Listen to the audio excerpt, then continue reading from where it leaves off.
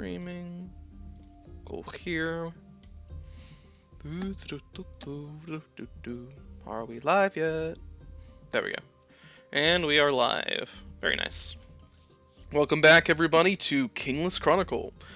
Last time, the party went around and started just getting into some hijinks and some shenanigans. Bub and Tulio's trove was found near the end of the session, where a conflict happened, but essentially they ended up basically explaining where they got it from. Gildos encountered some ghosts on the lakeside, essentially. DeLon ended up going. I see. What did DeLon do? I'm drawing a blank for some reason. I know I was tired that session. Fuck. You were. What did DeLon do? You realize that Tulio did nothing wrong. I mean, that's one of it. That's always one of it.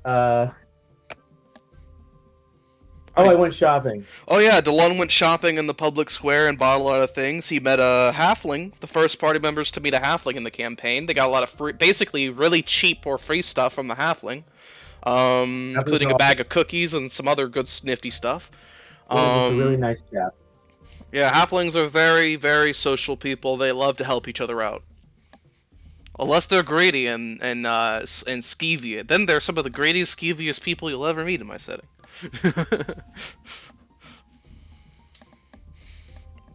But alrighty. So DeLon did all that. Bub got into some shenanigans. He also met up with the druids for a little bit, got some info from them.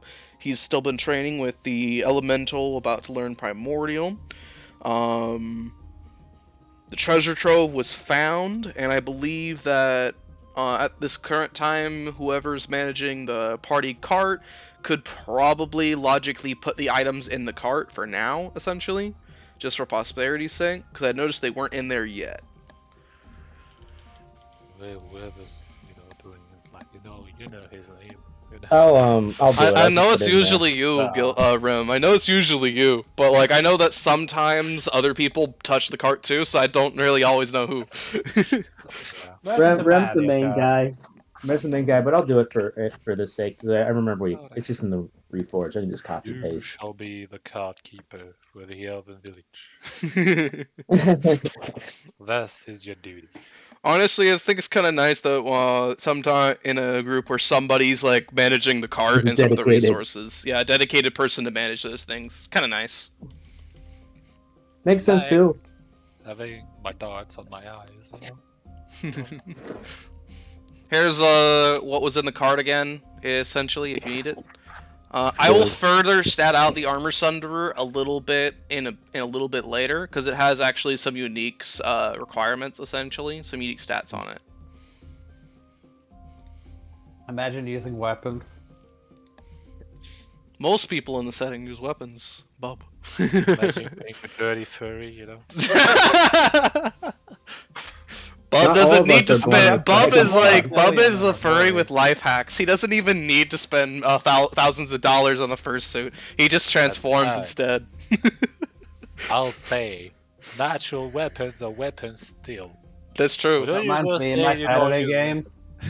One of the people, he says changed his race, but at one point he was literally like a raccoon inside of a fursuit that was reinforced like a bat. He's just a raccoon that's now that's in a Tanuki Mario suit. Exactly. It was so funny. But then, because of a joke, he got turned into a unicorn, and we are harvesting his blood for cash. That's fucked up. It was his idea. It was his idea, though. Okay. And thus, everyone who has never played a D&D session in their life, you now understand. We haven't done that kind of thing yet. The mind of a D&D player is an enigma. Well, Brett is something else. He's the weirdest D&D player ever. He's hilarious. But yeah, so the party got up to lots of shenanigans, and we left off with essentially the party finishing up finding the treasure and essentially beginning to go their separate ways after that. So it's still technically the same day as last session. I'd say it's about middle of the day, however, at this point. Mm-hmm. So to start things off, I think I'll start with probably Gildos and Delon, I think. Because they're together essentially, and then I'll move Yep. over to Bub. Sound good? Yep. Alrighty. So Real Gildos, quick before we go Delon. into it Oh yes, what's up? proper, just real quick. So I'm putting it into the cart. Do you guys want me to just add the 10,000 as a gold in the bank, or just plop everything there and we figure that out later? Well, I think adding them to the bank just makes it easier. You should put everything. Alright, you I'll just can do that put then. into the bank, so we don't That's have to fine. worry about it. Cool. I'll just I'll put that as there and then just count it towards there. Got it. Yeah, you have 500 gold's worth of old booze, but that can't go in the bank. It's not converted into Yeah. anything else yet, but it's worth 500 gold at the moment. I'd say probably the bows, and the barrels can't fit. Everything else probably. Depending on how Well, thick the shaft bank is. specifically accepts exclusively coins and currency. You do have functionally 1,000 pounds worth of bag of holding space though, and the cart can hold I think 500 pounds or something like that, or maybe more. Yeah, I but put you in see- parentheses when I put in 10,000 golds and gems in bank. So we know it's in the bank now and put in 11. We now have 11,152 gold in the bank. But Cool you beans. see, Mr. Dwarf, it's one coin. It's gonna be the new thing. Yeah. It's worth 500 gold now, but it's gonna be worth 1,000 gold by the end of the year. Fuck off. None of that shit. The gnome currency speculation racket. If I There's was none playing of a gnome, I'd that. probably try to do that. I'd be pretty evil. But alrighty. So, as you all kind of end up packing up or putting a lot of the stuff that you found back away for now, you go along your separate ways, except for Gildos and Delon, who make their way back into the village. As they leave the cottage that Eleanor asked them to investigate, you are both heading towards, I believe, the temple, correct? The bridge of Atmore? Yes, I believe the temple. We don't have access to the big one, so No, you don't have probably access to the just going- Temple of Sylviana. So probably at this point in time, the best one we can go to is the one is somewhat familiar that was told of, and I believe it's the one that Caroline and Farrellor work in. So, So you want to go to the Yeah. Healer's Den first, essentially.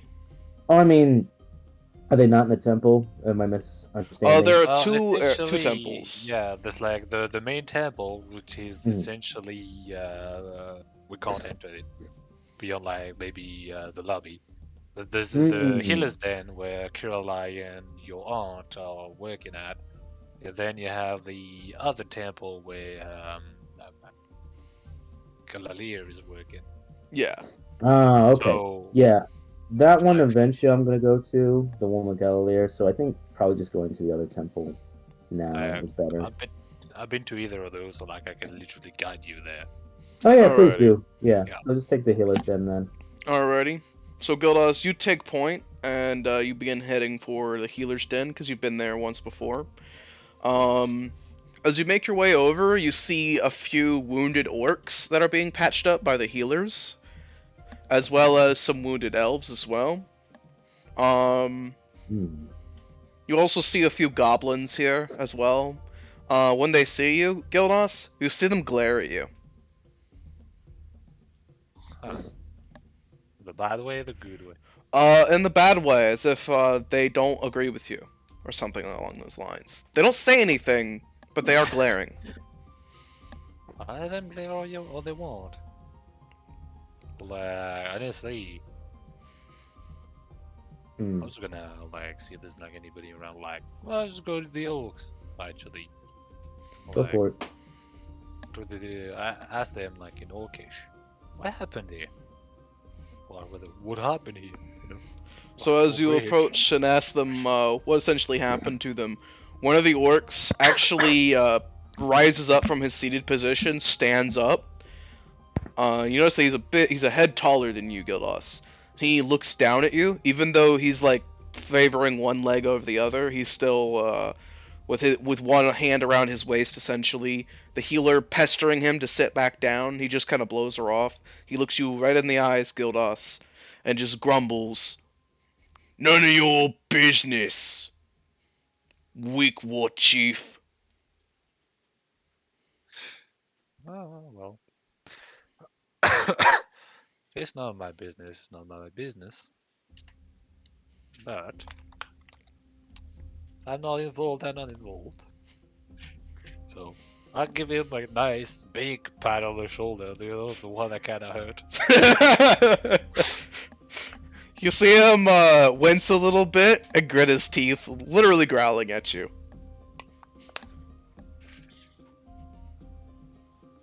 Hey. Actually, which tribe are you from then?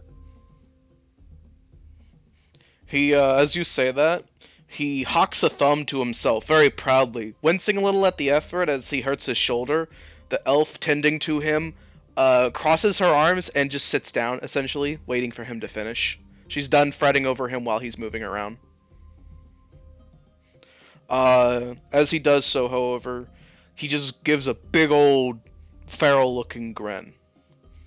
"The strongest tribe, Red Tribe."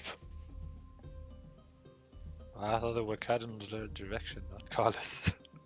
Marshal the continuity? No, but like, were they the one that didn't like me? Because I know like there were like 2 tribes that didn't like me, and like 2 other tribes like me. Like one. I would say currently you don't know anything about the Red Tribe. You haven't heard of a tribe officially called that. Oh shit! Right. No, I get it now, Marshall. So I'll say, oh, the Red Tribe, is it? Huh.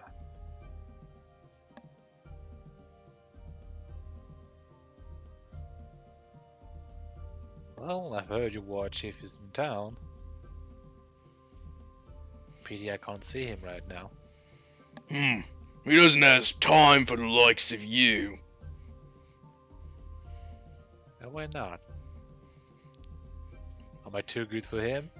No, not good enough. He only speaks to the strongest. Ah. Does he speak to you then? He gives me orders, I listen. Ah. I wouldn't call that conversation then. He wanted to talk to me, he would. Right. That means you're not strong enough then. Not strong enough to talk to him, but strong enough to hold the line. Well, depending on how things go, we'll see about that. In the meantime, well, please recover. Wouldn't want a strong orc like you going to waste. He glares at you even more, narrowing his eyes as if that was a threat. And he waits until you like move away from him essentially before sitting back down. Come now, I'm not threatening anyone.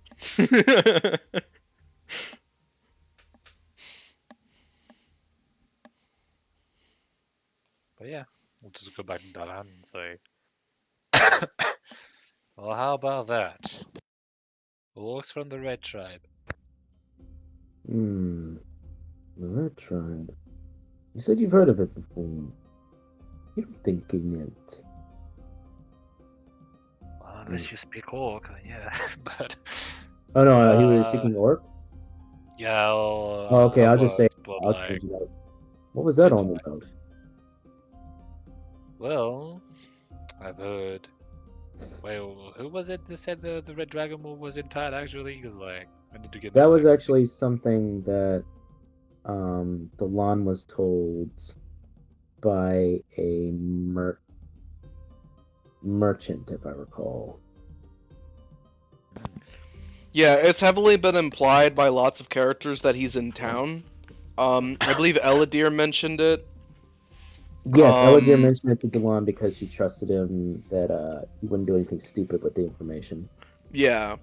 Not many people have openly said it, but several have heavily implied it.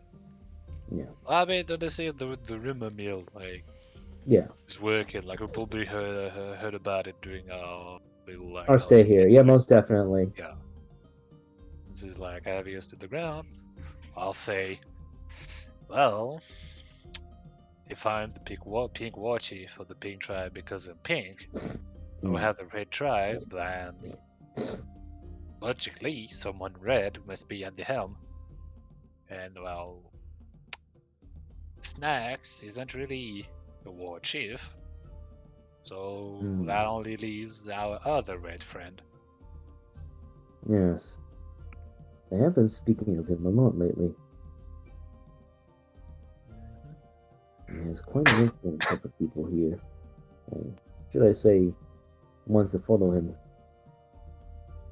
Well, not just here, but Mm. until we actually meet with him for real, we won't really know the true extent of his power, I suppose. But Aye. But if he's a if he's a red dragonborn, no doubt he earned his position. He will be a formidable opponent. well, we'll see about that, because I know I have a few things to tell him if I meet him. Hmm. As do I. Of course, you'll be much more diplomatic than I, that's for sure. Oh, hopefully.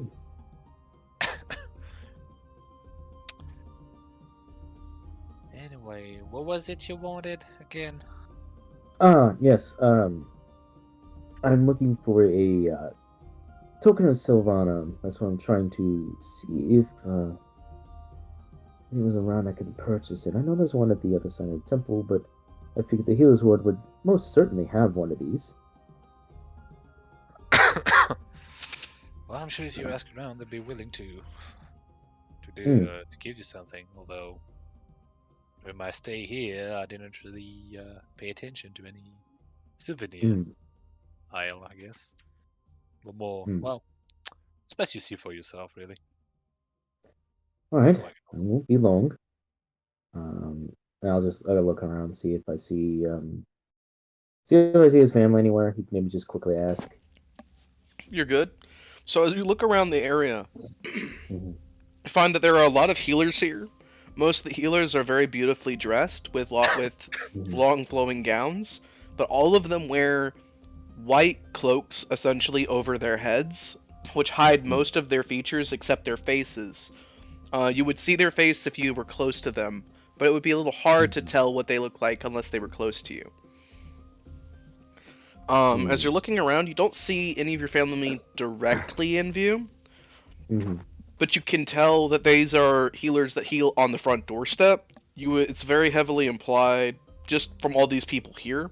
You can tell that most Mhm. people outside have wounds on the outside or are wounded or injured or bruised or banged up, but they're not dying. Hmm. I guess I'll go further in then. Alrighty. So you go towards the front door, which you see a big old staff sitting above the door, essentially, as you walk in. When you step in through the door, you actually see as a priestess lowers her head, apologizes, and scoots by you with a basket full of linens, essentially. Mhm. When you step in, the first thing you see is there's two big statues on your left and on your right. They look the exact same. They're essentially a woman holding her hands together in prayer, and she holds a staff in one of her hands, essentially. Mhm. Very beautiful, very elegant portrayal on either side of essentially the door. As you look around as well, you can see there's a mural on the ceiling, and Also, most notably, directly in front of you, there's several people laid out on blankets who seem to be fairly badly burned. You see people kind of running around, tending to wounds, performing what seems very clearly as some sort of divine healing magics, as well as applying potions, ointments, and alchemical remedies to the burns and with salves and like. They're surprisingly busy in here. You do actually see a notable bit of red hair poking out from under a white cloak, who is barking orders at some people in the room, essentially telling people where to put some things, as well as who to attend to next, and where to put some resources, essentially. No, put that over there. Yes, right there. That's good. Bring those linens here. Thank you. Bring the holy water over this way. Yes, thank you. Delon will approach. So as you approach, you see that Kirillai is the one barking lots of these orders. Oh, interesting. Okay. As you also look, you can see that Firalor is kneeling on the ground, essentially performing a healing ritual for a man who looks like he's literally covered from head to toe in burns. As you approach, she turns to you, and she starts to say something before she stops. All right, if you're bringing another one in, lay him over. Delon. No, I apologize. I didn't mean to interrupt. What? I came to visit. What's going on? Why are there so many injured here? There was a fight in the woods with a rather large beast, apparently. What kind? What type of beast? A drake, I believe. A drake? Yes, the beast has been slain, I believe. If you head outwards somewhere in the village, you might see its corpse strung up somewhere. Goodness. And this is the consequence of it. Yes, many of the men here have been badly injured in the fight. Why weren't we alerted about this? I could have lent aid. Your civilians here. Does not matter. Dragon scales are far more impervious to burns than these poor men. I could have aided in some way. We do not make a habit of asking civilians or guests, travelers, to aid in the efforts of defensemen. Centurion, as well as the Red Dragonborn, have a very good handle on things for defense.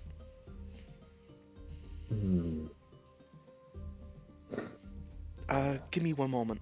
She turns around, points at some other things, approaches Firalor, whispers something to her, who nods, rises up from her ritual. The man's burns have healed over. They're heavily scabbed, and he seems to be breathing easier. Firalor begins guiding things in Kirillai's place, who quickly wipes her hands in, basically dips her hands into a pool of water, a bowl of water, wipes them very carefully, and approaches you slowly.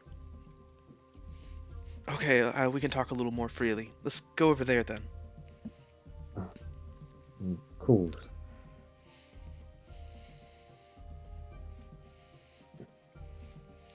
I apologize that you came in at such a bad time. Usually the healer's den isn't such hubbub.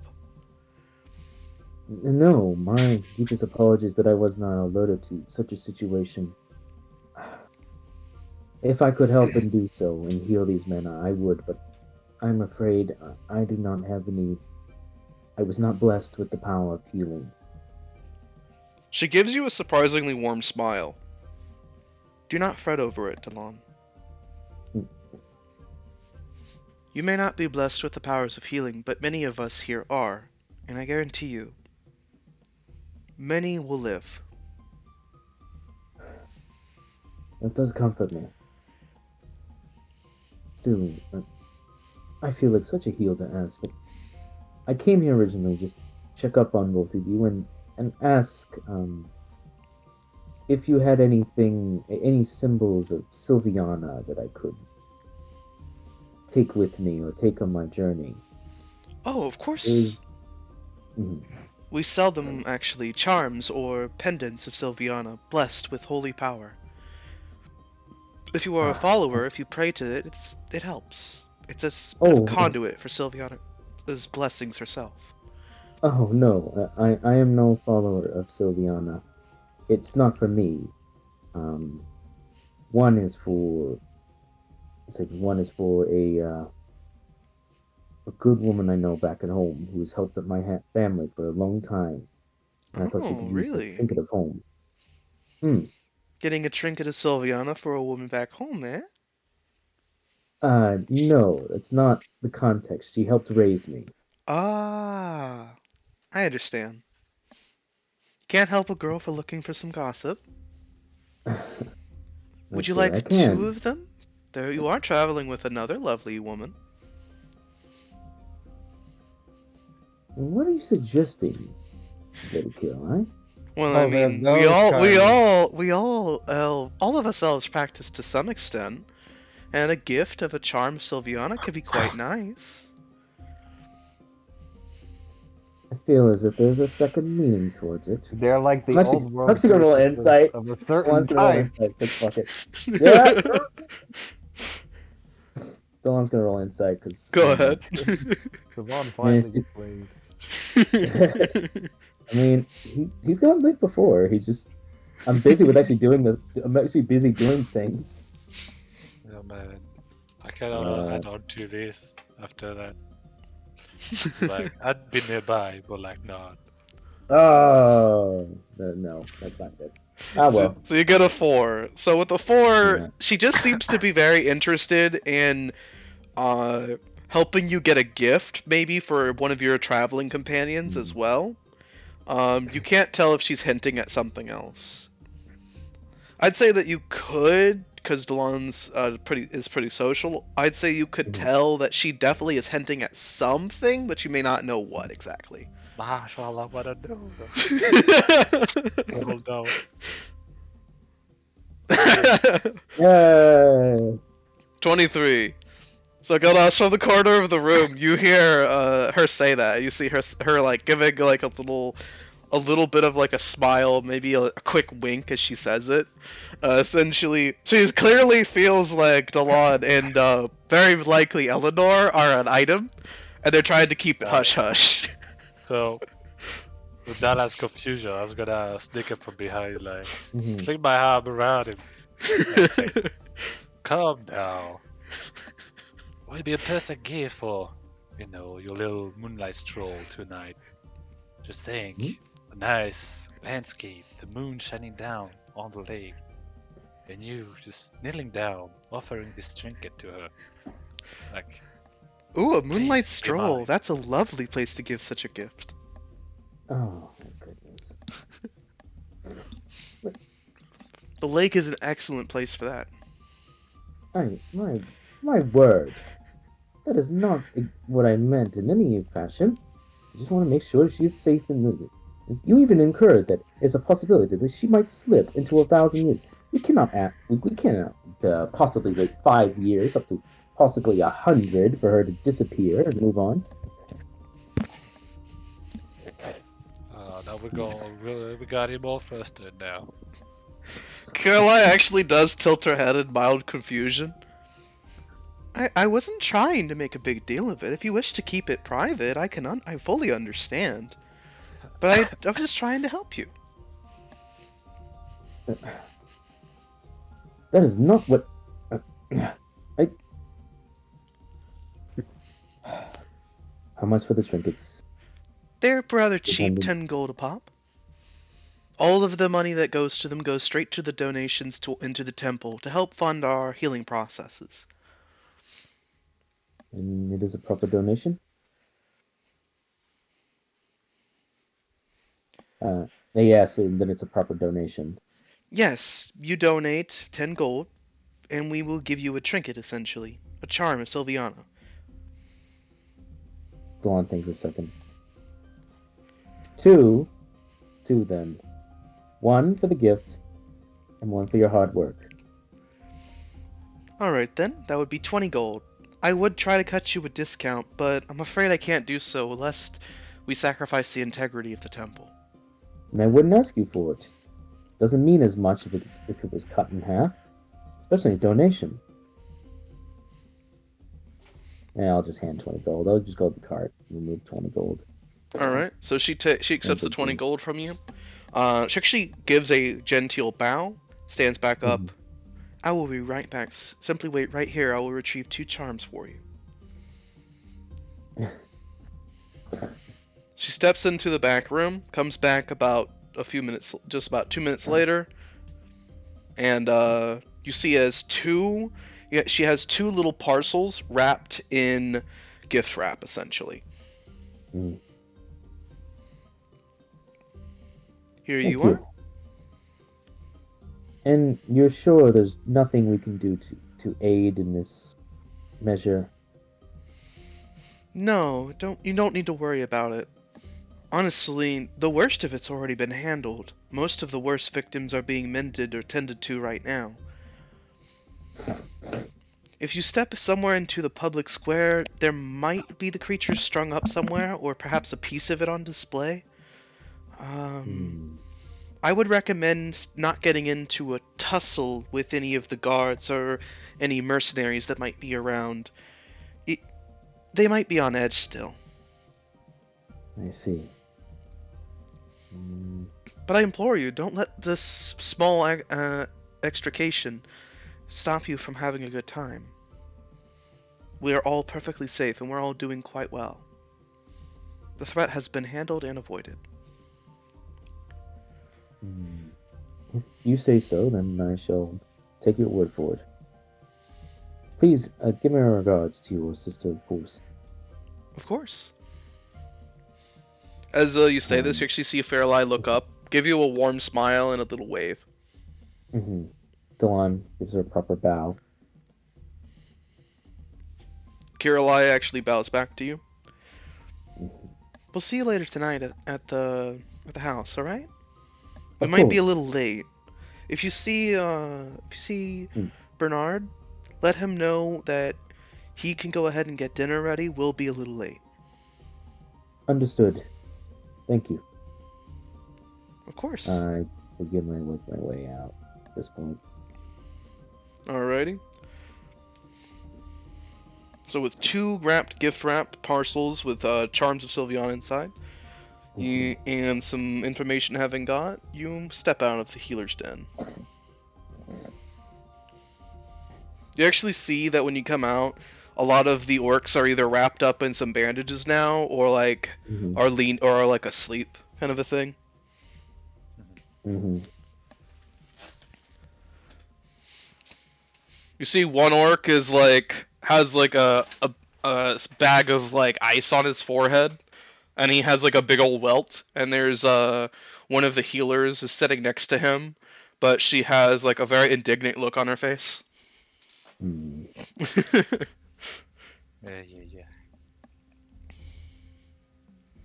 You don't try that shit at healer's den. They got clubs too. They got maces. We need to find the club artifact, y'all. There is one somewhere in the setting. We gotta dump this spotlight and go for the club. Go to the club, the dance club.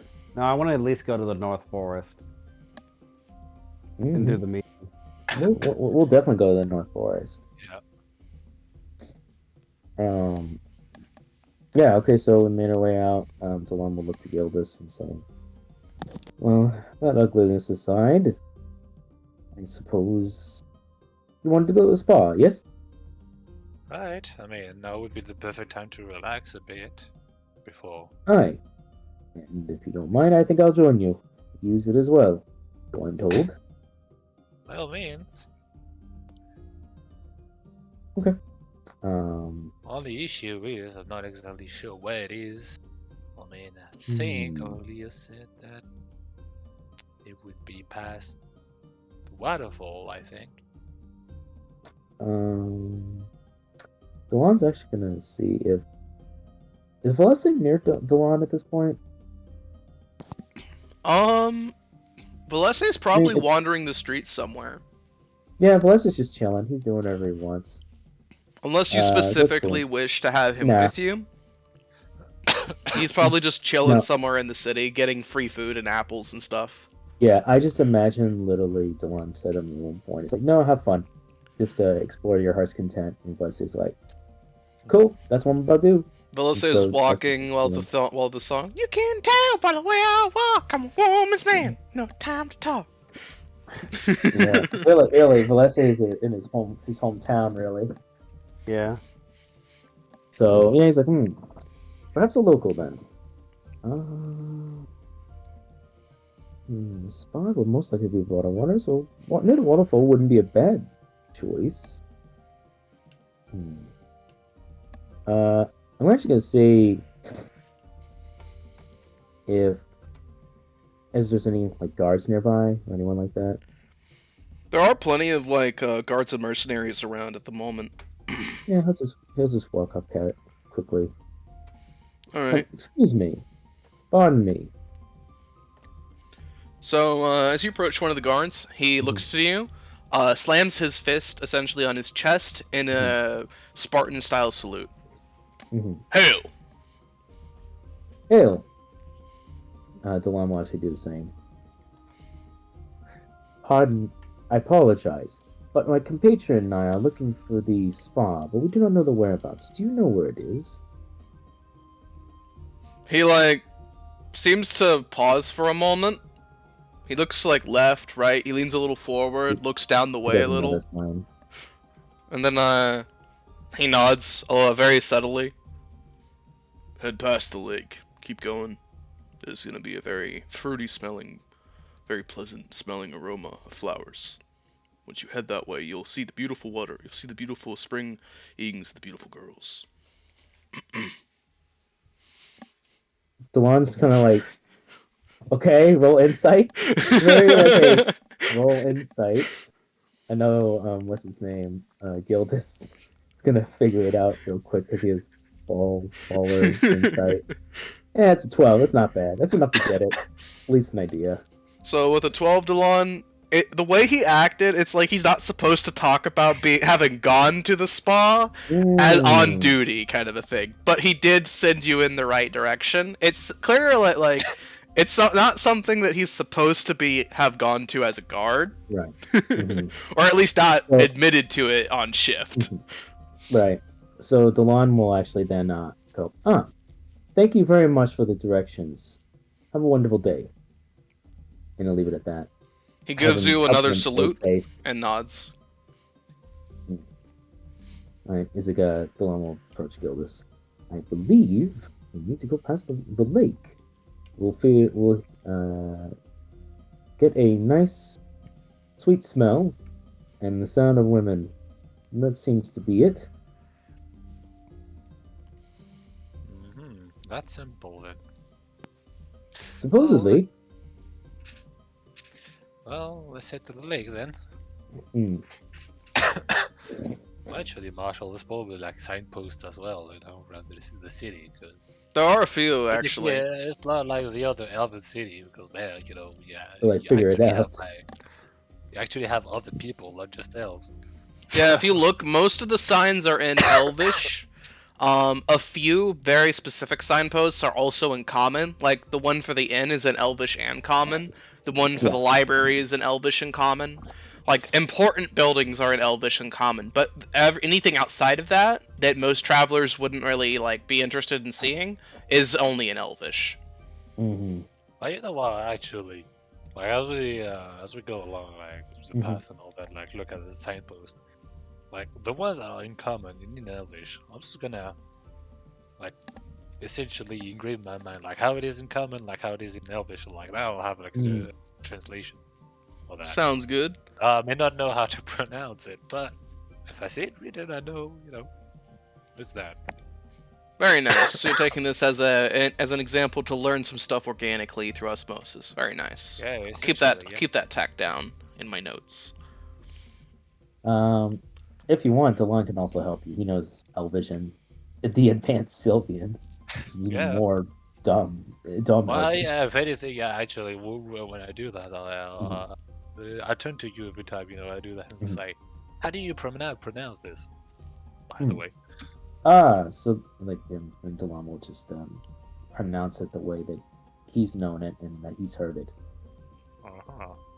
And occasionally he'll throw in it. It's sometimes referred to, but that's not common. Delam will just for the just notifying. Oh, you might hear it, but really, this is what it is. But that's what it is right there. Uh-huh. Interesting. Now I know how to ask, where's the library and everything. Well, of course, that won't help me anymore. Probably. Yeah, it would have helped in like the higher city. But now it's too late. It's like, oh, I did what I wanted, the Hale's library, but yeah. To the lake.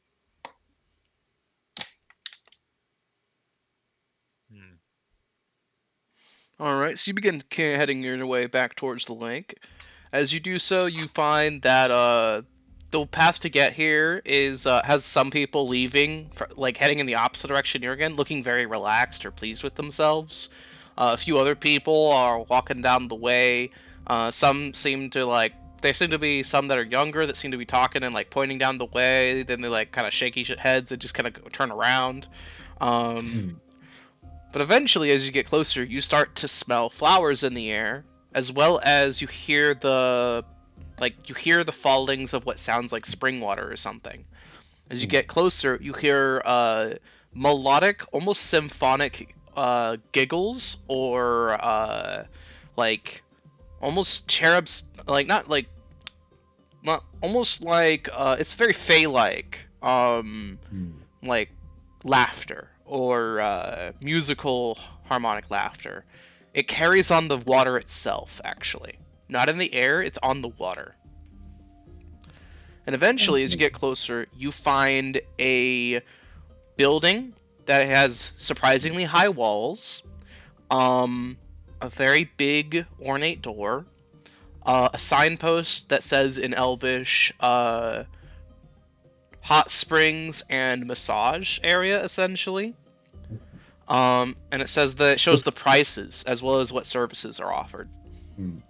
Okay, so Delon will actually read that off and explain what the words mean to Gildas, so that he'll know what that means and why he did that. Let's see. There we are. Hot springs. Hot springs in Cerulean water. Massages. It's amount of gold. What services are available, Marshall? So they offer massages. They offer they offer back rubs. They offer deep muscle relaxation massages. They offer essentially. There's one service that is mentioned like companionship for 4 hours, kind of a thing. There's also some stuff where you can pay extra for quote unquote deep cleaning or special bath water or stuff like that.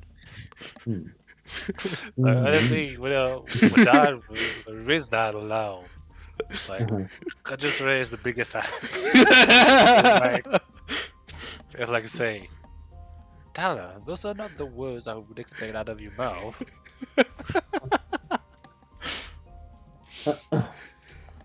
That's what it says. If my Elvish is not correct, it's fun, Those words mean together companionship, and this one means to deep clean, to arise deepness in its cleansing, and I will argue that some of the words are a bit vague on some aspects. Perhaps my misinterpretation is a bit wrong, but this is a brothel, isn't it? There are no words that say brothel on the building. You do notice that there is nothing offered that specifies sex. But everything is very touchy-feely in the exactly. services. So he's just like reading it over and over again. He's like, this borders on it. If it's not a brothel, this certainly borders on it. No wonder the god was so hush hush about it. Well, one city is hot spring, and they want another's brothel, but would a holy lady really recommend that kind of place, though? But then again, I Delon want actually to thinks about it. I don't quite know them that well. And she is a known trickster. She has been tricky. Theolor, no. She's like, no, probably not. Kirillai, that's another question. But What about the third Delon thinks for mystery a house moment. you never seen? Mhm. Yeah. Delon thinks for a moment, just goes, You know, I'm not a fan of these sorts of things, but I was told by a brown dragonborn that should have some fun a little bit more in life. Perhaps it won't be too bad. Eh? You know, should indulge from time to time. Aye. Within reason, of course. Certainly, these services it might not be, but why not, right? Right. If anything, just stop at the back room, I suppose. Well, after you, sir. Right. Well, actually, before we go inside, I check out the prices, because... Yeah, that's a good idea, too. Alright, what's the price, Marshall? What's going on? So, a simple bath, essentially, is 15 gold. A massage and a bath is 30 to 50 gold, depending on how thorough the cleaning is. Companionship for the duration of the bath is 100 gold. And then extra bath options or stuff like that for like the waters or like a very nice like towel or stuff like that is all like about either 5 gold per edition or something like that. Don't want to lay that out. So, what say you?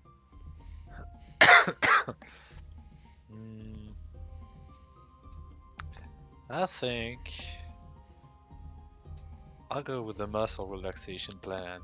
I mean, I've been feeling sore lately. Let's see. That'd be about, if I understand it correctly, that's about like 30 gold or something. Yeah, essentially that one was about 30 or so. 30 or so, and then the one with the companions is like 100 and shit. Yeah, if you have like companionship during the whole time, it's 100. The word companionship is very funny though. It's like, It's what is such a that? ripoff. Like, how many months does the peasant have to work to get 100 gold? Exactly, thank you. Thank you. I'm sure Marshall knows the answer to that question. I do actually. I'm actually curious. 10 gold for that. That's a ripoff. Yeah. 10 gold for some shoulder rubbing. She better give me more spells for 100 gold. Then again, you know, it's just like, you know, Masha, if it's like those Thai plays, you know, it's like, yeah, you start with something, you know, like, just snowballs to the other things, right? So, like, you know, you start paying 30 gold, but at the end of it, you have like 700 gold. Like, you did everything.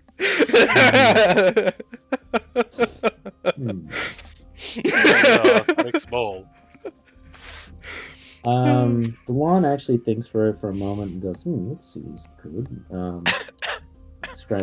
He scratches his neck and just goes, there's one of the few opportunities. I think I'll probably go for a more deep cleaning. My scales have been particularly itchy as of late. I haven't really had a chance to really get deep into it. I could probably use a deeper muscle and deeper cleaning. I'm sure you'll come out of it dazzling. I should hope. Alright, so Then? between the two of you at the moment, that's an $80 price tag. 80 gold That price sounds- tag, $80. essentially. Hey, the goddamn We don't dollars. accept paper money around here. Yeah, you're not dealing with gnomes. Gnomes and their Fine. paper money. Fine, 80 gold, whatever. Alrighty.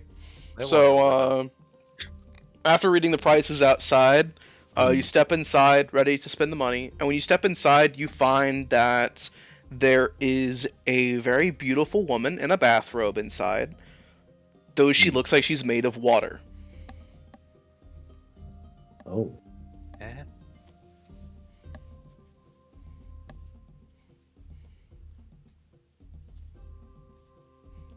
Oh, looking down and say, "That's not an elf." No, it's not. Actually, I'm gonna roll. I'm gonna roll some history. Alrighty, go ahead. Delon maybe would have already actually heard about this. You've been reading a lot about Elvis culture, actually, a lot. So might be he'd be able to get a little hit on this. It's an 11. So with an 11, okay. Delon, Oh, bad. so that's a pretty decent roll. But as you look at it, you're looking at her, and she looks elvish in features, but she's not one. Clearly not, as she's made of water. Your first instinct is that she's a djinn of some sort.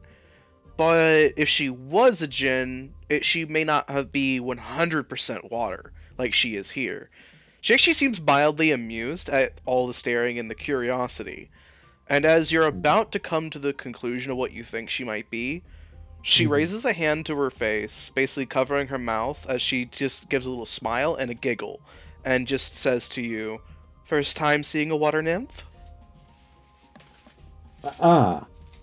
Yes, that's what I was thinking of. Yes, this is. Well then, my pleasure. No, the pleasure is ours. We've come here speaking spa services. Of course. What services can we provide? The gentleman beside me would like a muscle relaxation plan. I believe that was 30 gold on the sign. Of course. And as for myself, my scales have been a bit itchy, so perhaps a more deep cleansing for me, and along with the muscle, to get really deep into the scales and possibly remove them. Positively. I believe that was a 50 gold plan. Precisely. No So, need to in pay for total, services at this time. We will pay for them at the end of the spa treatment, once you are satisfied. Do it. I knew it. Yeah. I knew it. Yeah. Yeah, no, so we had the whole thing about the whole tie, like whatever. Oh, you spend a certain amount of money, but then things pile up and snowball, and then you owe more money than what you paid for in the beginning because they tack things on. Once you're completely satisfied, wink, that's when you pay. At the end of the treatment. So after... Oh, go ahead. Set ourselves a budget, like, no more than 100 gold per person. No more than 100 gold a pop. But anyway, yeah. The more seas now. So after... I actually imagine Hilda's just looking to the line and just like whispering, "No more than 100 go between us, okay?" Just walks forward. So after... Go ahead. Oh, yeah, like... I'll do what Dallas said. Alrighty. No more than 100 gold. So after this interaction, she gives a very low bow, where you see that her robe is very loose, as it practically spills over her form. She then stands back up, gestures to her left, right this way, where she leads you down the hallway, where you see that there are several baths with doors, and they all have very tall walls, essentially. She pauses in front of one door, and then gestures to another one. You gentlemen will be here and here. Thank you. Well. All right. Enjoy, my friend. You too, and I assume it's gonna last for 4 hours then. It's essentially a short rest that has a benefit for it. You're paying a fee for it, essentially. I don't know. See you in a few hours then. It's a short rest that also works as functionally as a long rest, actually, but also has a benefit. All right. So as you both step in, the first thing you both see is the hot spring water itself. You find a basket essentially for your basically your goods to put to deposit before you step inside. You also find very clean towels in there as well, essentially to get in there with. Mhm. And once you finish changing and your goods have been deposited and you get inside the waters, uh, you eventually hear like a little bell, and some water nymphs literally appear in the room and essentially bow to you both and begin to head towards your treatments. You are both in separate rooms with different walls, so essentially it's all very private. Starting with Gildos, they approach you, and you find that the water nymphs put their hands quite literally all over your form and literally begin giving you a massage all over your muscles, essentially. As for you, Delon, some of our water nymphs come over and begin scrubbing you down, essentially. Being very hands-on about it and scrubbing very deeply. This proceeds for some time.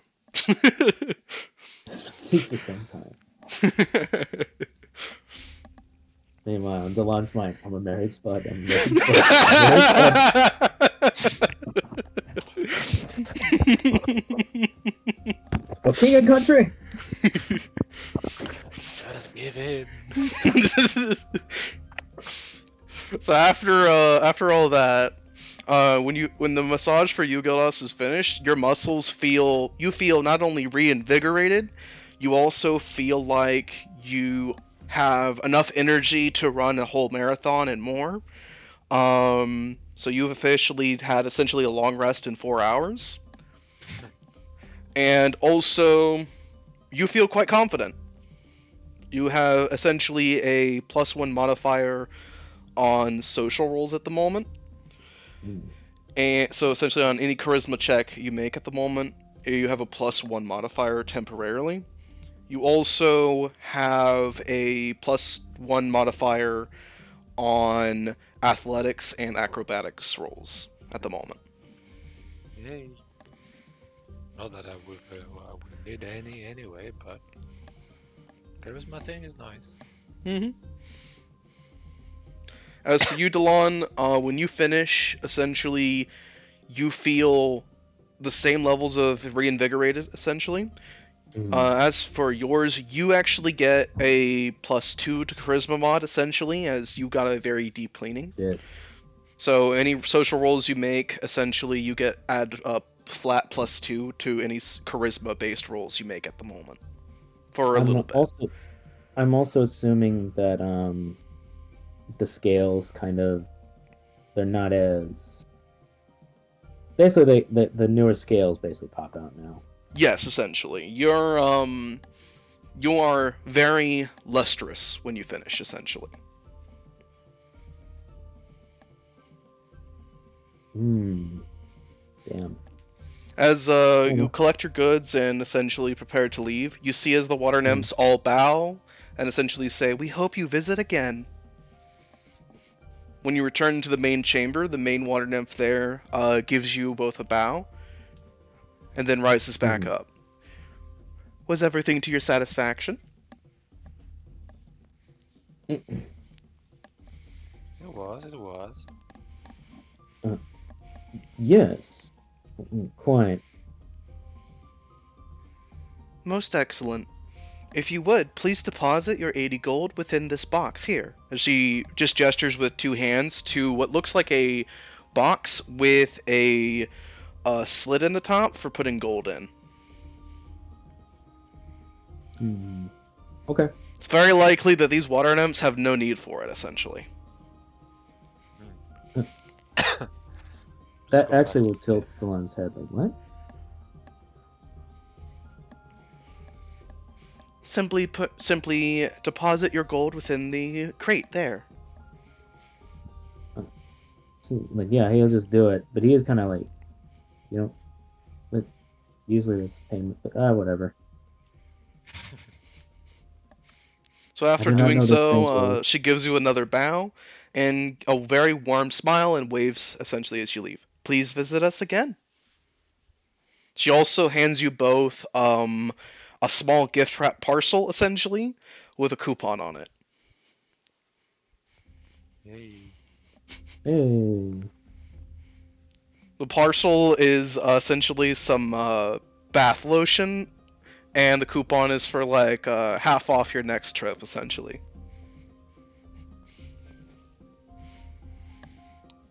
Half off on the next time, huh?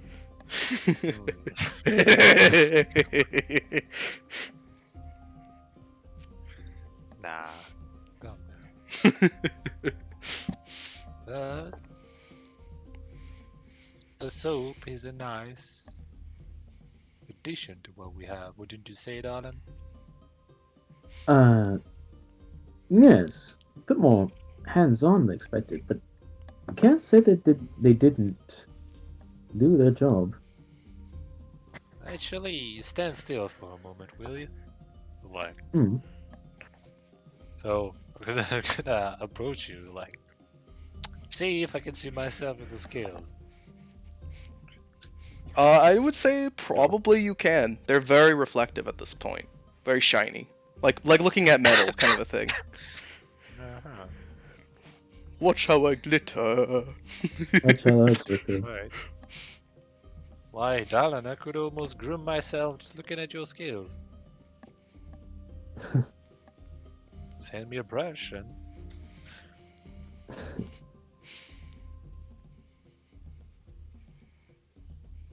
Well, that's good, isn't it?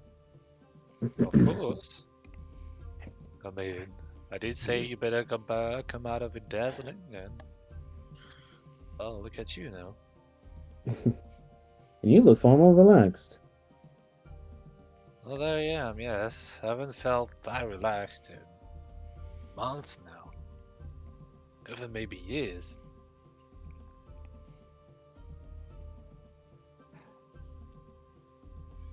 Oh, no wonder your uncle left King's Landing for Nymphs. I can assure you, my people are just qualified, but yes, I will admit there are some positive qualities of being here.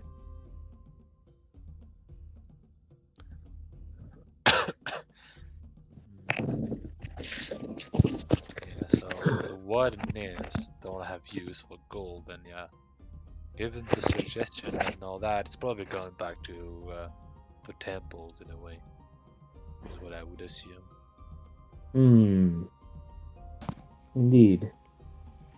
I was wondering what ornaments would even do with gold, but when they put it into just a crate, that's where my suspicion became known. But what they do with it, I suppose, as long as it benefits the rest of the village, is no issue. And they did seem to enjoy their time, so who are we to judge? Exactly. Well then, now that we've done that, what's your plan for the rest of the day? I'm curious.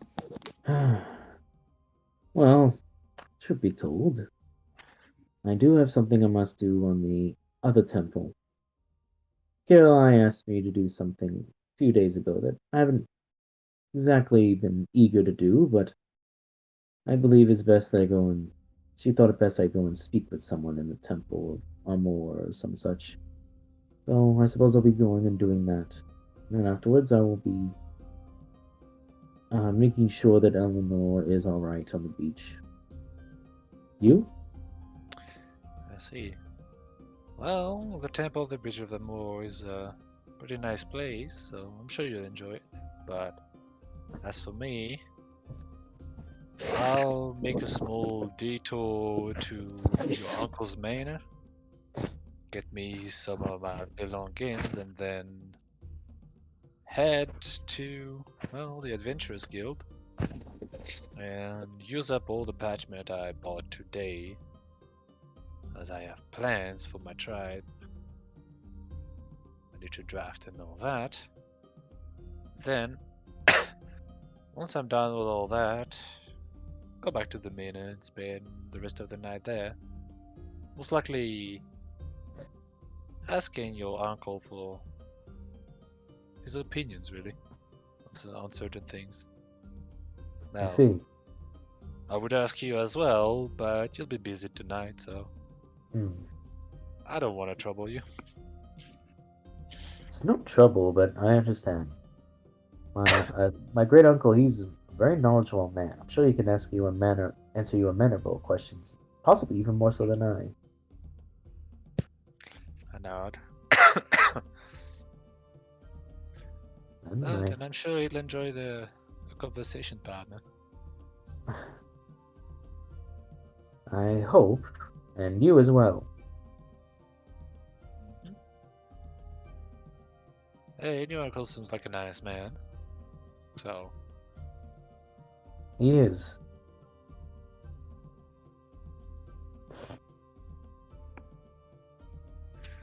well then, shall we?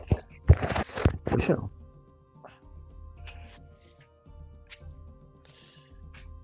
But yeah. Alrighty. So with that, you both head your separate ways. I imagine Gilas points you in the direction of the Bridge of Amor so you don't get lost. Yeah. Give them some quick directions, yeah.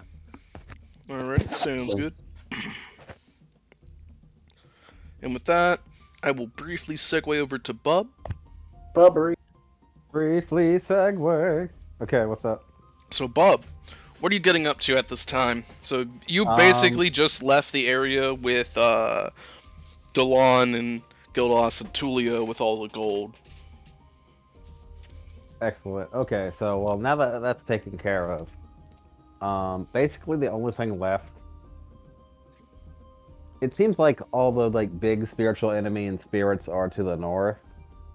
So I guess there's a bunch of stuff related to that I want to do, but since I can't do that now, I'm just gonna go back down under the sea and see if I missed anything, and then just grind my language comprehension with the elementals.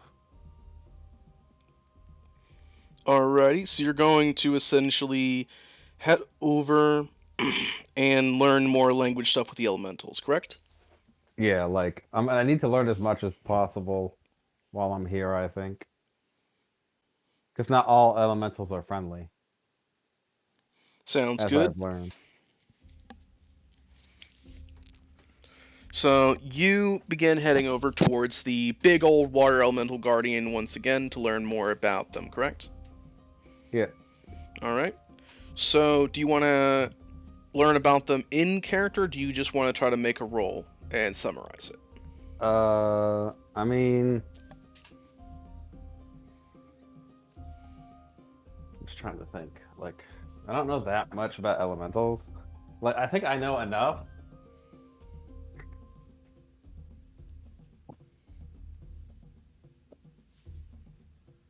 I don't really have that much to say to him. I don't think. I can't really think of anything. So let's just roll for it, I guess. Alright, so you want to roll it? Alrighty then.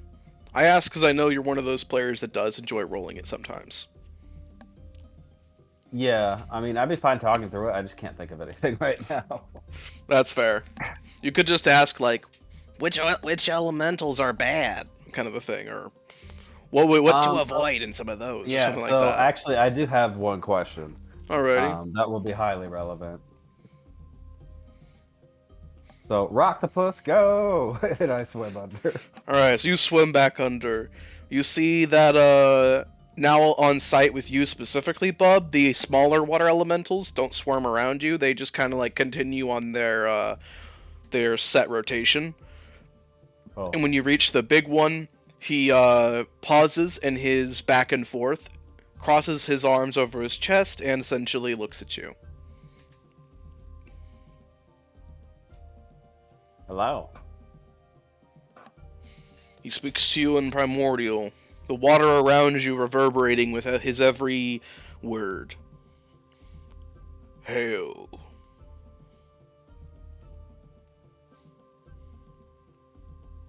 Let's see. I'm back. I have a question.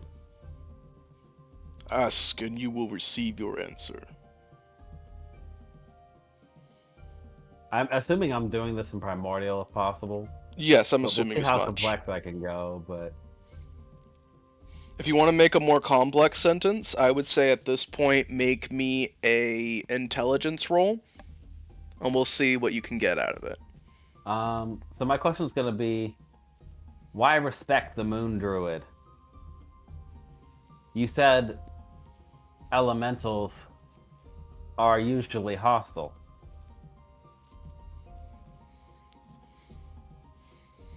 So he seems he begins speaking to you again. It takes a little bit for it to reach you, for you to puzzle it out, but you're getting quicker at this. Moon druids. Druids in general. Druids commune with nature. We of the elemental kinds are one with nature.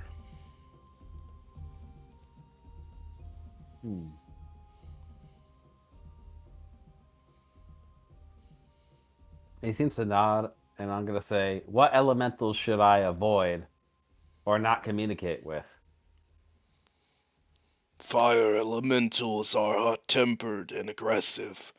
Lightning elementals are chaotic and uncontrollable. Mm-hmm. Earth elementals are steadfast and stoic. Water elementals are fluid and adaptable. Ice elementals are frigid and uncaring. Air elementals are flighty and spacey, yet as free as they come.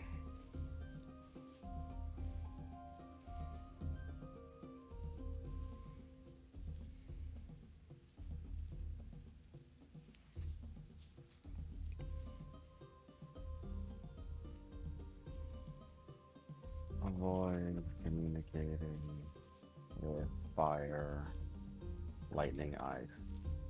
Got it. Okay. Okay. Thank you for your tutelage, and I'm gonna spend my time learning the language. Alrighty. Now roll me the intelligence check. Intelligence. Yup. Bub actually has above average intelligence.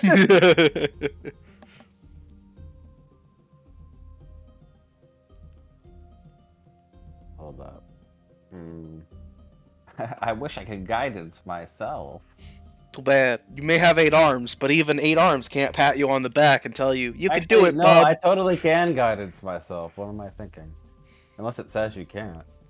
I mostly roll that you can't. You can't guidance your own rolls. That's how I mostly roll it. I think that's fair. I'm not sure if it's raw, but whatever. Yeah, it's if it isn't raw, it's still what I tend to stand by. It's even written to be possible to play raw anyway. It is, but like a lot of the things it does and doesn't say are kind of dumb. Okay, 13. 13. That's okay, yeah. Alright, so you make some more decent progress on learning Primordial. You're starting to get more of a hang of it, bub. You feel like with a little more progress, you might learn how to actually speak it more fluently. You're also starting to understand that it's a language that is spoken, but not through words, but through the elements. Ooh, that's cool. So how many more days of training do I get before I have to do other stuff? Because that's pretty much what I'm going for. Sounds good. So if you're going to spend the remainder of your time training, I would say you get likely 1 more day to study this uninhibited, essentially. Okay. So if you wanted, you could make another roll on it. If you wanted right now for posterity. How long does the inspiration last alone? Like, could I like go up and get inspiration from you and go back?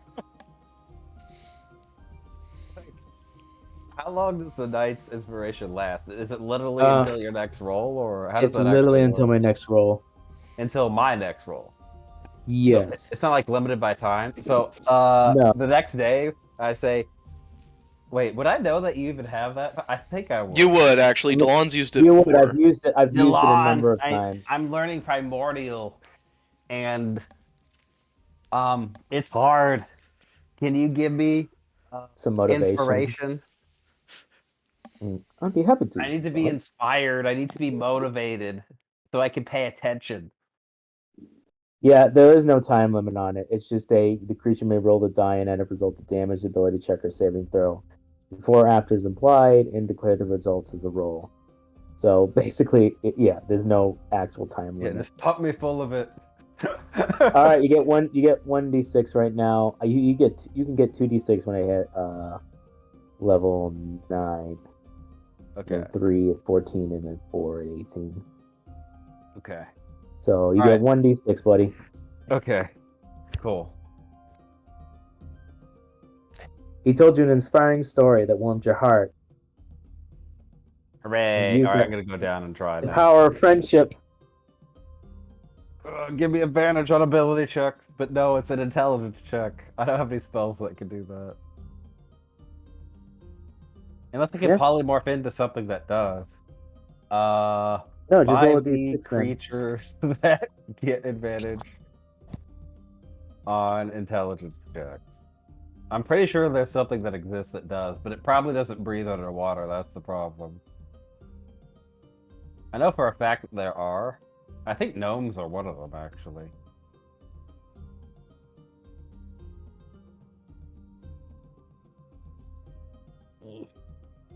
Sorry, it's gonna just take me a bit.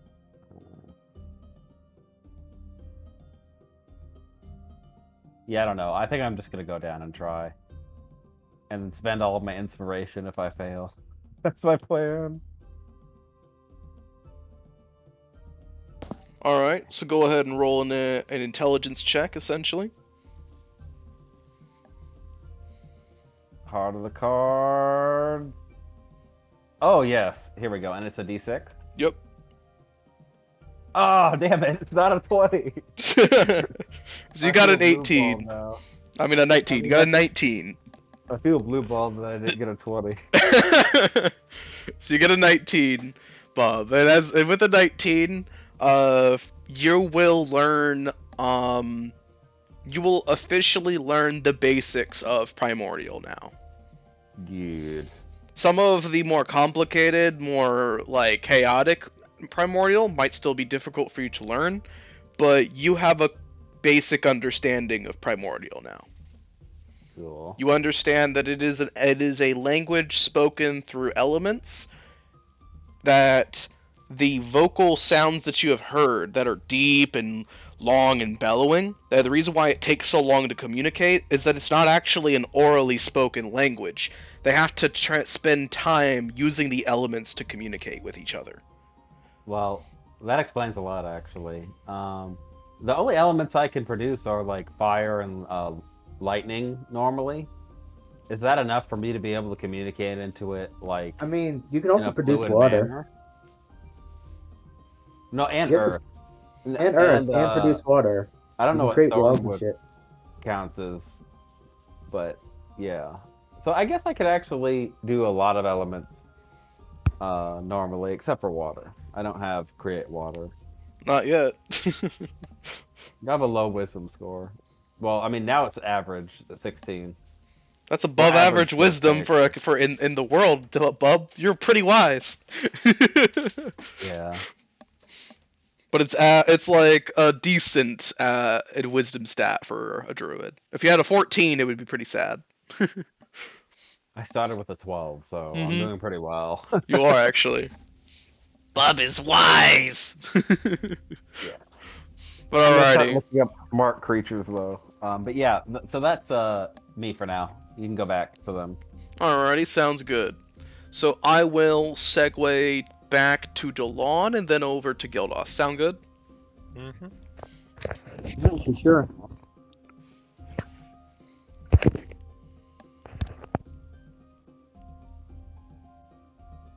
Okay.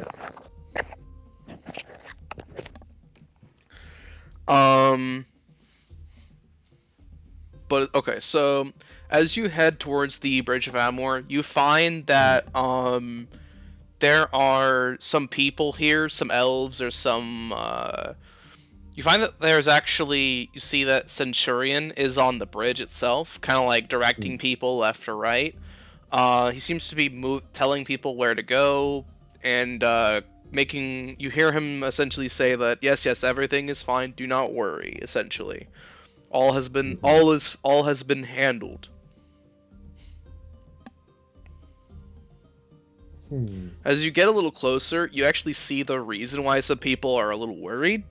There is the body of a green drake, like a little bit on a cart behind him. Its head is currently missing.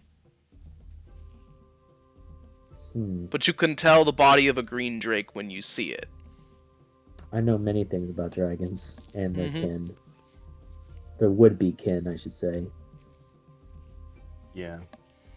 Worms, drakes. Yeah, this one has no wings, essentially. That's why it's a drake. Yeah, they're missing a drake, yep.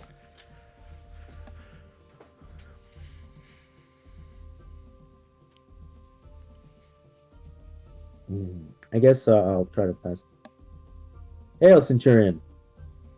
He turns to you briefly, gives a nod, and then salutes. Hail! Good to see you unharmed. I heard about your encounter with the drake and saw some of the men inside the healing ward.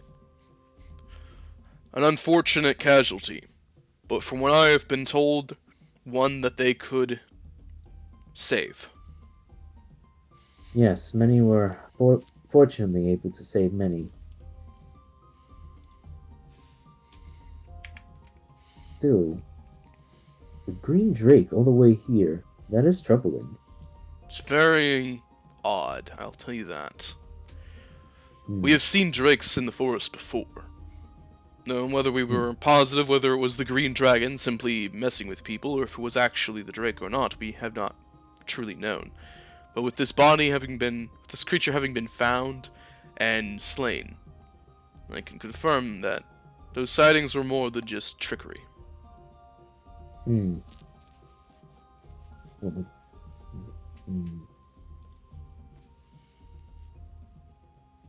Was it running towards the city, or running around? It was not so much running or heading in any possible direction. It seemed to have been looking around very curiously, like it was exploring.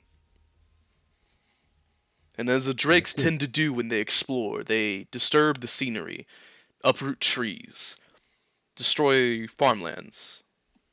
I see. And which led to battle.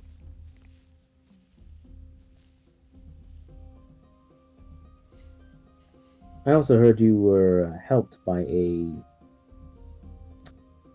red leader coming through here. So He actually frowns at that. He doesn't seem to hide it or even try to. That's fair. Yes, we did of course retrieve their aid for this. They were instrumental in being able to take it down. However, I did not appreciate his tactics. His tactics were the reason some of my men, especially his own, received such a harsh hazing from the creature. It's an unneeded casualty. It was effective and it worked, which is why that I am not more angry with him than I already am. I wanted to confirm with you myself. I had a theory that was the tactics he might use from his descriptions before. Forgive me, I do not mean to grudge and bring up any ugly memories, but I want to confirm it for myself. I would stay clear of him if I were you. And I would love to adhere to it. Unfortunately, I have the feeling that sooner or later, we will meet in person. Then allow me to aid you in avoiding him. Stay away from the pub. Aye. I will do so. Thank you. Of course. And, the direction towards the rest of the temple is this way, of course? Yes, of course. If you're heading for the Temple of Amor itself. You've actually you stopped just before reaching it. It's right over that way, across the rest of the bridge. Perfect. Thank you. You have a pleasant evening. I intend to. I will nod with him and make my way continuing. Before I do it, I will ask. Oh, pardon me. I haven't seen Lord Mountainborn in a bit. Last recall, he was to seek to train with you. Is he around? Ah, yes, your traveling compatriot. He actually aided us in the tracking of the creature, though he requested not to be involved in the fight. I understand. I can understand. He does have other obligations. He specifically mentioned that he couldn't go dying just quite yet, and he didn't want to be too far away and get into a trouble to worry his companions. That does give me a sense of relief. Thank you. I wanted to make sure he was all right. Of course. I'm not entirely sure where he headed off to after we returned. However, I did see him heading off towards either the Healer's Den or somewhere towards the more western side of the city. Whatever he's up to, I'm sure he'll keep his head down. But thank you for confirming this. Once again, I leave you to it, and I hope your men recover in record time. Thank you. With the aid of the healers, I believe they will. Good. The one thing I don't understand, though, is why he would insist on his men taking the brunt of the charge. I mean, the Red Dragonborn. Yes.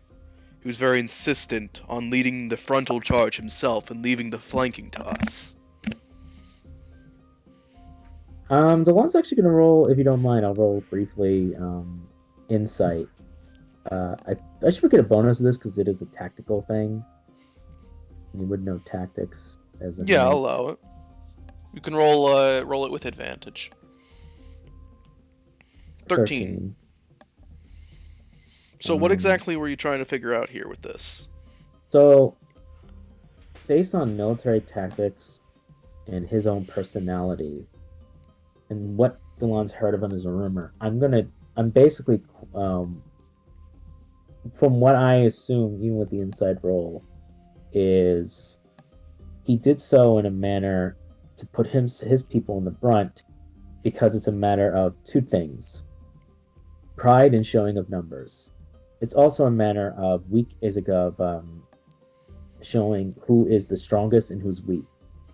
It's many different factors, and tactically speaking, a pincer maneuver is an excellent usage to flank, especially with men that you don't have direct control over. So the insight is basically to confer that is something that, based on it, that's all that basically would fit in that kind of a tactics Delon would know.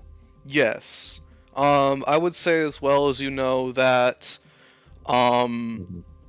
it could have, considering the size of the Drake behind them, it could have very well been a suicide mission if the flank failed.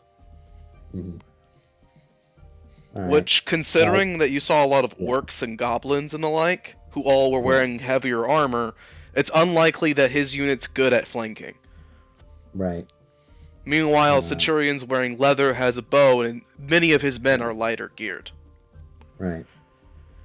Delon will then respond with that tactically minded. Surprisingly serious. Based on how you described it to me, it makes tactical sense. His troops were in the assumably, his troops were wearing heavier armor, metal, if I'm correct. Yes, it was factored into the severity of their burns. That also gives them advantage as they can take a frontal attack, but that means they could not have taken a flanking maneuver. They would not be fast enough, and they would not be able to be held accountable. Additionally, he has no control over your men. You do. He does not know what kind of bond you have with your men, and he does not know their maneuvering strength, their agility, and otherwise. It would be a tactical disadvantage for him to order your men or his men into a position that he could not know their maneuvering strength or ability to fight. And moreover, you're wearing leather armor, gear. You would have been decimated if you were in the frontal ranks. One quick range of it could have taken out your entire team. With metal, as costly as it would be, I cannot argue with the tactical advantage he would have in it. My only issue is that the loss of life that it would require in order to do so. It's tactical.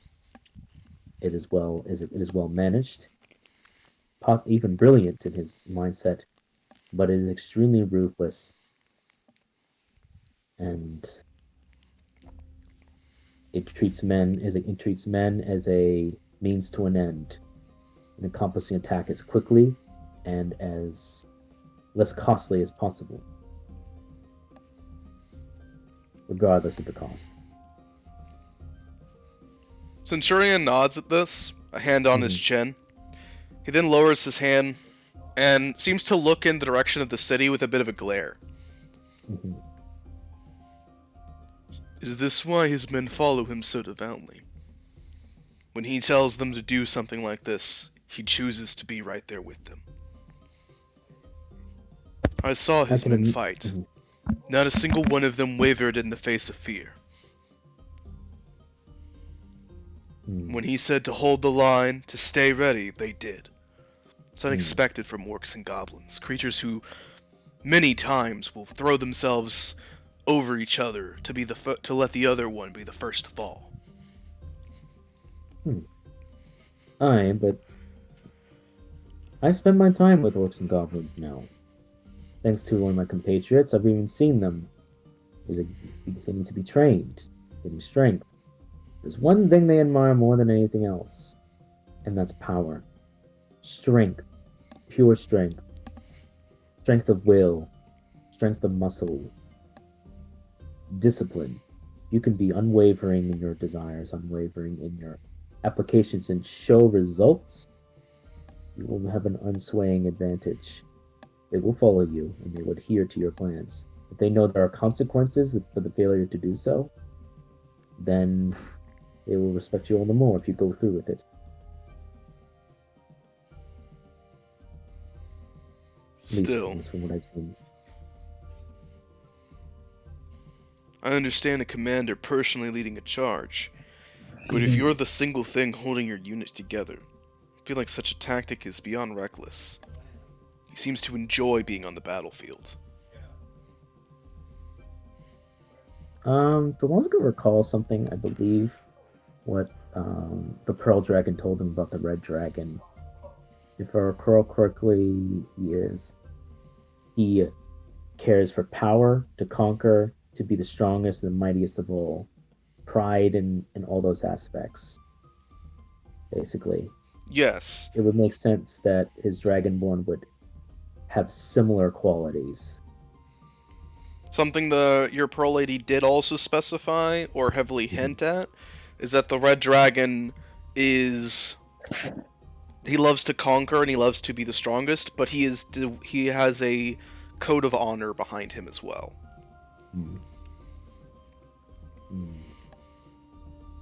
He doesn't use it for no reason, essentially.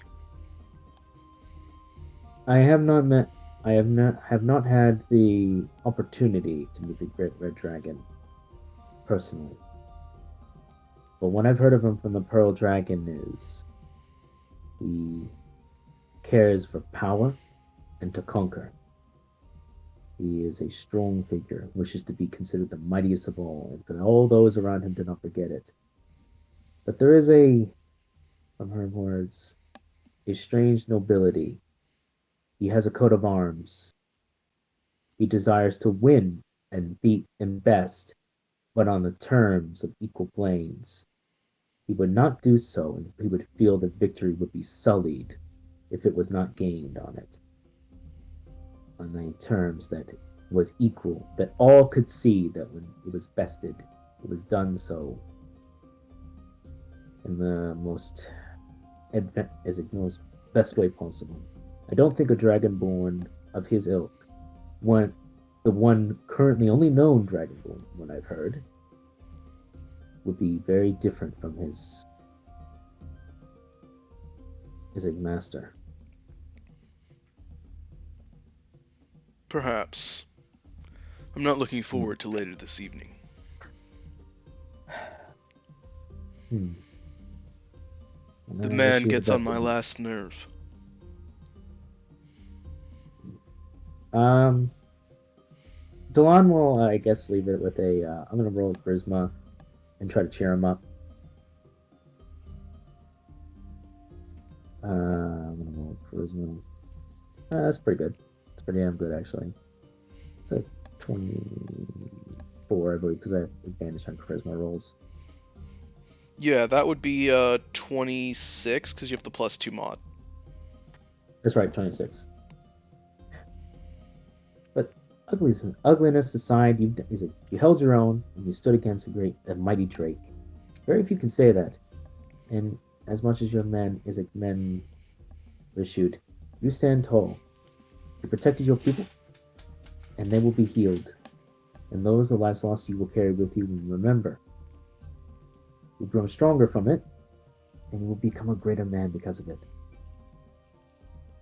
Don't let his attitude, his tactics sully your victory.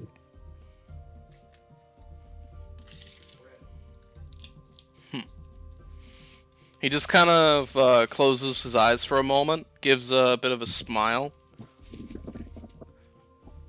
and says no more before turning around and gesturing to another person. Mm-hmm. You there? With that, make sure that this is watched. I'm gonna be leaving. I'll return in exactly 4 hours. mm-hmm.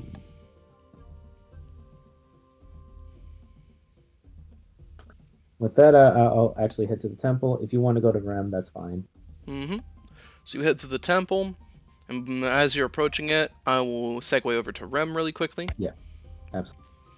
So Gildos, you said you were going to the inn first, correct? Yeah, just making like a quick pit stop at the main flag. I need to get something out of the cart. Alrighty. Like a plain old shield. Then I can go to the inn essentially. Alrighty. Looks like there's something I want to try with the ship. Sounds good. So you head back to the manor, you retrieve the shield, and then you make your way towards the inn. When you return to the manor, there doesn't seem to be almost anyone home at the moment. So you're able to get what you need very quickly, essentially. Give me one moment.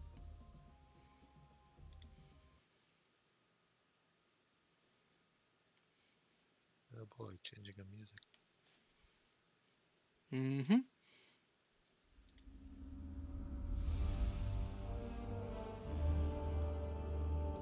Yeah, boy.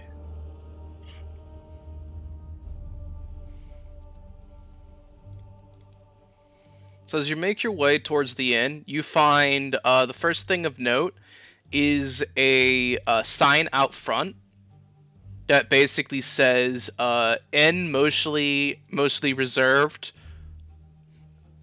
a few tables available. Mm-hmm.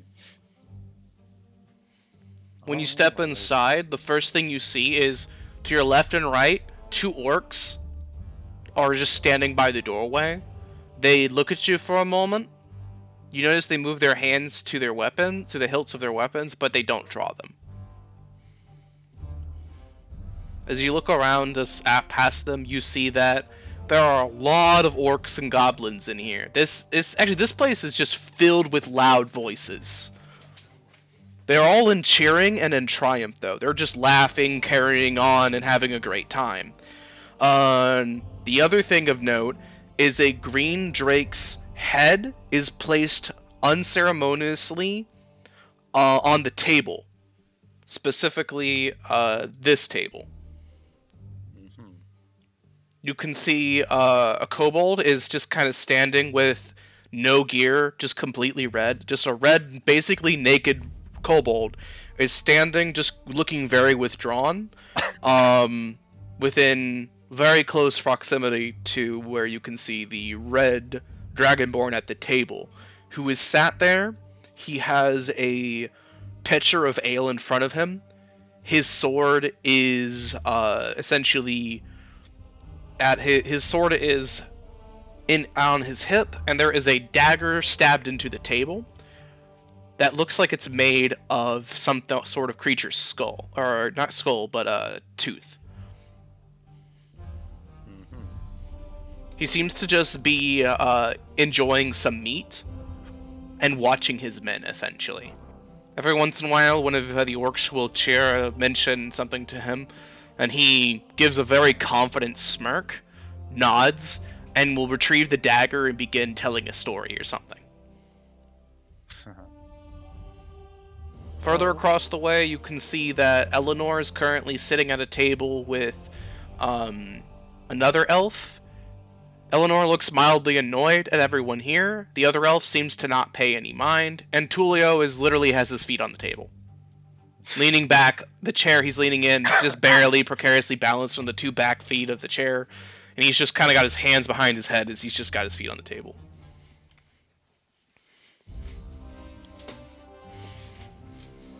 As you step further in as well, you can see that there is a table in the corner where Harkin is sitting. He has he's hunched over a scroll, and you hear him muttering under his breath about damn brats. Can't a man eat some mead and drink some mead and have some meat in privacy? So I don't like what I see over there as well. You'll also see Filcher with a certain other individual is sitting in the corner. You don't know when they arrive, but they're here. Yeah, well. We're in enemy territory right now. Honestly, after taking in the scene, I was just like, breathe in, for kind of like, well, gotta still myself. And just paid no mind to the two orcs in front of me. Like, walk past them. Over there. Go this way. Like, very, very clearly go passing by the table. No care in the world. I can't say anything. I don't give a shit about right now. He doesn't seem to pay you much mind either. You know he saw you, but he doesn't even stop from telling the story of how he decapitated the Green Drake. Mm-hmm. Yeah, he can have his fun. It's like, I have problems with him, but, Now's not the place for that. Yeah, it's like, it's 4 to, like, what, 40? Oh. Sure, I could just torch the place, but there I go. So, I'll just go with the counter and say, do you mind if I borrow one of my goblins from time to time? Oh, welcome back. No problem. One of the goblin actually scurries over, leans on the counter, and he tries to whisper, but you can't hear him over the cacophony of all the voices. He literally sneers and just like scrambles, stands on the counter, and walks right over to your ear level. Essentially, get off the counter! What have I told you? So what does he have to say? What, Chief? Careful! I know. We don't have enough goblins for this, or enough explosives. We don't have enough of anything at the moment. So, exceptionally, be on your best behavior. And when I call for you, you come. There's a few things I want to try. You see as he nods and jumps off the counter, going back behind the barkeep. The barkeeper literally smacks him on the head with a spoon. Stop doing that! Told you, it's unsanitary. And then, I'll make my way to probably the only table that will accept me at the moment. As you sit down, Tulio just raises a tankard Nice to see you, War Chief. Wink, and he just literally winks at you. You hear, you see as Eleanor with one hand on her ear, like leans forwards a little. Gildas, it's very nice to see you. It's rather loud in here. Good evening to you too. Yes, that's not exactly the committee I was expecting. See as Eladir just takes a sip from her flagon, places it down, and just rests one hand on her head. Essentially, she seems very unbothered by all the loudness here at all. Don't worry about it. They came in off of a successful mission. They do this quite frequently. Had I known, I would have reserved a different venue instead. But oh well, what can you do? Well, so I've heard. I mean, Dad and I came across some pretty banged up orcs and goblins back at the Hillis Den. And well, I knew almost right away that they were from his tribe, considering the warm welcome I received. You see as Eladir just gives you a wink. Don't take it personally, hon. They do that to everyone. I mean, I'm not here to, you know, search for a fight or anything. Well, if nothing else, was hoping I'd have some quiet and do some drafting, but I guess I will try to ignore this. You see as Tulio just takes a sip from his flagon, slams it down, raises a finger. Hey, Goblin! Coming! Goblin comes around and just hands him another flagon, which Tulio just snaps his fingers, pats him on the head, and gives him a little shove as if go on kind of a thing. Don't worry about it, Gilnas. Once you really paid attention, all their loud voices just turn into white noise. You just can't hear anything except your own thoughts. Honestly, reminds me of home. Felcher, 20 gold if those two duke it out before the end of the night. 40 gold that the small one wins. You know what? You got to bet. I'll take that. I got 40 gold to burn. I just shake my head. I just take out all the parchment I had bought earlier, lay them out on the table. Then ink and a quill, as well as something straight like a ruler. But then let's begin. Alrighty. Let's see. Yeah, I think I'll go with the thing that's gonna take a bit more time. That is, well, essentially schematics for siege engines, I suppose. With trebuchets and mangonel. Alrighty. Make me a history roll. Alright.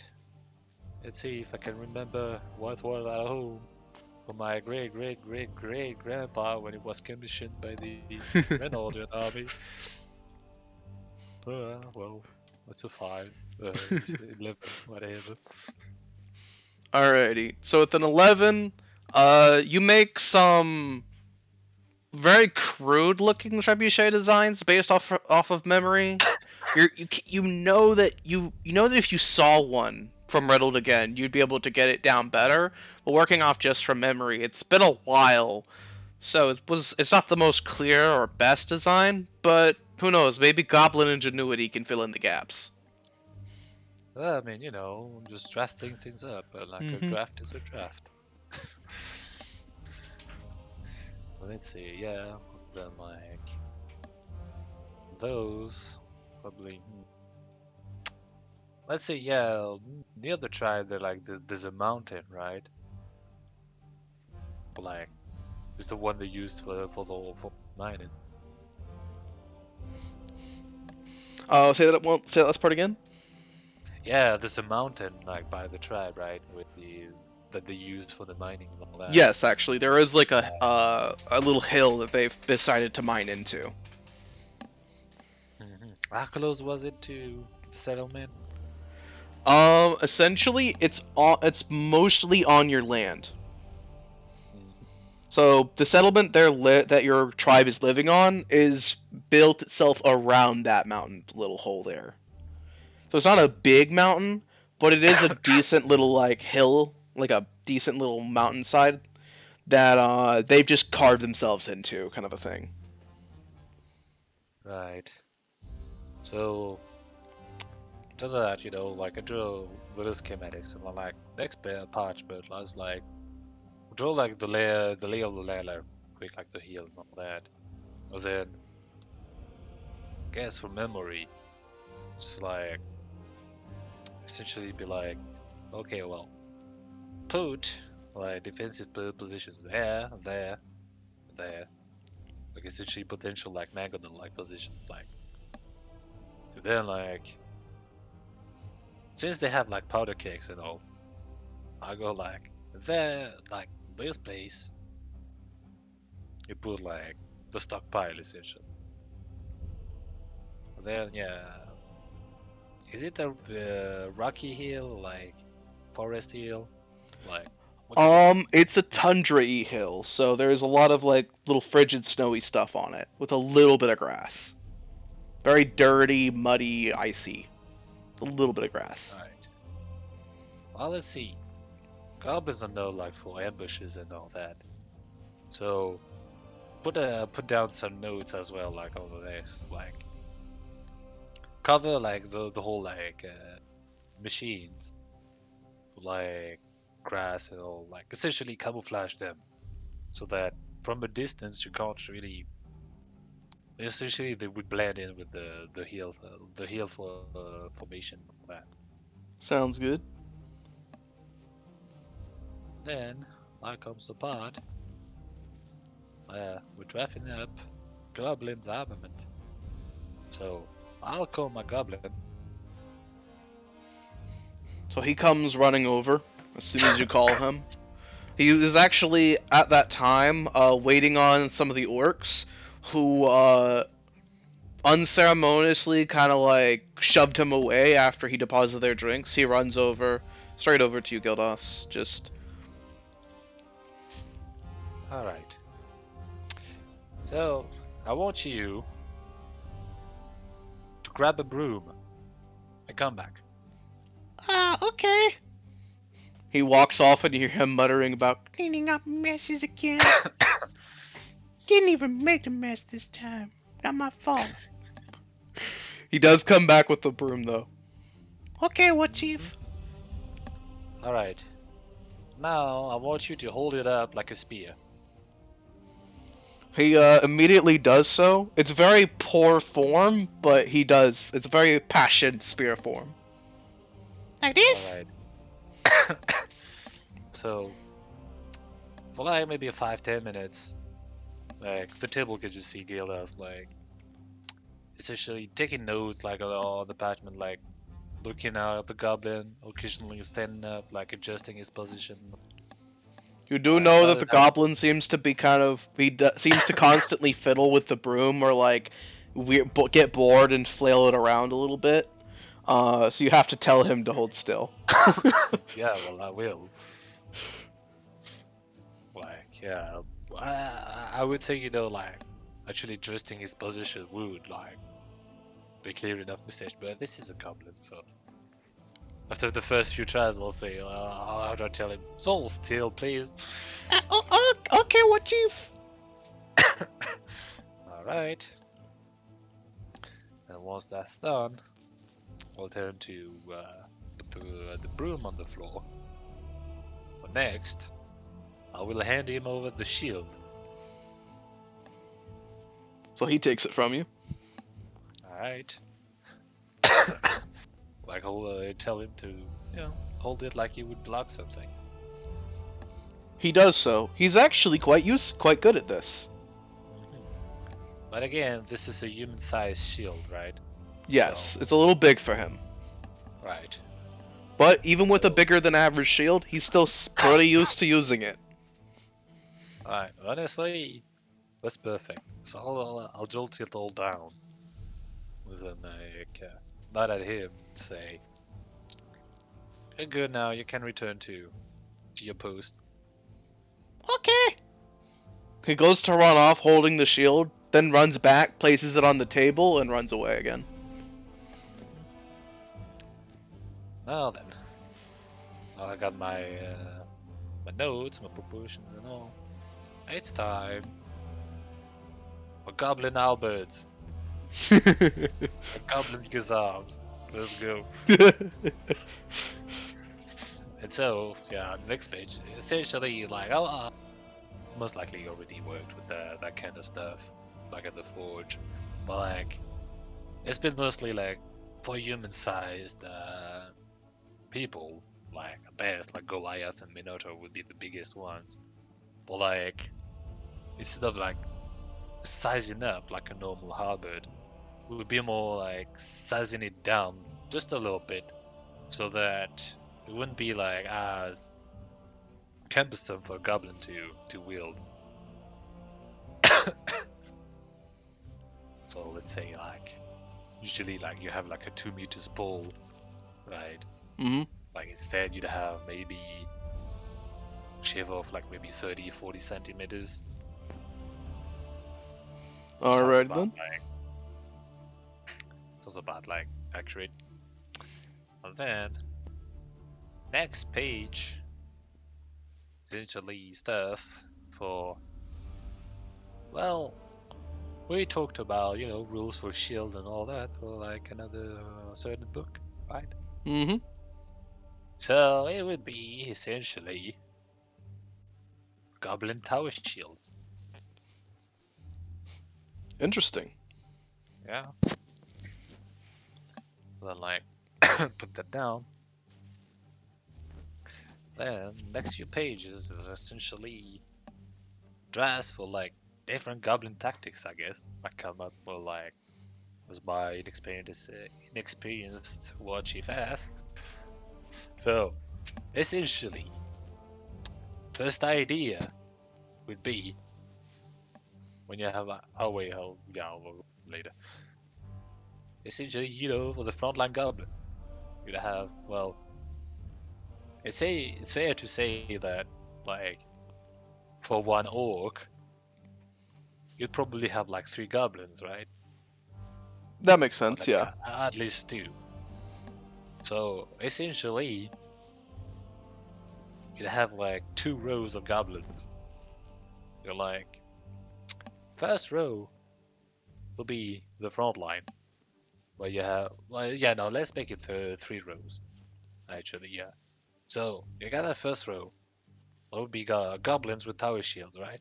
hmm We take like, let's say, the brand of the charge. Then behind, you have your halberd goblin, like Gizam's goblin, like, Gizams have like hooks on the blades. Yes. So first line, just soak up the charge. Second line, just like hook on like whoever charged, but bring them in. But then like, because goblins usually use scimitars and that.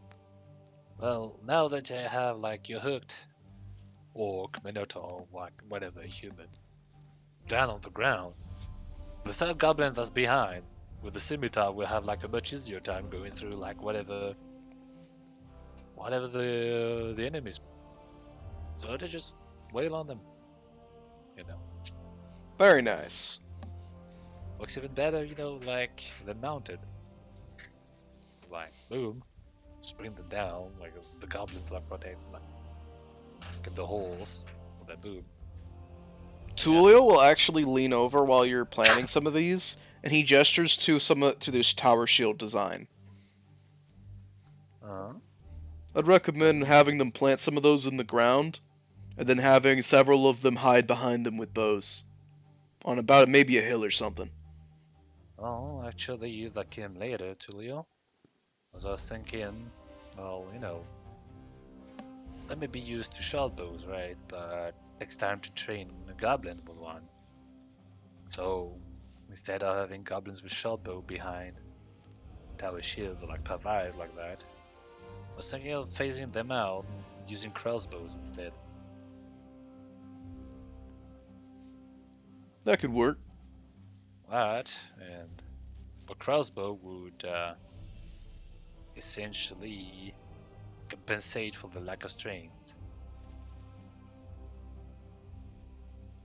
Just a I matter of if they could load it effectively and if they could actually aim it. Well, it might be easier to aim a crossbow than a bow, I suppose. Well, then again, Dagda can just review that and see what goblins would prefer. But yes, they have it.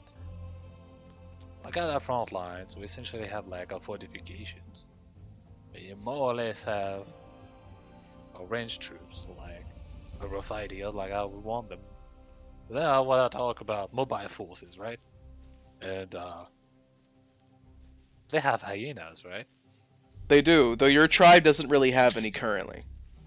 No, but I I can think they find have them. like a few, but they're more like Yeah, they feel like they're on loan. right. Well, if they find a way, like to have their own pubs and all that, I was thinking, right, get like hyena riding goblins, but gonna be like some elite kind of force. So instead of using the regular scimitars or like lances or spears you would expect like from cavalry, I want them to have like a normal size shield, like one that they'd be used to. They're like, of course, a mace. I have the Club Brigade, you know. Very nice. Yeah, I'll jolt this all down in a way, but Dagda would understand. Figure it out. You actually see as Eladir leans over. Perhaps have some of those spear users also have bows. One can plant a spear in the ground and swap to a bow when needed. And when you see members charging, you could have the leader, for instance, shout to change formation. Hmm. Well, that's some true elvish tactics, just putting bows on everything. Why not? Uh, She actually says that with like a playful wink. I mean, I'm not saying it wouldn't work. I'll just write this down. I mean, still needs to go through training and the field trials and all that. See what sticks. Hmm. I'll see. What about you, Eleanor? Have any suggestions? uh, Perhaps bombs or chemical explosives of some sort that they can lob, or perhaps mines that they can place, some sort of explosion they can place in the dirt. But that would be useful if you were perhaps knowing about an invasion beforehand. Maybe little fire bombs like what Tulio has. They could lob them over their shields essentially. Maybe a pouch or a satchel with some. I mean, they already have the powder cakes, well, ricochets and all that, and they can't very well load them. Although, I don't exactly have the recipe for those fire bombs, do you have? But the thought did cross my mind, I'll admit. If you want the really cheap version that's less effective, just grab some booze, put some cotton in it, let it soak, and light the cotton at one end and throw it. Hmm. Honestly, knowing them, if I just tell them to make the same kind of thing they used to, or make it smaller, they might find a way. After about putting them in the ground, I mean, it's not exactly a matter of knowing when an invasion is coming. No, I mean, I'm already tasked with defending the border, so either just put them in the ground and know where they are, or the time does come where they have to use it, well, they can just, I don't know, maybe let the fuse stick out a little bit, then throw some fire arrows or some other thing. Or, I mean, they already have their man-portable bombs, so they could just throw one nearby, or have maybe chain reaction. Eleanor nods. The only other thing I would recommend is that you have a very martial force. A bit of, perhaps, supportive casting could work wonders for you. But I know it's easier said than done. Not everyone has the time or the energy to invest into learning spellcasting. Well, the issue first is to find someone who can even cast spells in the first place. Who's got, well, gift for that.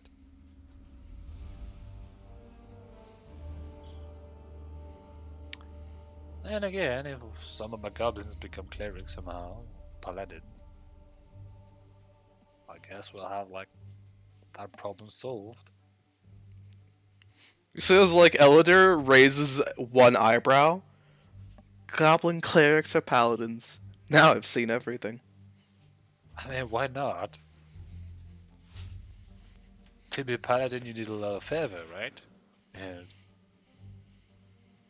goblins, well, have a lot of fervor themselves, at least.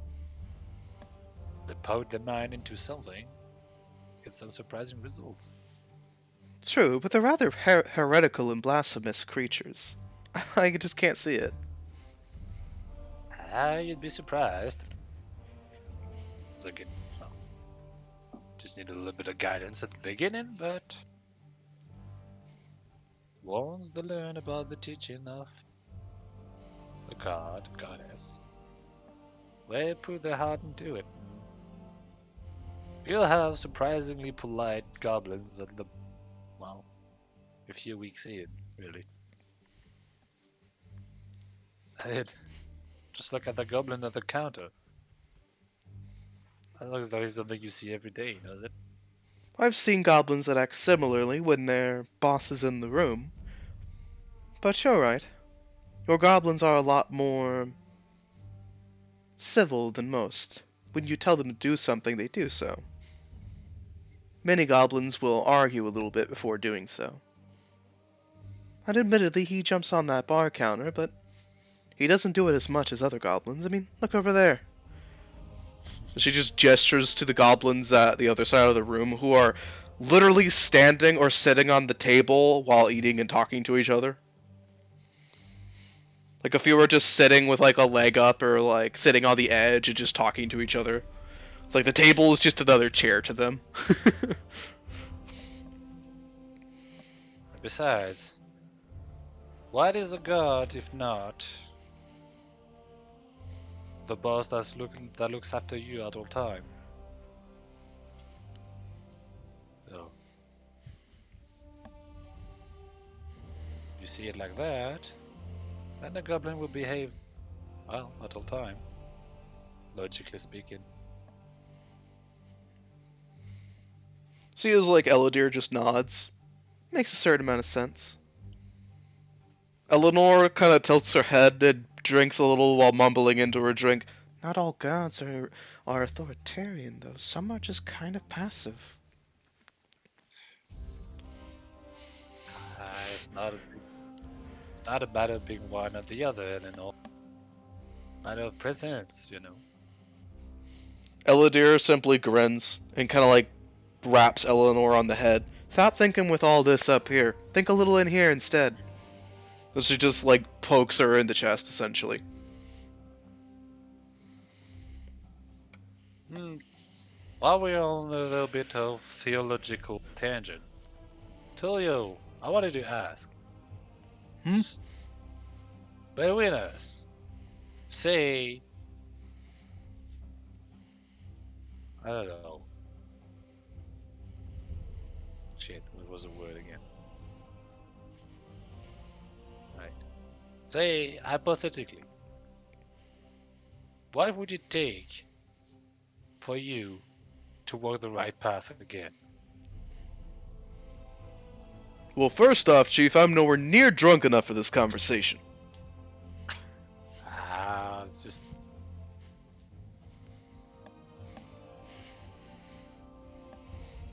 Secondly, bold of you to assume that I'm not already on the right path. Whatever my path is the right path as far as I see it. Ah, come on, you don't damn well what I'm talking about. And you know damn well how my path turns out. And I'm perfectly content with that. Alright, fine. You see as Elodie quite visibly rolls her eyes. No use arguing philosophy or theology with a heretic. You never know. Maybe see the light again. Don't know whether you leave. Or maybe I'll ask again, once you're down, be 10 more of those. Tulio just grins and orders another glass.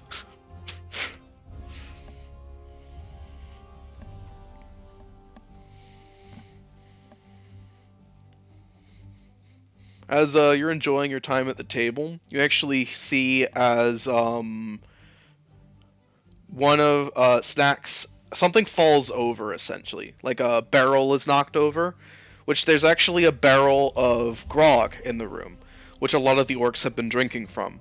One of the orcs accidentally knocks it over because he stumbled into it and tripped. When he stands up, he picks up Snacks by his scruff. What did we tell you about leaving the grog in the walkway? Snacks didn't leave it in walkway.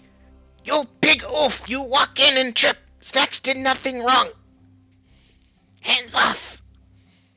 Snacks is quite literally trying to claw his way out of his grip, essentially. You see as the Red Dragonborn stands up, his chair scooting behind him and almost falling over. He visibly stomps over, places a hand very slowly on the orc's shoulder, turns him to him, and you see him just deck the orc in the face, knocking his lights out immediately. The orc visibly drops Snacks, where the Red Dragonborn grabs Snacks by his scruff and carries him with him, placing him on the ground beside him before sitting down. What have I told you about putting your hands on my property? You do not get to discipline him. That is my job.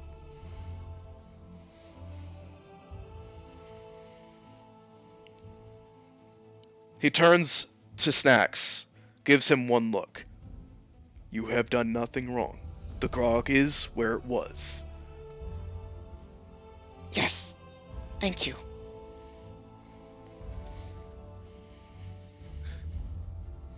You actually see Elodie narrow her eyes and glaring at the Red Dragonborn. But she doesn't say anything.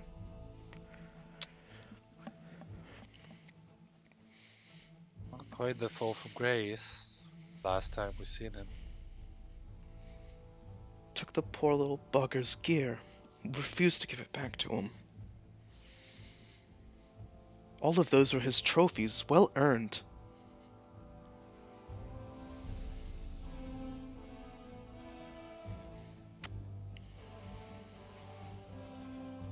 Seems like you know him well.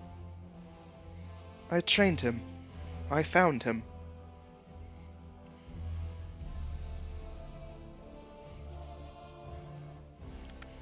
He's worked very hard in the village and come out as a rather nice and accomplished hunter. It's sad for me to see that he's just naked of any of his trophies and just being forced to bow to his superior like that.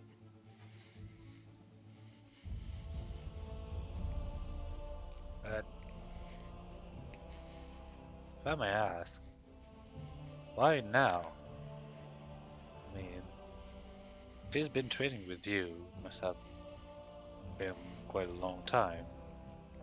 And, well, I don't think a Dragon Ball like that can amass, well, this many men in in a short time, so surely the two must have met before. Assuming Yes. the Dragon Ball comes by often. Snacks has been under his care for some time. I've been trying very hard to find some way to get Snacks out of there, but I can't. It's a matter of diplomacy at this point. Before now, Snacks has just been exiled. But when the Dragonborn took up residence in the Savage Lands, he claimed ownership of Snacks, that even if Snacks was exiled, all of the authority and determining factors on Snacks' life fall under the banner of the Red Dragon, even if one is exiled.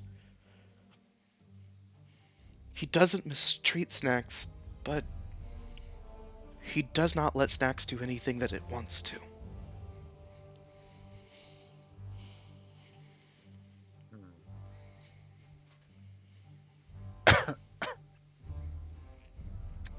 So on the one hand, it's got some measure of security, but yeah, no freedom essentially. Snacks is a kobold. Therefore, kobolds have a certain role to fill. They are gatherers, they are providers, they tend to one's needs, they're servants essentially. He consistently reminds Snacks of this. Snacks is a hunter, however. He enjoys the hunt.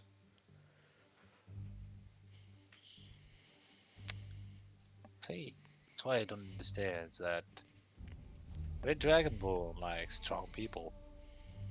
And I would think Snacks is strong for a Red Kobold. I mean, I haven't met a lot of Red Kobold, if any, but what I've seen, he would fit the bill. Yet,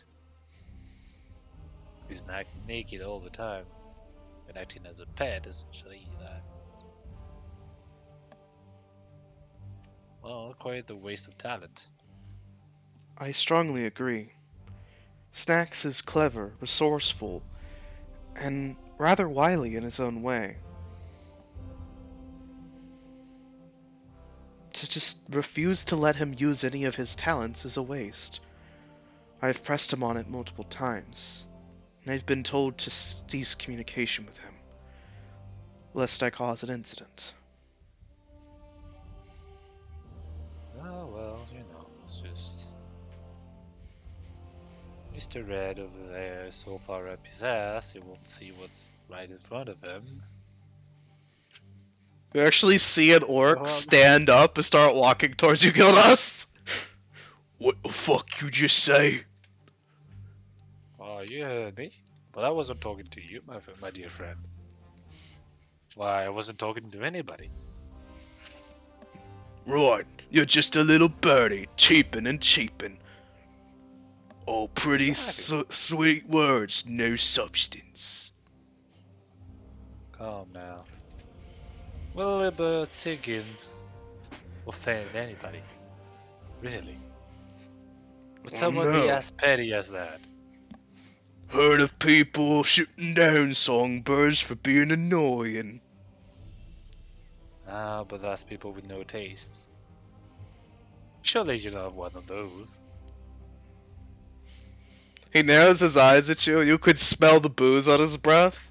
He goes to put his hand on his hip, essentially, putting his hand on his mace. You see as the Red Dragonborn walks over, puts his hand on the orc's shoulder. Did I tell you to intervene in their conversation? No, sir. Then do not speak for me. Sit down and enjoy yourself. Whatever conversation they're having is of no desire, no purpose for us. Sit down. Yes, sir. Sorry, sir. He gives you one look before sitting back down. I'll give him a shitty degree. It's like, I know you can't do anything at the moment.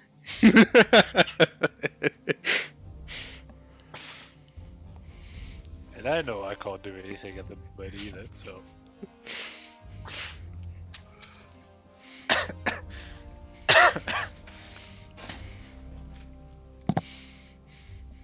Oh, good on them on the loyalty, but. Nah, I think I could keep those words to myself.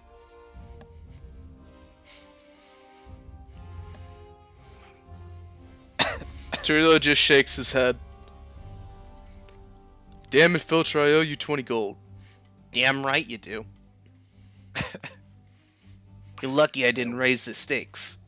Hey, there was no possible way that they were actually going to enter into a full-fledged barroom brawl for 1,000 gold. You were trying to rob me. What can I say? It's only just good business. See, as they actually, Tulio exchanges 20 gold to Filcher. I'll just look at him and shake my head.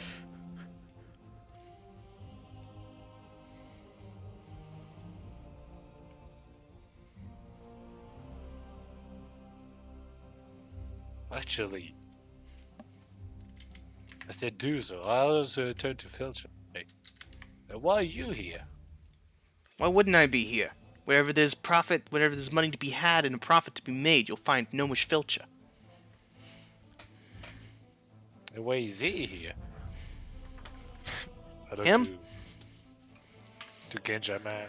You just see him like look up. He's literally breathing in the fumes from a potion.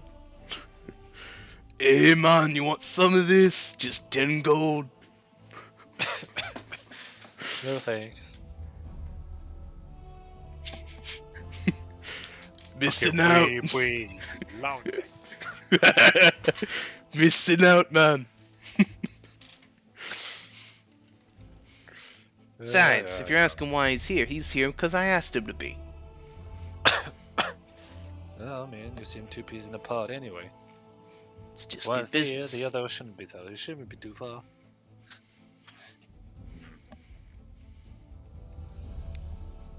Who's too far?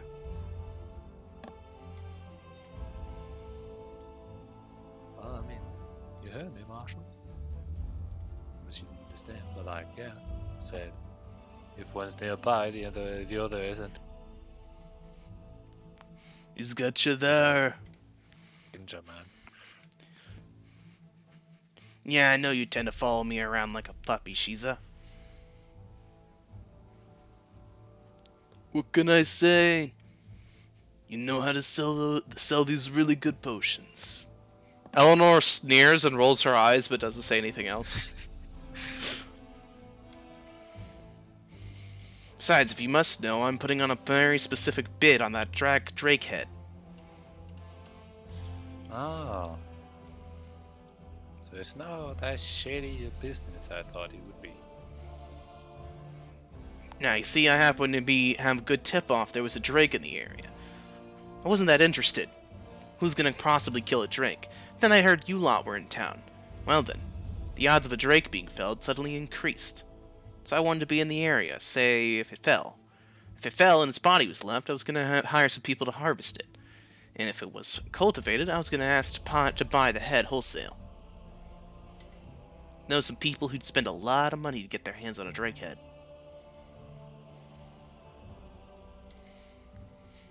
Now while we were there, we weren't notified of any drakes around, so this lovely gentleman over there took care of it instead. Either That's way, very true. Unfortunately, he's demanding a lot of money from me for it. what a shame. Man knows what it's worth, what can I say?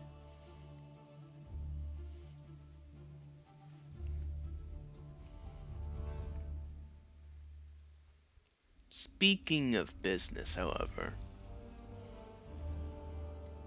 can I interest you in any wares? I mean, wouldn't say what kind, but I'm not sure if I want to know. So Tulia, you asked for me. Sure thing. Filcher, what you got? Well, say no more. He actually snaps his fingers, and you see as he opens his hand, and a bag just falls out of the sky, landing in his hand. He then places the bag. He grabs the bag and tilts it upside down as a crate falls out of the bag. He pockets the bag again, putting it in his cloak essentially, and he approaches the crate, which has a combination lock on it. He hunches over, actually completely blocking the crate, and you hear a click as it opens, and you see basically a gaggle full of odds and ends and baubles and weapons and armor inside. Plenty of goods for sale. Got some weapons, got some armor, got some shields, got some scrolls, got some treasure maps, you name it.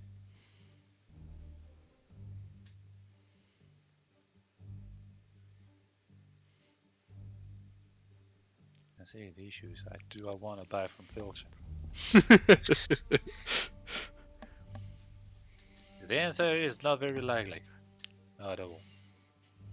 So, just take a cursory glance, see if like anything interesting actually that shouldn't belong in his inventory.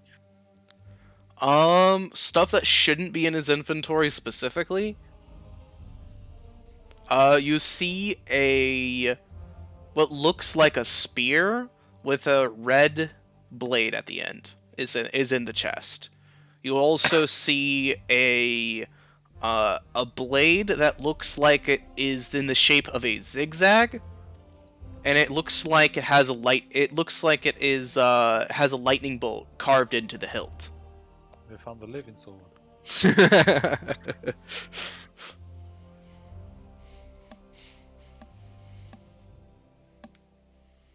Yeah, I might take a look at the raid spear. Alrighty. Real quick.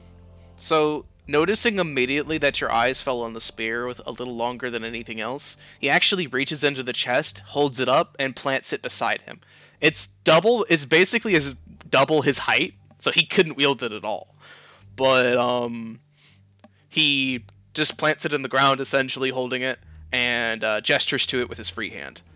Ah, keen eye, keen eye. See this? You'll see this? Yeah, this is a wonderful spear. Absolutely magnificent quality. Happened to come across it one day. An individual happened to give it to me. Very good acquirement. Now, I had it appraised, and I can tell you this. It is an exceptionally crafted spear, worth quite a decent penny. Quite a decent bit of copper, if you know what I mean. He winks at you. Now, but I'm sure you're wondering, is the red just for show? I'll have you know, it's not. This happens to be a spear of flame. It's a flame spear. See that? Yeah, throw this spear hard enough, you could expend some of its magical energy, which charges as the sun rises, you see? And the spear will impact the ground, causing a mighty fiery explosion, to which the spear will then reappear in your hand at the end of it. Really magically potent stuff, tell you what. Tulio actually stands up and narrows his eyes. Where did you get that? Hey, you know the rule, Tulio. You don't get to ask where I got it. You don't get to ask how I got it. You just buy it. Got it? Well, there's no rule about not figuring out where it comes from. Well, mind if I take a look-see myself? Sure thing. Just know, can't hold the merchandise. But you can get as close to it without touching it. Alright, well, mind if I can get a bit hands-on on you? If I can't touch it, Marshall, I will make the halfling turn it. I don't care about it. He will basically display it for you, almost however you ask, within reason. That's why he's a gnome, he's not the halfling. Halflings are good. Halflings are good, gnomes are bad. I mean, am I wrong though?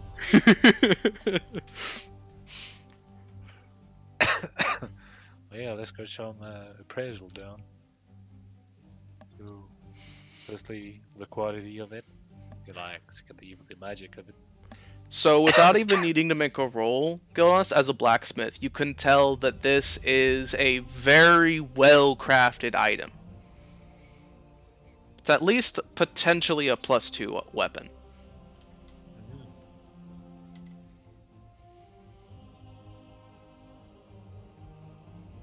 And is it truly magical? Make an Arcana check. Wait on it. 13. 13. It is definitely a magical weapon.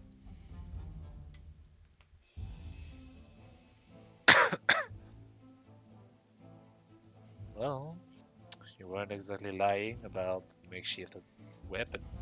I mean, it's not every day I come across this. Hey, there's And one thing Gnomish Filter doesn't do. It's lie about the merchandise, alright? just That's some bad it's business. just admitting things. But in a sense, this is definitely magical as well. Now, whether it truly is a fire weapon or not, I can't tell. But guess I will take your words for it. But how much? For the Flame Spear? Well then, just for you. Considering that I've had this for a little bit too long, and I think that personally, it could do with a really nice good home. You know, I think that you folks get a lot of mileage out of it.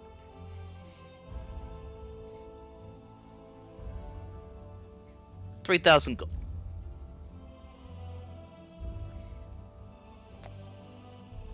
Hey, it's 2,000 for a +2 weapon with like fire damage, right? Essentially. With a weapon. Considering I kind of lost my javelin like way back then, I haven't really used my hand axe. Would be really nice to have, but like 2,000 gold. We just got like 10,000, so it really depends. Eleanor actually, you see as she slides a piece of paper on the table to you, Uh-huh. which with your passive perception, you see that she says it's worth twice as much as that. Mm-hmm. Well, we did make with like a nice hole. Oh. I just look at Tulio, it's like essentially a look that says, well, I might take this, but essentially as a hush prize for like what you did. It's really hush money, right? Mm-hmm. Chilio nods with that and then immediately turns to Filcher. You know what, Filcher? Considering that you're so desperate to get rid of this, I'll take it off your hands. 3,000 gold. I didn't say 3,000, Tulio. Tulio just gives a grin and a shrug. Look, Tulio, we've been doing business for a very long time. That don't work on me anymore. You know, had to try. There's a few things I've gotten for cheaper because you didn't pay attention. Too quick to make a deal on something you didn't want anymore. Uh-huh. See, Julio, because you did that too often, you know, it's not the wise. Well, you wised up. That's okay. Never pulled the same gun twice. Where's Bub? I need to tell him that, actually. That's a good question. Deep under the water, esoteric secret. Say, knowing him is probably out somewhere doing some druid stuff. Yeah, he's probably getting into some mud hole or something and making sandcastles. Kids do stuff like that, right? But isn't he technically an adult now? Yeah, I mean by Kobold standards, but he's not a human, so I don't know how old is Kobold in like 6 years old compared to a human? I mean, if it was like dogs and cats, you multiply that by 5, 6, 7. They're pretty old. Tulio just shrugs. You actually see as Tulio reaches into his pocket, and he exchanges something with Filcher. Uh-huh. So then, you want it deposited, right? You know where I want it. Alright. Just make sure the money's there, Tulio. Isn't it always? Not that time in Gloucester. That was a fucking stick-up, Tulio. Look. That was years ago, and I don't forget. Besides, you needed to take the heat for me on that one. I took the heat for you in Asterium. You didn't take any heat from me, buddy. You had a buddy of yours take heat for me. That doesn't count. You still owe me. Nah, who really matters if it's taken care of? Matters to me, Tulio. Matters to me. He walks back over to his chest, puts the spear in the chest, closes it up. He picks up his bag, just opens it, and the bag literally makes a gust noise, like a gust of wind, as the whole chest is sucked into the bag. He then pockets the bag in his coat again. He'll be there. Sounds good.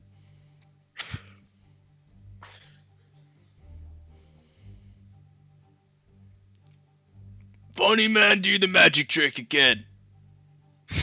Not for free, I won't. Hey, which one of you's got some money left? I spent all mine on booze.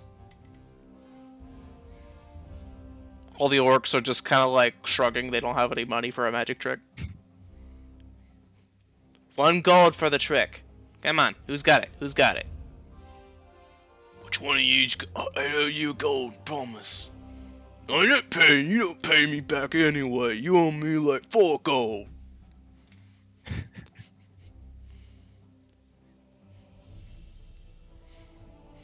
You see as a bunch of goblins rush over, they each place down like some silver amongst themselves, which totals up to 1 gold. Do the check! Alright, pay close attention, And he basically has the bag fall from the sky, land in his hand, which he then deposits in the chest, doing the whole thing again, then having it all sucked up, and he pockets the bag again.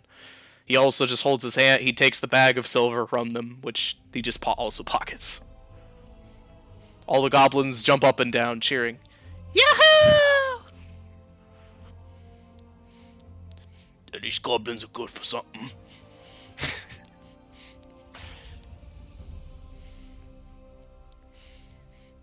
But alrighty. The night at the bar, essentially continues on like this for a bit longer.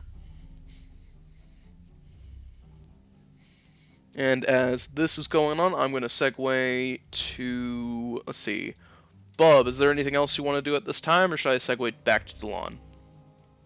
Go to Delon. I mean, don't have a lot to do at the moment. Alrighty then. You sure? Yeah, I mean, literally, it's like, do the toy. Everything else is related to the plot stuff. Like, I've done everything. Alright, man. Unless I can, like, buy some high-level spirits in the middle, but I can wait till later to do that, so... Yeah, you'll be at the best place to even do any of that shortly. Alrighty then. I just wanted to ask for posterity's sake, just to see, essentially. Alrighty. So moving back to Delon then, as Bub is deep in his studies, learning. Delon, as you... in Golden Blur right now. Mm-hmm. Study. Yeah. So, alright, Delon, as you make your way over towards the Temple of Amor, you find that there are several very beautiful priestesses gathered around, which will sometimes come out from within the temple, find one of the people in line, who will nod at them, and then they'll take them away into the temple, essentially. You see people leave it, whenever someone leaves a temple, they seem like a good deal happier and more relieved than when they left. Sometimes, though, they leave with a very contemplative expression, as if they're deep in thought. But most of them seem to leave better off than when they left, than when they entered. You see that there seems to be a decently perpetual state of a line of some sort, of people just coming and going, essentially. Do you take up position in the line? Yeah. Man, quite a lot of business we had here.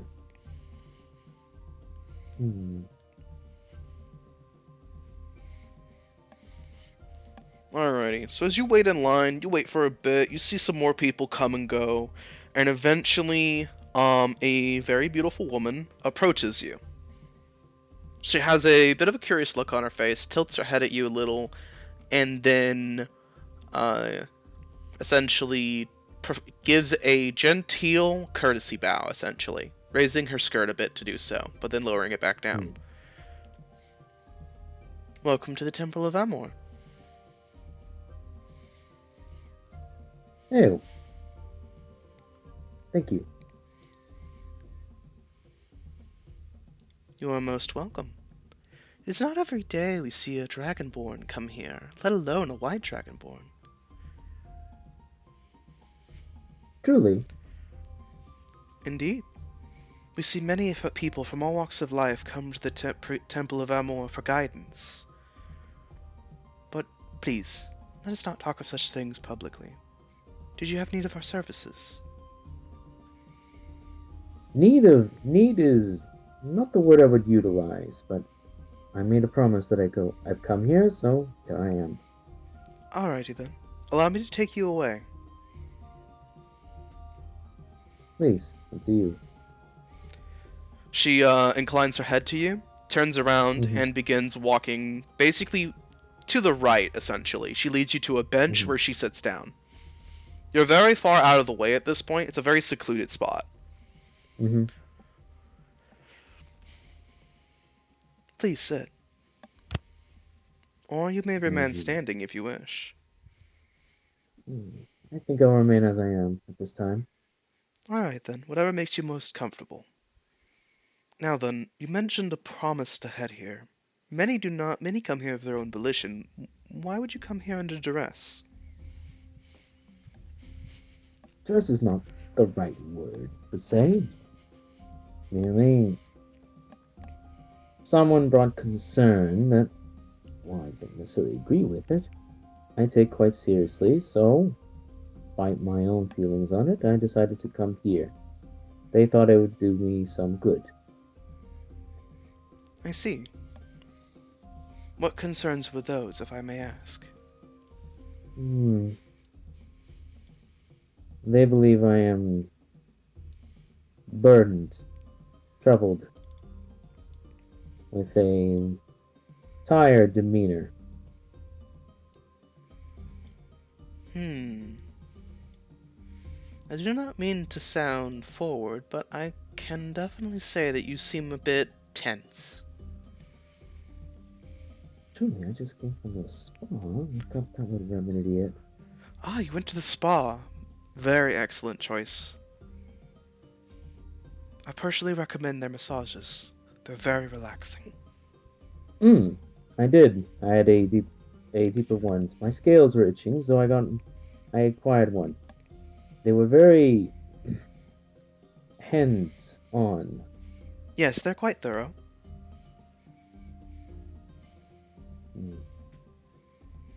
I can understand why people are so relaxed when they come out of it. I can also understand why there are so many rumors about nymphs now. Nymphs are quite temptatious in their methods, but they love to please. That is also in their reputation.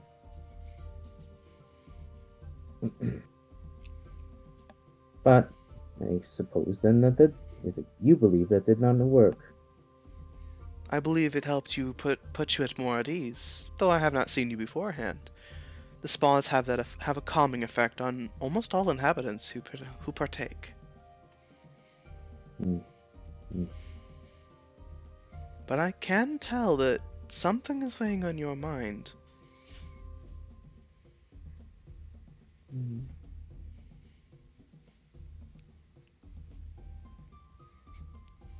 a manner of speaking, but it's no different than being in any other area. After all, I'm a knight. Be expected. Just like I'm sure something is weighing on your mind.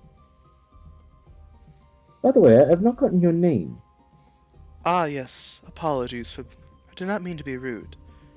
I was quite enamored with your luster. I apologize. I am Priestess Galilea.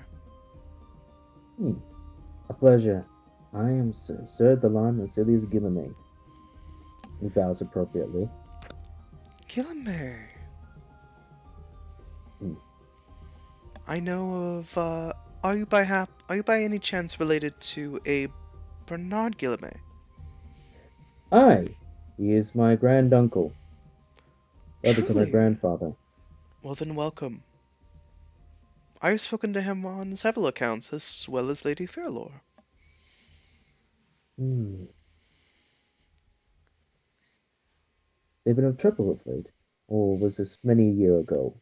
Oh, they have not seen me in quite some time. It was quite a while back. Good. I did not seem to have any trouble. Nor would I suspect any. They've been quite content from what I've seen from afar. Hmm. The I ultimate believe so goal as well. here is that those who come here eventually reach a point where they're so content they have no need of us anymore. Hmm.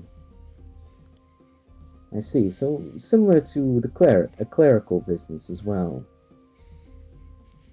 Yes, we perform a very similar deed. Hmm.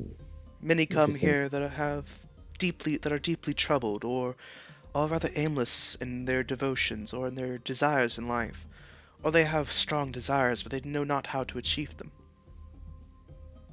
The Hmm. priestesses of Amor help those find that drive, or find where to point it in a more constructive outlet. Hmm.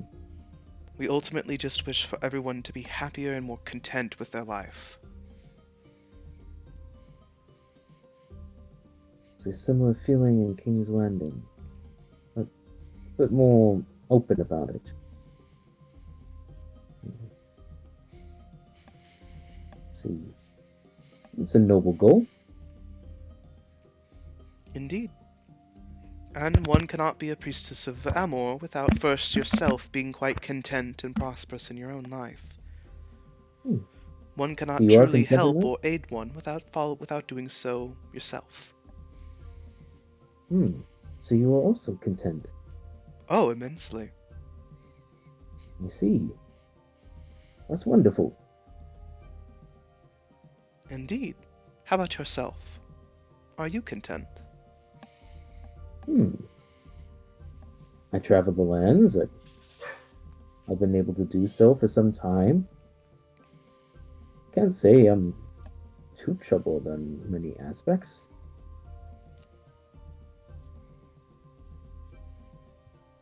She can roll insight, that's fine. She has no need to, essentially. Hmm. That's fair. Yes, but are you content?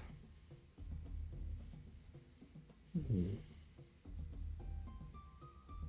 Dawn tilts his head thinking about it. Hmm.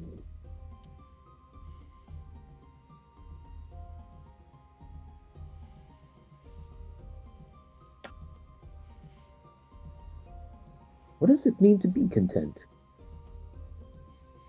It means something different Your for definition. everyone. Ultimately, one is content if they are quite satisfied with many of the things they do in their life. If they find a trouble, it does not tend to stick with them very long. And they are succeeding in what they choose to do. Hmm. I see. Interesting definition. You find satisfaction in many of the things you do and many of the accomplishments you've achieved. Well, I have achieved quite a bit, but there is still more to go.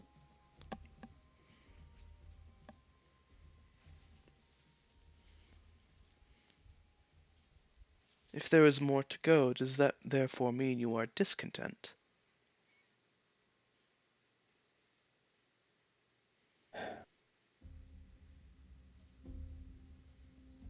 Hmm.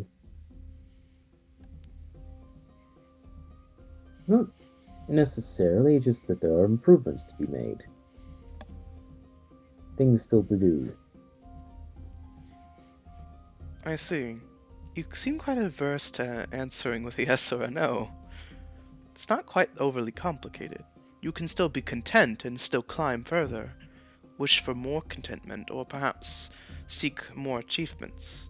Contentment doesn't mean that you simply stagnate.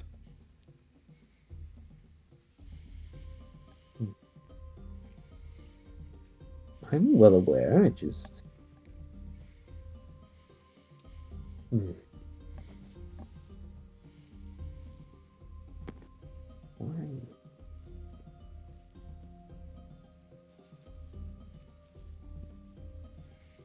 Truthfully, I do not know where. I do not know where I could begin or continue. Then let us move on from this subject for now. Something is on your mind. It is ailing you currently. Might I ask what? Truthfully, many things. But that's neither here nor there. It is here and now. And right here. I wouldn't want to burden you on such things. There's no need for it. Trust me that it will be of no burden.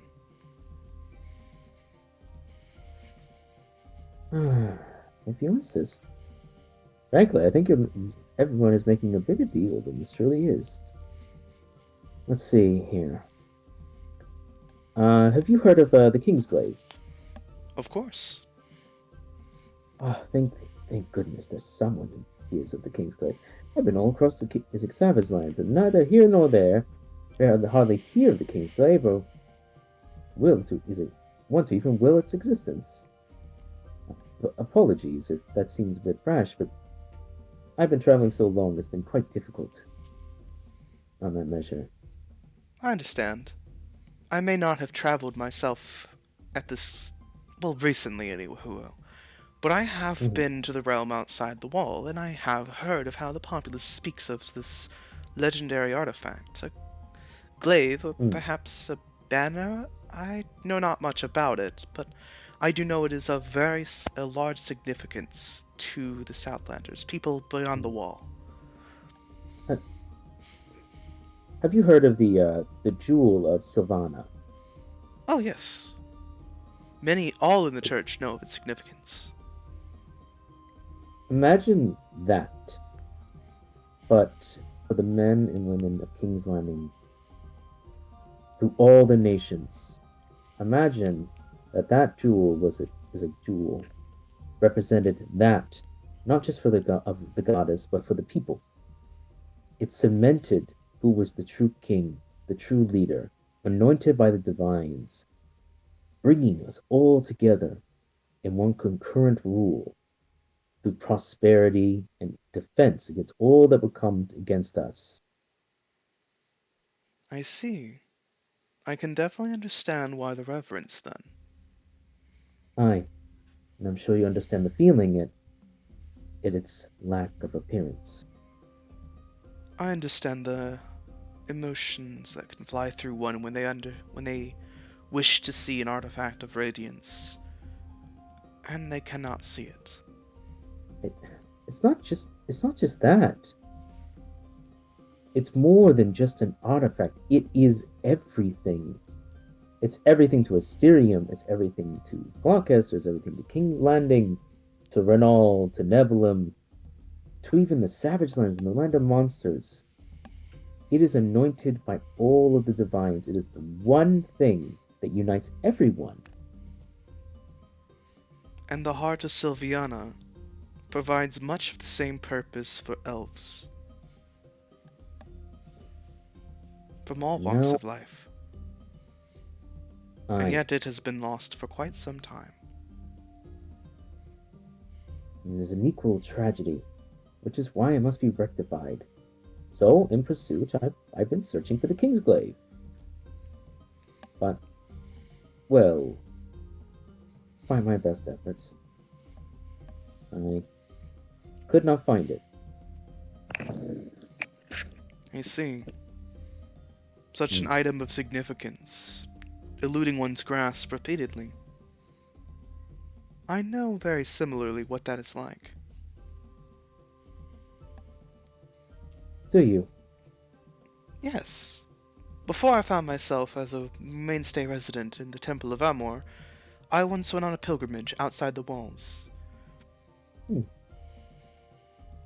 I traveled What did you- under a white cloak, traveled around, interacted with those outside, but typically kept to myself. Many were not kind to me, but some were. And I attempted to find the heart of Sylviana. Much to my dismay, I never could. But I came out of it much grander and more understanding of things than when I left. Why did you stop searching? I stopped searching because... how to put this? I felt a calling to return home. Hmm. Perhaps I was simply homesick, but I believe it was a little more than that. When I returned, I was deemed to have been given the sight.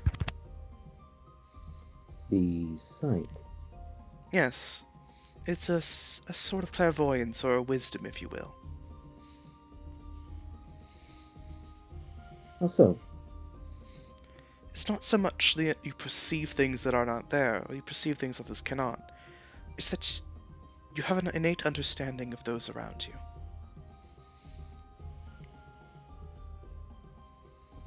you. Even here and now. Yes, even here, even now.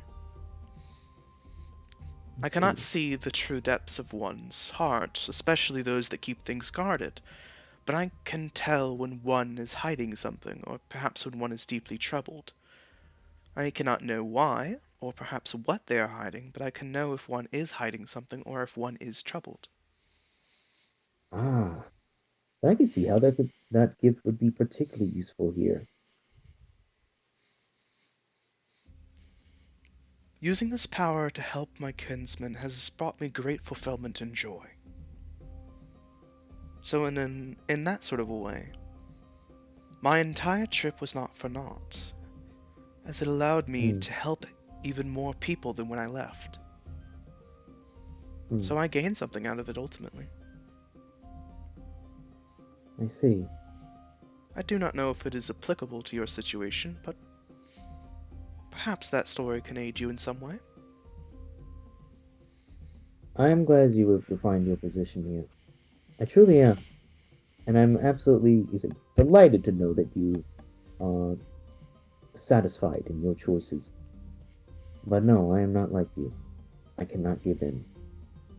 Even though the object of my search has changed, I cannot. Too much is at stake for me to give in. And I no longer am looking for the crown, the Kingsglaive. I now look for individuals. The search has changed. The search is continued, although it's changed. But it's not any different than what I've experienced beforehand. It is what it is. I see. And yet, I can agree. I do have a sense of homesickness. The youth of home. It does call back to me, but I cannot give in. It would be too easy.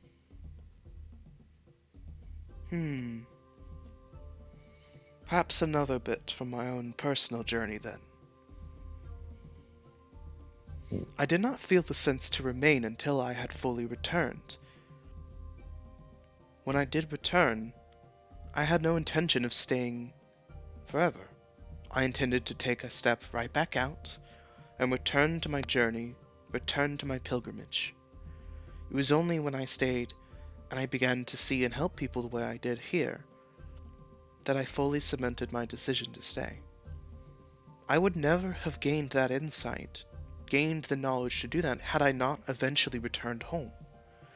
The heart can pine for home. The heart does not always, however, wish to remain home. Sometimes the heart decides that it needs to continue its journey, continue its quest, to seek what it wants. The heart will eventually settle on home. But just because you return there for a bit of respite, for guidance perhaps, does not mean that it is infinitely settling there now. If you miss your home, I recommend trying to head home there. Just for a pit stop, just for a visit, perhaps.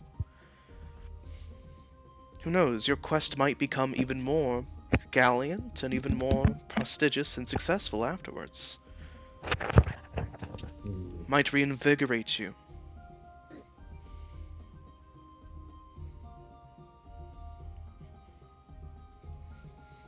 Perhaps.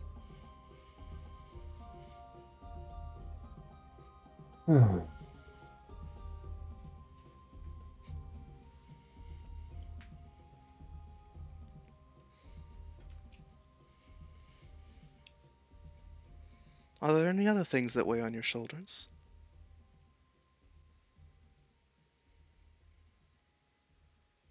Delon thinks about it. Another one quick.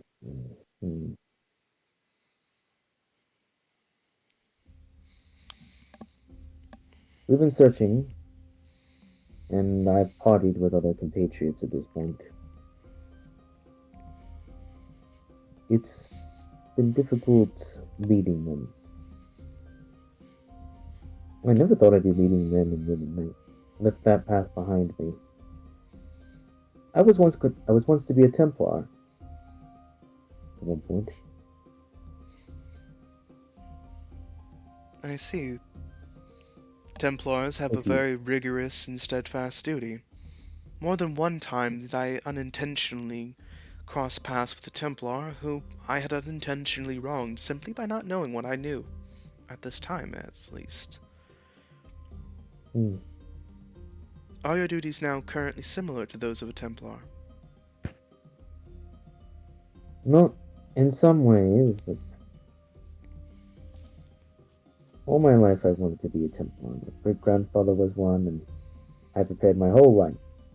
I'd fought, I'd become a knight, brought great honor to my family and people, and I was sure that that was my destiny, that that was where I was going to go.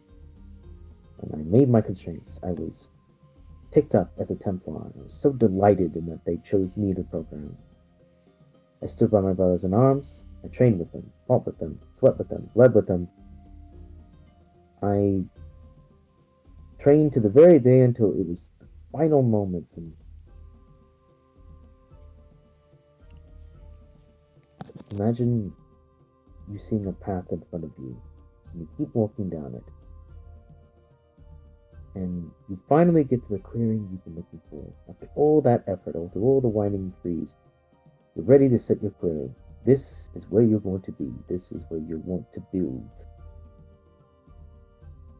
And as you're setting up here, clearing, you notice just beyond the brush, another path continues. But it's bristled. It's not necessarily clear, but you notice it. At first, you think you're not going to go there. You're not going to bother with it. Your curiosity keeps bringing you. Till finally, you look down the path, and you realize, is this the final spot I want to be in? And I keep going and see where that takes me, even if the path isn't clear. And so, I ended up going down that one. I left the spot that I've been meaning to set up my whole life, and I wandered for some time. And then, this moment, again, I reached another clearing. This time it was brilliant in snow and white. The landfall was just fine. There was crystallines everywhere, and I was presented with a beautiful sight. I'm claimed with the Pearl Dragon for the first time, and I knew this is the individual. This is the path I should lead. I continued and fought, and I trained. And this time I was bestowed upon it the power of being a Dragonborn, the magical ability imbued with me in fire baptism. And I was proud of it. And I now set in my new clearing, knowing that my time was right. This was the opportunity. And now, this fully set up, I'm about to add the finishing touches to my this new placement. And then further along the snow, I see another path. And I've already built this shelter, I've already done this. I know it continues. It is never ending. But I must pursue it. And so I search. And people have followed me now. Now, I'm currently on to my next destination. Meeting men and women to fight beside me, and I did not expect such a thing. It was easier when it was just me.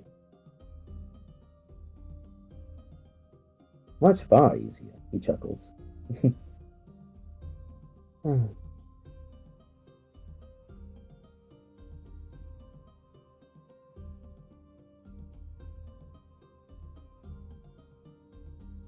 So, she Mhm. listens to your words very attentively, and eventually nods. I see. I have many people actually come to me specifically asking for words and guidance on leadership. I've spoken to many individuals about it. Many I've helped. Perhaps I can help you as well. Tell me, is your group small or large? Small, for now. I 7 or see. 8 men and women. Are you close to the traveling companions you have, or are they more distant, simply work compatriots?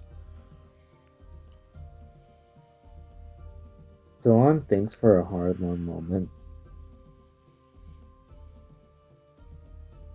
There was a time when I would say we're compatriots, but I think that line is becoming. I think it's changing. That's good. Is it? You have a close-knit band of brothers then. I suppose. One can ultimately do business with their compatriots much more efficiently the closer they are. Imagine if you had a subordinate who you had to tell details to very explicitly and specifically, otherwise they would not get the memo. Now compare that to a compatriot where all you need to do is share one look and a nod, and you both understand the plan, and you begin to execute it. There's a very big difference between those that you have a close connection with, that you can work with without much thought, and those that you have to bark orders at. You are lucky that you have a small, close-knit group. Such groups are far easier to manage, and also, if you're close to that group, you all can help each other even infinitely easier.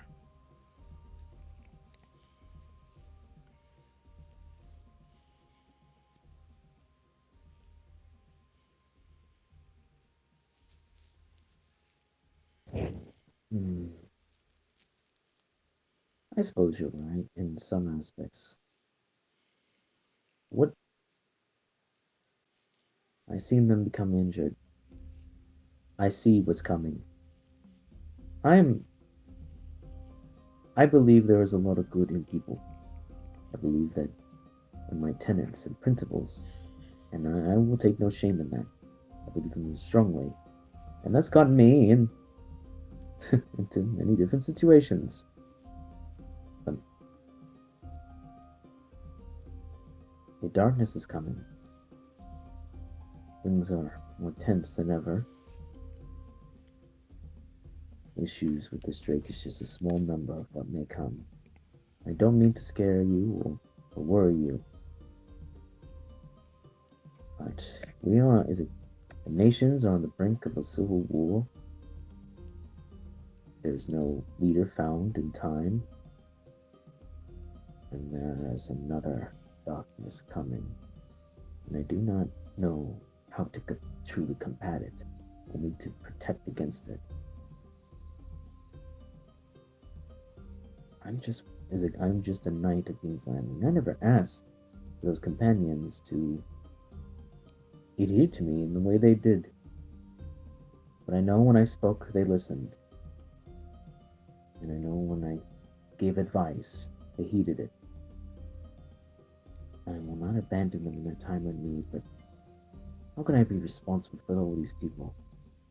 Even if I made a promise and an oath to take them to certain areas and help them, I do not know if I can take them into the next level. When full civil war breaks out, I will have to have duties to perform, and I do not think I can continue.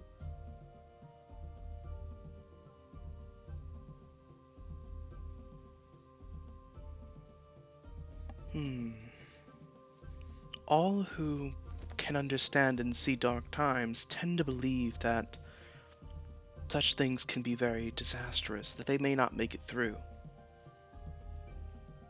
But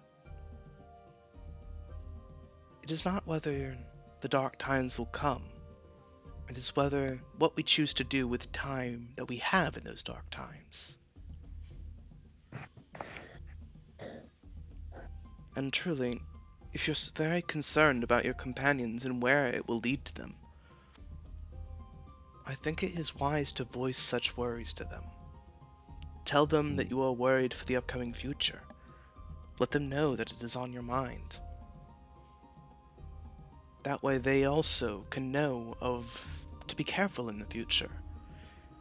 If you can carry on as if everything is fine, there's no harm that could fall any of you. They may not have the foresight you do. They may not see the encroaching darkness on the horizon. So, if they do not, then they may not be ready for it when it comes.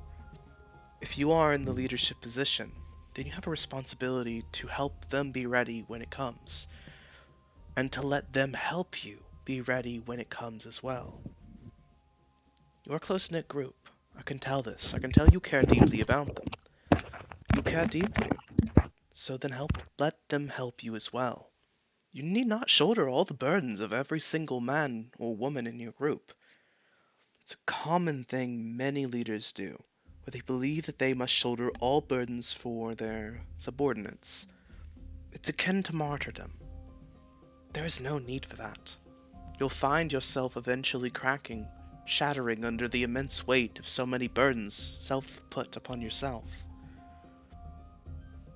If you've ever held one arrow in your hand, you understand how easy it can be to snap in two. However, a bushel of arrows, when bound together, you'll find you cannot snap them so easily. You are one arrow. Your companions are each an arrow. Bound together, well, one's gonna need quite a lot of strength to snap you all in two. Now wouldn't they?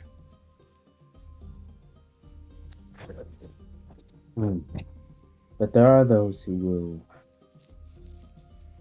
There are those who betray your trust. And the sting of betrayal is a deep poison. I felt its touch recently. Sting, although not as deep, still afflicts me even now. I am ashamed to say I do not know how to shake it completely. I know the words to do so, but perhaps it would be easy if I tell you. You could tell me more details if you wish to. There was an individual. We had been welcomed into a village. She had this way about her, already a cautionary method with her. She had the grace of a feline, and her tongue was sharp and quick.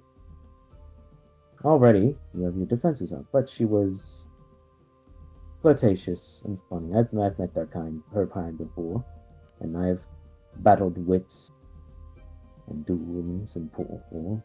King's Landing is no different, and the courtrooms can be quite similar. And yet, despite our conversations, there seemed to be genuineness to her that caught me off guard. I believe she had a lawful nature to her, a goodness in her. And then this incident, and we were in prison briefly, and she took words from me, words I had used to try and help her, and said it back to me, and we were released by her, and then betrayed by her all at once. I still don't know the answers to it. Part of me is bitter and angry.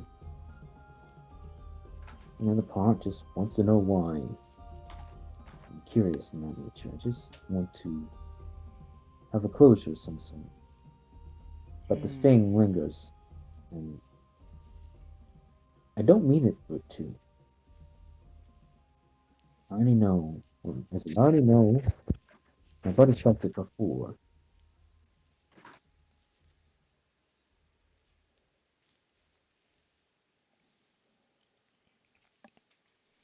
Betrayals are unfortunately quite common.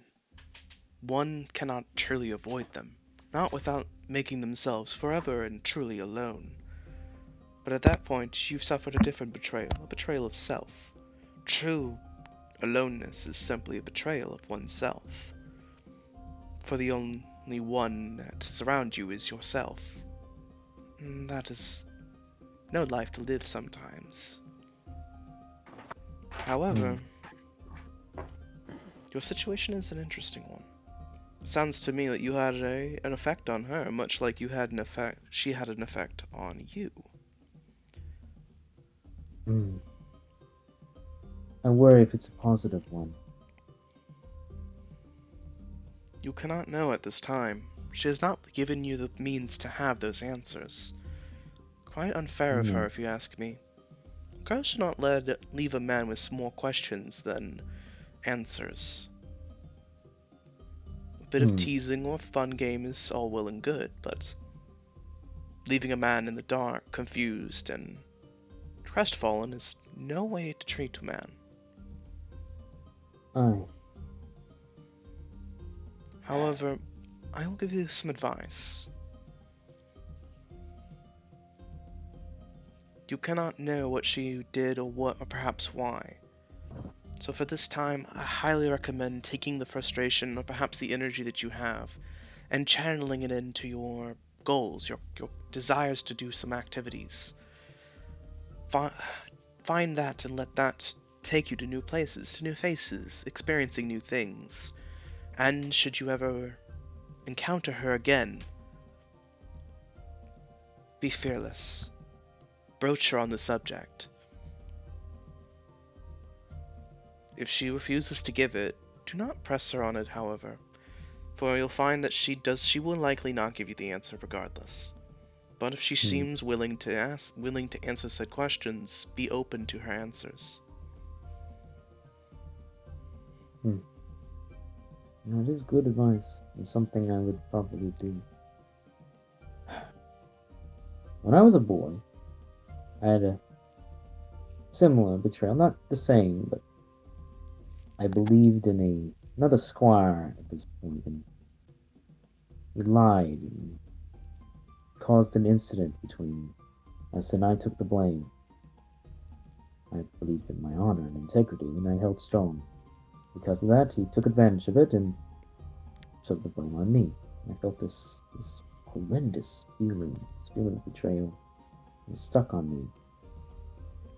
The incident was cleared up, and my father took me aside, and you could tell I still was holding on to it. When I asked him about the incident and I told him what happened, he said, in all trust, there is the possibility of betrayal,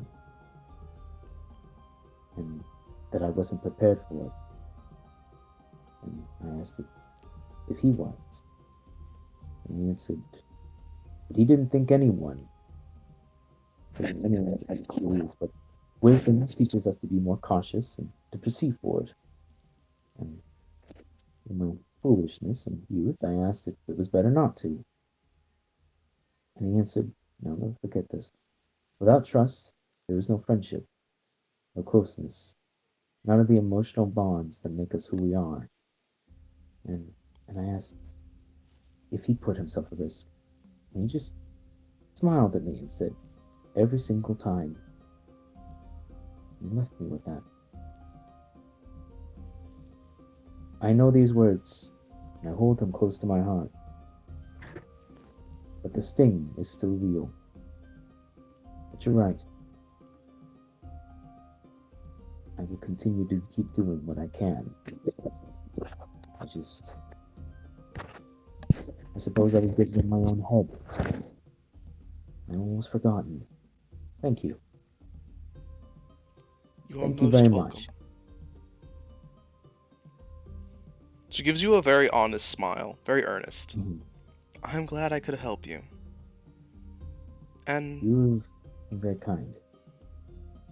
I try to be.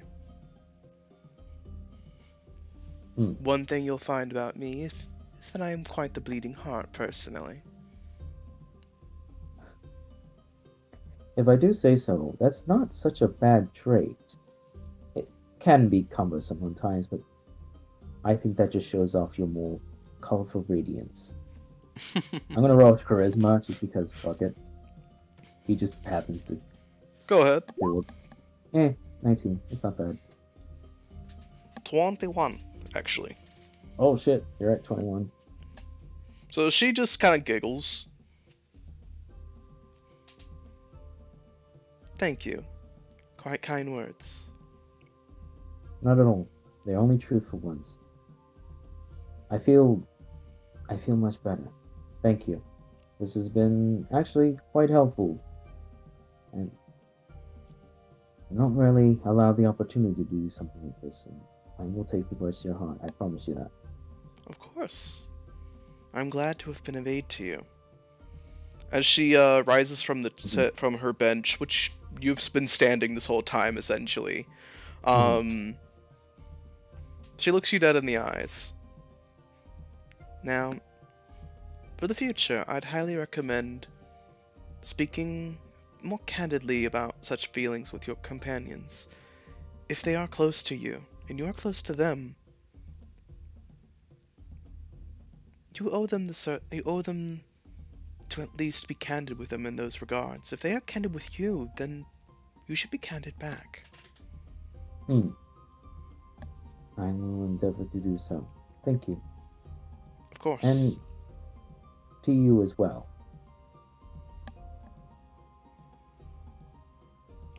Thank you.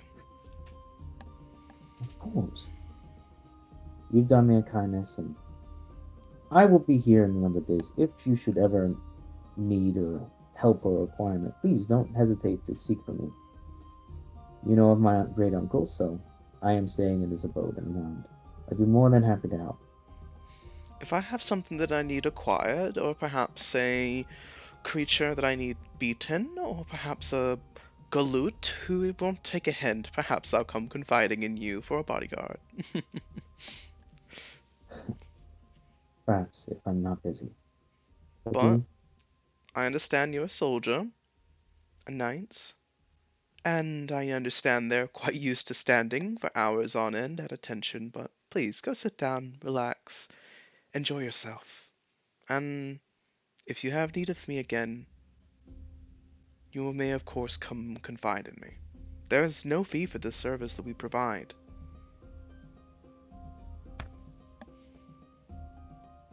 DeLon kind of tilts his head at that and goes, marvelous.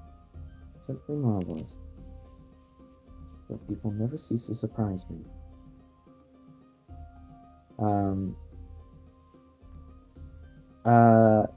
He's going to add, he's going to say in Elvish, to all the blessings of Sylviana on you. Thank you for your time, and bless. And he's going to gently take her hand and kiss it before leaving. You see a dusting of pink on her cheeks, but she smiles, and you hear her say to you at your back in Elvish, May Sylviana watch over you, and may her warm embrace cradle you and protect you from those darknesses that would come. Yeah.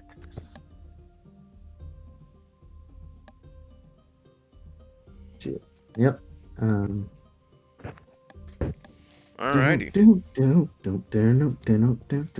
The way I use my walk. So with that, I'm going to segue over to back to Gildos quickly.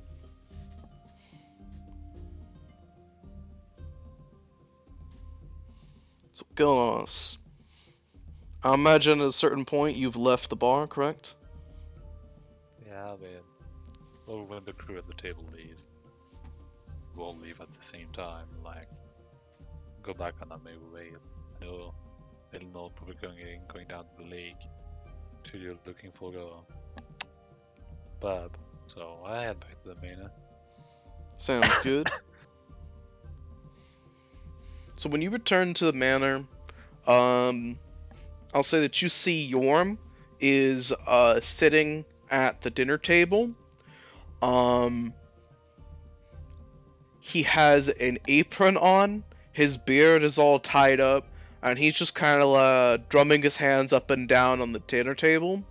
You see that there is a freshly cooked boar on the table that smells of dwarven seasoning, as well as some pheasants on the table as well, roasted essentially, also with very dwarven seasoning. He's just kind of waiting. You see Uncle Bernard is there eyeing the boar. Oh. Alright, Dylan didn't say anything. So, I go inside and say, well, first of all, good evening. And second of all, Dylan and I passed by the Hillisden earlier today, and the ladies of the house will be late, so don't wait on them to dig it.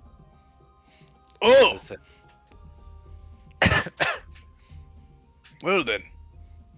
Will you and DeLon at least be joining? I made a dwarven supper full of meat here. Shots we're not hunting. Just wanted to celebrate and tell a grand tale. We've been up and waiting That's for an not his hour. voice. That's Yorm. Yep. Oh, that's Yorm? Yeah, it is Yorm. Oh, okay, cool. He's just sitting at the table, his beard's all like tied up, but he's got an apron on.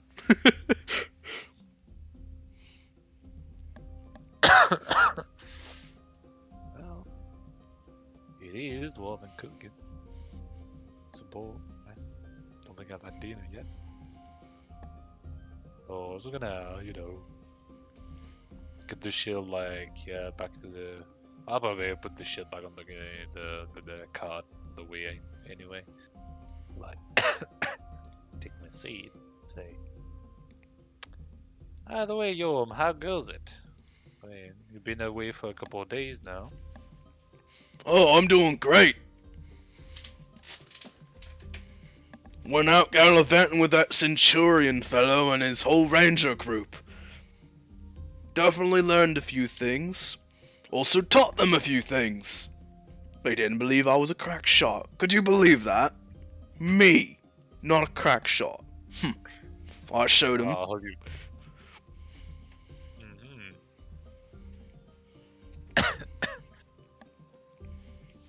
Even showed them I don't need me blunderbuss. I could shoot a bow like they can. Yeah, I've never seen you shoot a bow. I mean, why would I use a puny little bow when I got my blunderbuss? Got a point. But I had a great time with those lads. Lots to learn. Also, they're a merry company. But I traveled with a bunch of rangers and hunters and the like, just gallivanting in the woods, roughing it and hunting and tracking. Shooting the shit, you know. It's a lot of fun. Brought me back to when I was a boy. Let's see, did you partake in any drake hunting or? Dang nabbit, I was gonna tell a story. Hope I surprised you all. Well, it's not exactly hidden, It's I suppose. With folks, I don't know. What did The Drake's head is a display in the Adventurers Guild, so What? Bastards. It's a horrible place, unsanitary. but Take it to a Be happy. taxidermy, right away. I'd be happy to hear your story, honestly. Even if it's not as much of a surprise as it should be. Bernard nods. Yes, I'd like to hear this as well. You simply mentioned something of a grand tale, stormed off into the kitchen, put on an apron that you found, and just started cooking and said, wait for everyone else to get here. Dinner should be served with a grand tale. What can I say? I wanted to have a little bit of a fun, and I went hunting, got some good game, and what right dwarf doesn't help feed everyone after he's already been fed twice already? Bernard just, like, grins and shakes his head. Only issue is who's going to show up after all. That's the problem. I think Eleanor and Tulio already had something to eat. Unless I was wrong. Well, I'm assuming that, Marshall. I don't know if they had like. Tulio ate what Tulio always eats, booze. Right. Eleanor did seem to did have some food on her plate, and so did Eladir essentially. So they went out to eat lunch essentially, and they were eating it very slowly essentially. Yeah, I mean, it's the noble kettle lunch was like, yeah, well, I like third lunch. I like lunch. Talon, I'm not sure when he's going to come back home. That's all right. Boar stays good, so we should eat those birds there instead. Bub is who knows where. I saw Bub padding around on the lakeside earlier. That really only leaves me and Ophelia. And, well, I believe Ophelia's at the library, right? She is. Yeah. It's really only little old me at the moment. Oh well. I'll gladly tell this tale as many times as I can. Good story. So, everybody, he takes out a knife and just starts carving into some meat, putting lots of meat on plates, and then just handing 2 plates over. He grabs some booze and just like pours entire tankards, almost overflowing, and slides it down the table to you all. There's almost no veggies with the meat, essentially. It's just meat, essentially. Just meat. There's a little bit of veggies, like, with it. Some, like, steamed or roasted veggies, but not much. It's like the apple in the bull's mouth. Yeah, essentially. Stuff like that. Stuff on the plate around the boar, the apple in its mouth, but that's it. It's for picking your teeth when you're done. You know?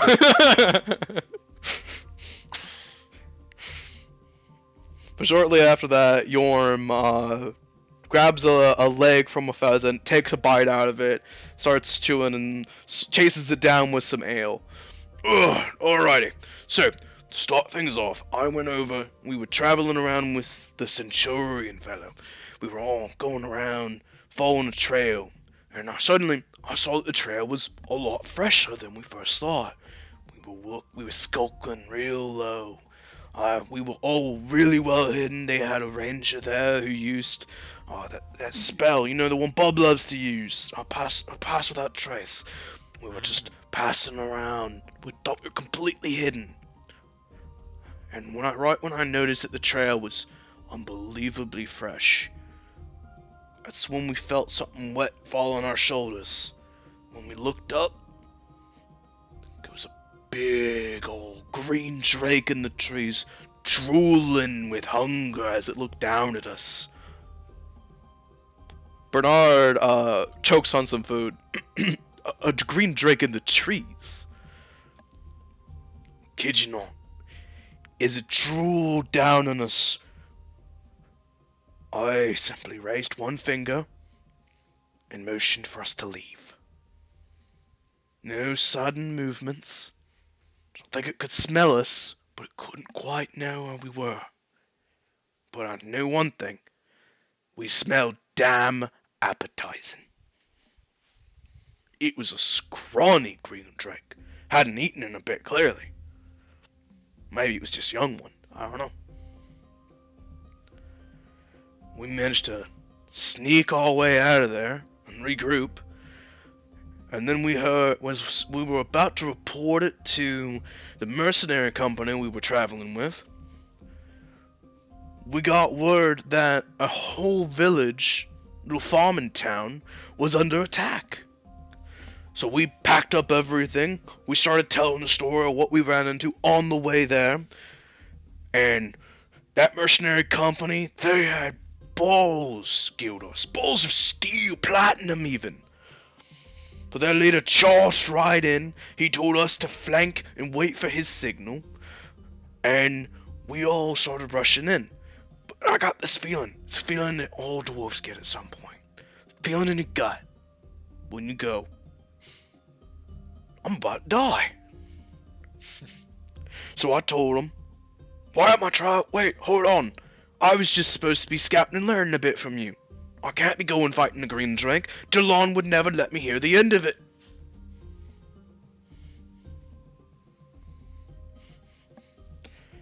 So Centurion nodded and understood, but I hung back a bit. I watched. He told me to stay and watch, and if it started to go really south, to run and get reinforcements. So I did.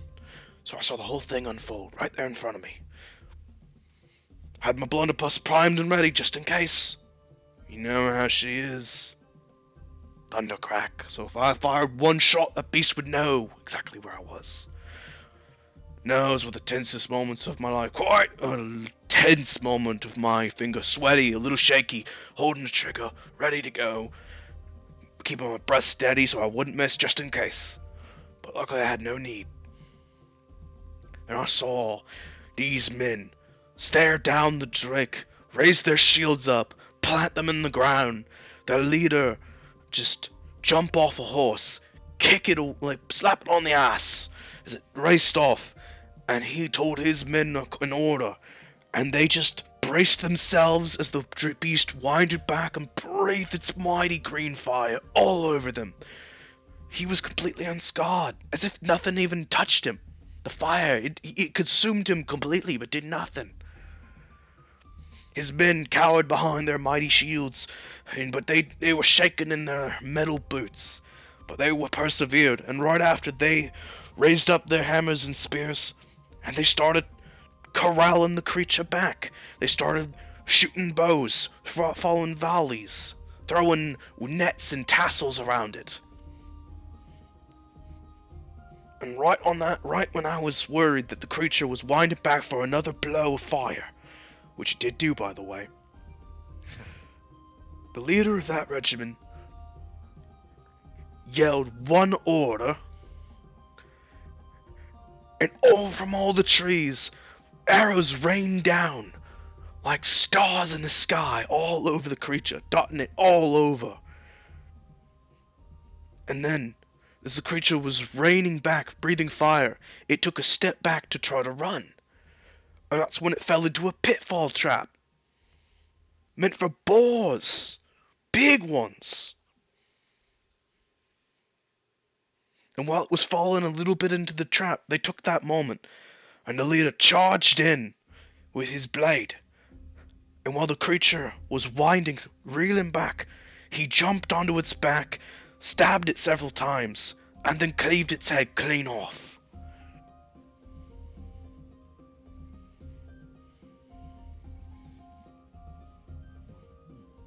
It was one of the most insane things I've ever seen. Oh, come now, you fought a T-Rex. Yeah, but there's a difference between shooting a T-Rex from afar and charging the bloody damn thing and climbing on its back, stabbing it several times as you do, and then cutting its head clean off.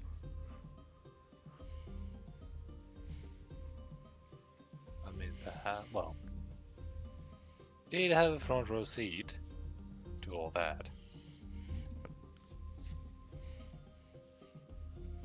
I won't lie, T-Rex story is still one of my favorites, because I was personally involved in it. Great accomplishment. Absolutely terrifying, though. But this was something else. Legit, with the way it was beating its wings around, breathing its fire all over. If I do legitimately believe that I would have probably died if I had been breathed fire upon.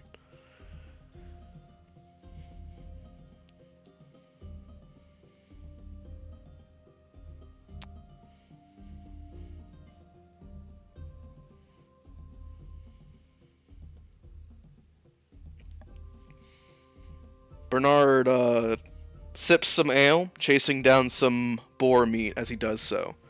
That's quite the tale. I'd heard that there was a green dragon in the area. I even had been advised to potentially keep my gear ready just in case they had need of me.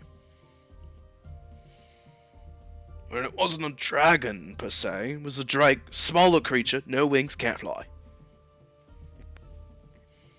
Right, I mean, we did meet the real Green Dragon, so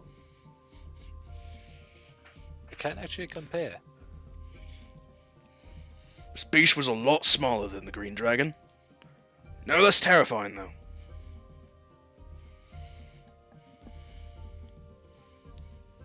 Much less intelligent, though. Even still, I am glad that it has been handled. And that is quite the tale. I'd say it's one to go into a notch in your belt, Yorm. Tell that story at pubs, and I'm sure some men will be buying you drinks. Oh, I intend to, just not here at the moment. Everyone knows the story, so no free drinks for Yorm if I go to the pub tonight. Everyone's probably already talking about it. See, if you're gonna tell a story, while they're telling that story, I'd wait for them to finish, you see, and then I'd turn around all big and bold and say, something. Have you ever stared at T-Rex in the mall? That's how I'd lead in with that story. And that's what the story I would use to get a free drink. Or 10.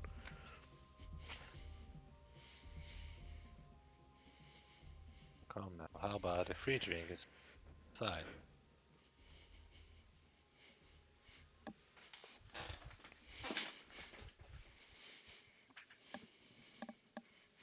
Yorm just is eating some boar meat after that, just nodding as well.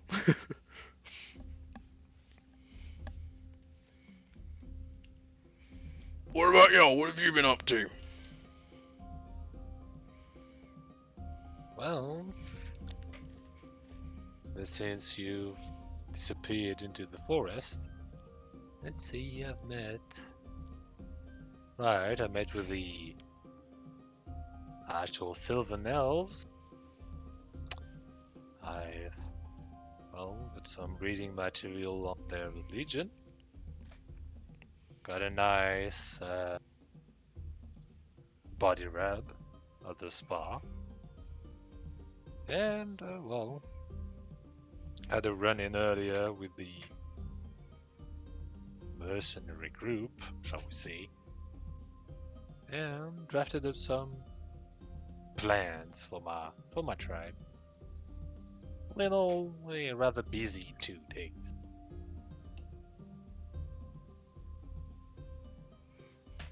I see, that is a lot getting up to. Now, what was this about a spa with a shoulder rub? What was the price? Well, I think, the base one, just about was 10 gold, right? Mm-hmm. Right. Well, let's see. Goes from 10 gold for a simple afternoon in the bath to about, 100 gold for, the kind of thing you don't really talk about at the table. Come on, us. We're all men here. Ah, but we have a married man then. His wife's not in the building, it's fine. What stays among the dinner table with men, what happens at the dinner table with men stays at the dinner table with men. Well, actually, Does the coupon say anything about the service The coupon actually does have like the base prices for the things on it in Elvish. Right. Well, actually, can you even read Elvish? I don't. Let me check if we can. I don't remember off the top of my head, so I'll have to check his character I don't sheet. think he knows. Good. I think he would have brought up by now. No, he speaks Common and Dwarvish. He just shakes his head. Not a penny. I get by though with my charismatic methodology. Right. So, I just like get the coupon. Like, well, I mean, at least the price in gold is like already there. Like, also it's like, by memory, it was like go down the list. So like, here you have the bath, 10 gold. You have like the normal massage, the muscle relaxation, companionship, full body rub, cleaning, and all that. Yorm nods, rubbing his chin a little bit. He finishes eating fairly quickly afterwards. Stands up, takes the apron off, hangs it up on like a coat rack essentially. Grabs his blunderbuss, puts it on his back. Well, don't mind me, lads. Nothing better than a nice, relaxing bath after a great meal. Don't wait up. Thanks for the coupon, Geldos. That. And he just like marches off, essentially waving the coupon over his head. I have no idea whether he'll actually find that spa before they close, anyways.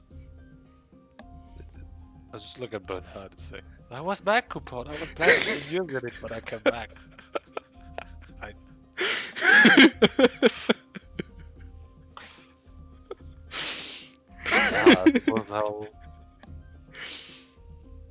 I use my charms on your nephew so he could give me his ticket, I suppose.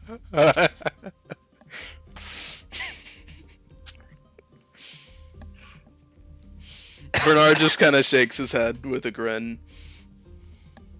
I'm certain that if you asked Alon for the coupon and mentioned that yours has been misplaced, he would give you his. Especially if you said you had need of it. Oh well. It's not like I know when we'll turn here anyway. Well, I can wait. But while you're there, I wanted your opinion on some things I drafted earlier. Seeing as your family is mostly military men and all. And yeah, I get out what I proudly drew a few hours back. Alrighty. So he looks over your designs. The first thing he says when he sees like the rough schematic of the trebuchet is he actually taps it in a few places and offers up some recommendations on how to make it a little more efficient and better, essentially. Which, with his additions, now it's a real guide to make a trebuchet, essentially. Much less room for error. For it to just snap in half or something. The next thing is when he sees the pikes, essentially. He nods and says, "Excellent ingenuity. Goblins are quite small, and they lack the reach advantage that many have. Their smallness can make them rather nimble and agile fighters, however. Something like this would allow them to hook bigger creatures in, pulling them down, and allow them to use their sheer numbers to their advantage. Enough hooks on one man could just pull him right off a horse, after all." Exactly, that was the intent behind this. Is to use, well, yeah, the numbers. Which is why I sort of thought about using, well, siege engines as defensive tools. After all, if they're... I mean, goblins are pretty good at teamwork, and crude weapons are nothing else if not, well, teamwork. Well, they require teamwork. Whew, tired. That's true. He gestures to the tower shields. These, however, I would say, could quite possibly be the most marvelous thing you have here. As a these are large, even for human men. However, goblins standing behind them, you couldn't shoot them except from over their heads.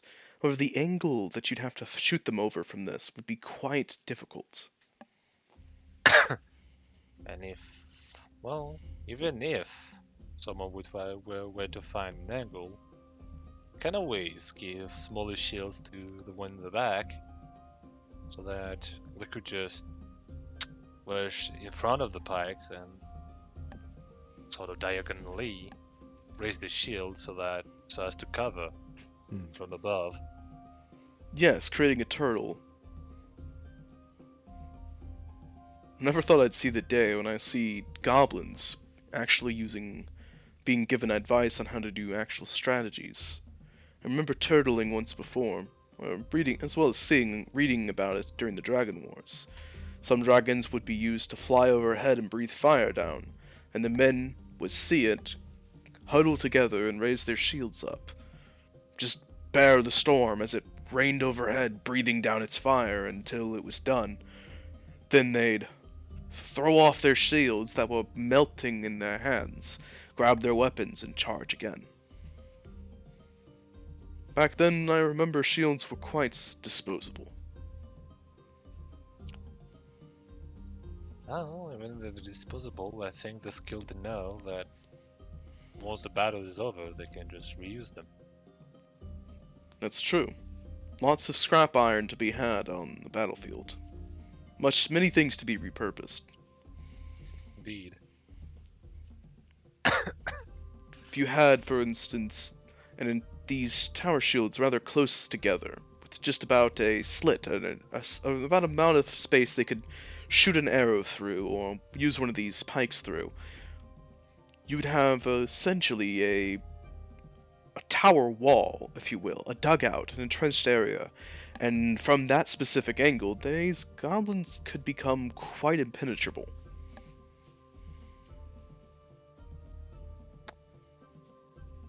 Only issue is that it will take time for them to actually, well, learn all that. True. I mean, Such a just having tactic proper- is simple in practice, but goblins are tenacious, but they seem to enjoy improving everything.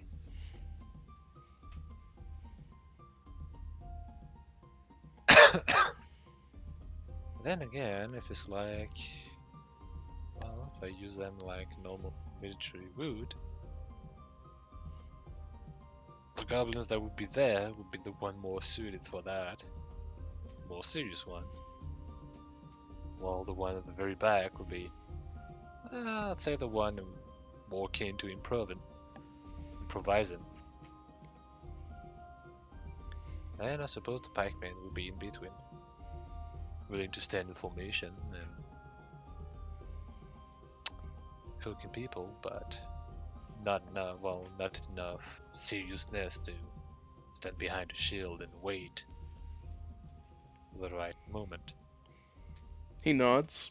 It's very good, actually. Very good to think of the men, and actually consider their preferences as well as their capabilities when you place them in the formation. Now, I must ask this: who in the Yes. devil gave you the idea to put bows on the pikemen? That would be Eleanor's friend. I don't quite remember her name, but she's a leader of some mercenary Ah, in the city. an elven leader of a mercenary band. I think I know the one. Right. Leave Red it to hair. her to give somebody such a crooked, wicked idea that would be brutally efficient. Well, like I told her, it's It's just like an elf to think about giving bows to everybody. Logically speaking, if you can afford to give everyone a bow, there's no real harm in giving basically everyone a ranged option. With this sort of a formation, you're wanting everyone to come to you. So, from that perspective, while you wait for them to come, which you would see coming, you could just pepper them as they get to you. And then once they finally do, you just switch weaponry. In that case, wouldn't it be better to just use javelin instead?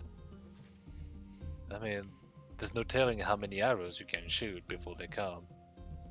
So, I'm not sure if it would be really worth it if it's only to shoot like 2 or 3 arrows by the time the charge is over. While you can just Potentially. The issue with javelins is that you have to throw them quite hard for them to do a lot more damage. Also, javelins weigh more than a bow and some arrows. Which, with these shields and these pikes, in a goblin's small stature, javelins could weigh them down. That too. Well, that's also why I thought of this. When I show him the tower/Pavise shields, like the crossbow goblins behind him, like on the behind the line, essentially. Crossbows. Very excellent if you're against more armored foes. Right. Yeah, well, I know goblins usually favors short bows, but it takes time to train. While a crossbow, you can just take one and shoot with it right away. If anything, the handling of a crossbow can be learned, let's say, in an afternoon. True. It's for the basic basics, while a bow needs, well, at least a few weeks, if not months. A crossbow would be more expensive to produce than some bows, however, but if you had the means and the material to do so, as well as the people to instruct them properly, having a militia of crossbowmen for this would be quite efficient.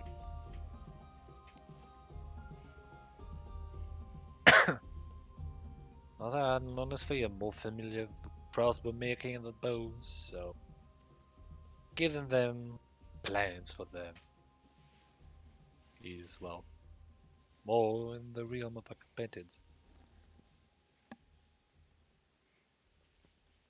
At least the mechanism. Well, if you can already give them the schematics for it, that's already one step further than many of those types of creatures would be able to do. Many of them make bows as they're simple and quite easy to make. Crossbows, however, have a lot more moving parts. Many goblins wouldn't even know where to begin. Right, but there's also a difference between crafting a bow and crafting a good bow. This is also true. Many goblins simply make a regular short bow. It's usually akin to scrap, however. Indeed.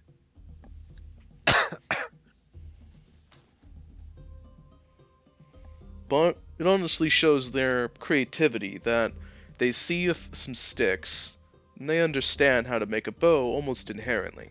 It's not difficult for them.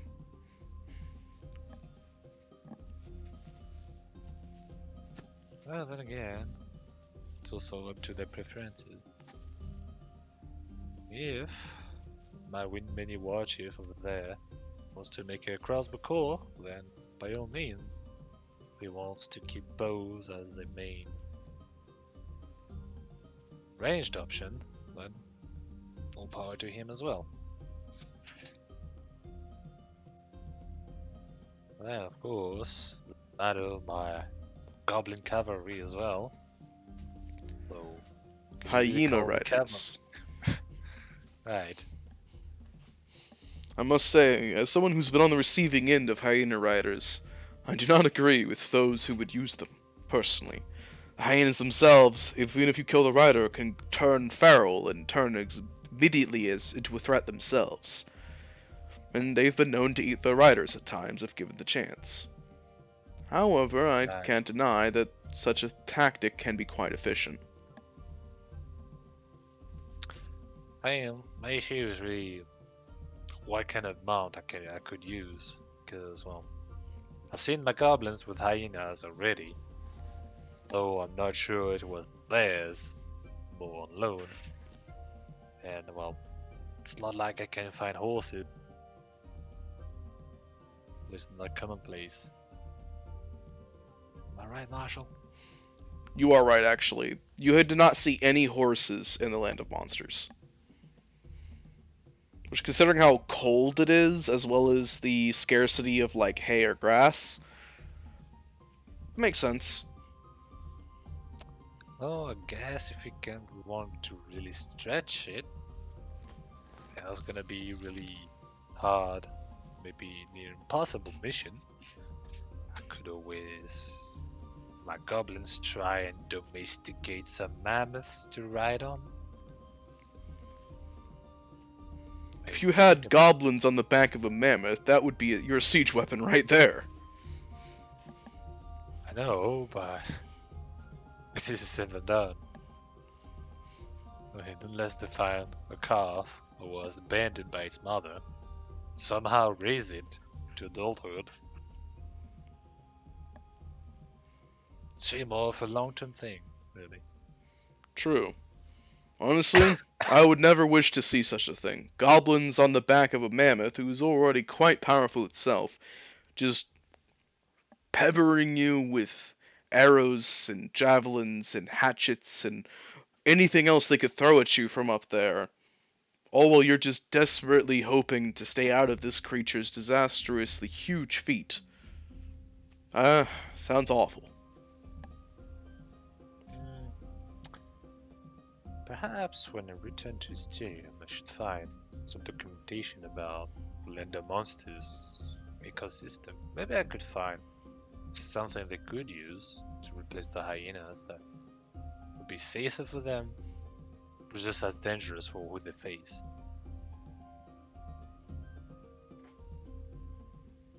Well, so somehow bring horses to them, breed them over there. I mean, Reynolds' climate is, in some parts, close to that of Land of Monsters, so could try. It's gonna be. From my time very limited in Land of Monsters, I can say that they have enough grass in some of the tundra areas to graze some horses. If you rotated where they graze at, you could properly manage the grass properly and perhaps allow them to eat a little more effectively. Though if you were to spend the money, you could purchase some hay from the Savage Lands or some grasses from there, and that would allow you to have a little more feed for them. Oh, I have a druid. I can just magic some grass for them too, if it comes down to it. True. That is always a possibility. The wonders of having a druid.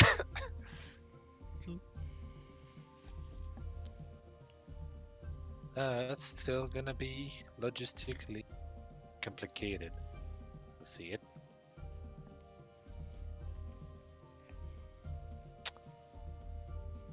Well, thankfully, I'm surrounded with people who knows the stuff, so I shouldn't worry too much for this sort of thing.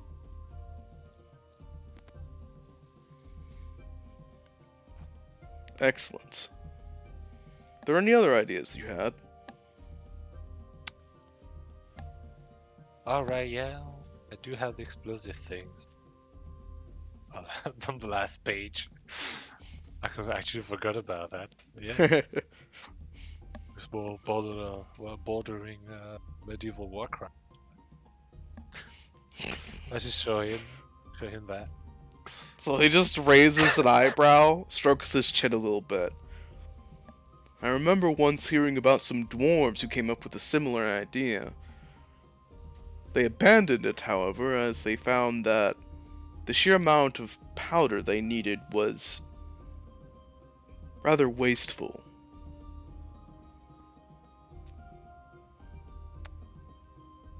I mean, my goblins really like that powder, and I don't even know where they're finding it. But every time I hear about them, I also hear explosions in the background, tales about them, or hell, even my own goblins a few days ago brought me a powder keg. I mean, I'm sure you've seen it already. I saw something of the like in the inn at one point. If Right. there's that many explosions happening, it would. I believe they might have found a deposit somewhere. That's very neat. That's very important. I'd recommend keeping that a little quieter if I were you. Black powder Right. deposits are quite rare. Usually you have to dig quite deep for them, and the harvesting of it can be quite treacherous. Indeed. Honestly, if I had more knowledge on that, I'd tell them to build fire around, make like the dwarves, but all I've ever worked on is maybe a few parts of a blunderbuss, not the whole thing. For how they work, is totally alien to me.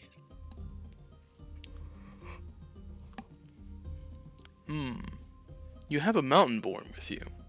Perhaps you can ask him for some aid in that effort. Mountain-borns practically invented the stuff. Well, there's that, and well, between you and me, I'll also have a goblin working in Asterium under a dwarf. Perhaps you can learn a thing or two from him, bring back to the tribe.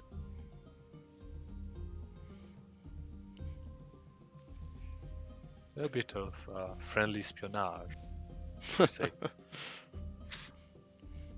In King's Landing, we also have a phrase. You're Oh. having. I believe it's. You're putting your fingers in multiple pies. I mean, I wasn't exactly sure how the future was going to be or going to shape up, so I covered my bases.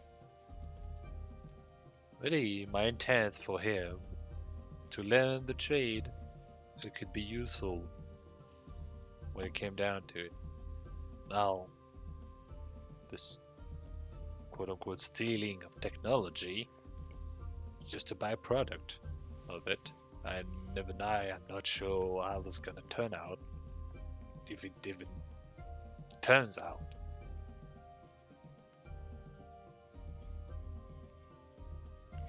I'm not chastising you for it. More praising, honestly.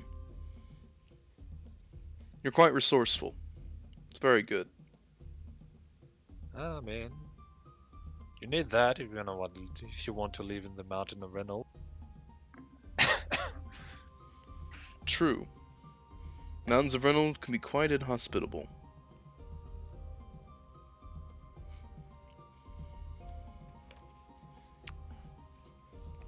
But I believe I got a good amount of insight out of you.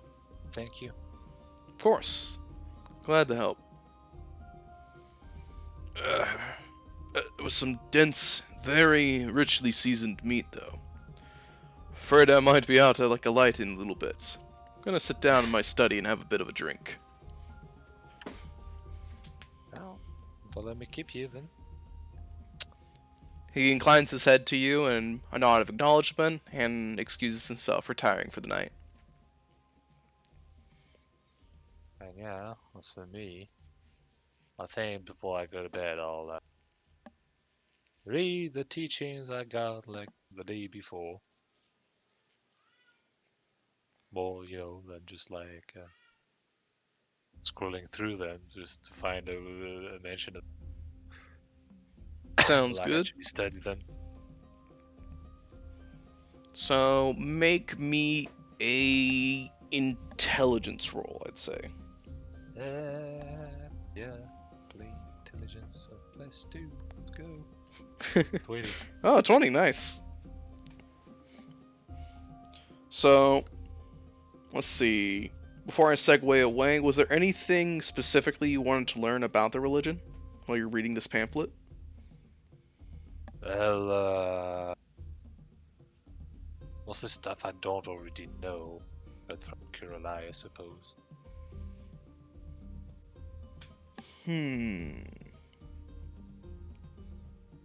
Actually, anything like... I don't know, I don't really have anything specific in mind, mostly like...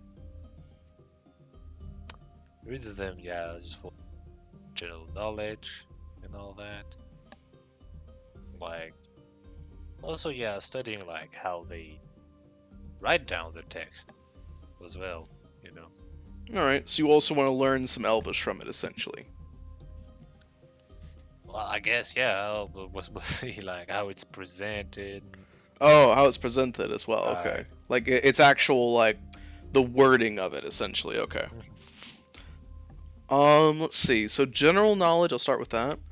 So general knowledge-wise, you can tell that in the pamphlet, it talks about how the followers of Sylviana essentially are... One of their core values is community. Essentially, to help each other and aid each other in any possible way they can without essentially putting yourself in debt for the other person, essentially. So if you have the means to help somebody who is far less off than you, then you should help them. But you shouldn't put yourself in a position of debt just for them, essentially. If someone's starving and you have plenty, give them some bread, give them some meat, send them on their way, kind of a thing. There's a lot of those sorts of teachings in the practices of Sylviana. You also see that the way it's worded is very easy to read and understand. It's very much like reading a lesson plan. They seem to put a lot of focus on morals more than like strict followings of life, essentially.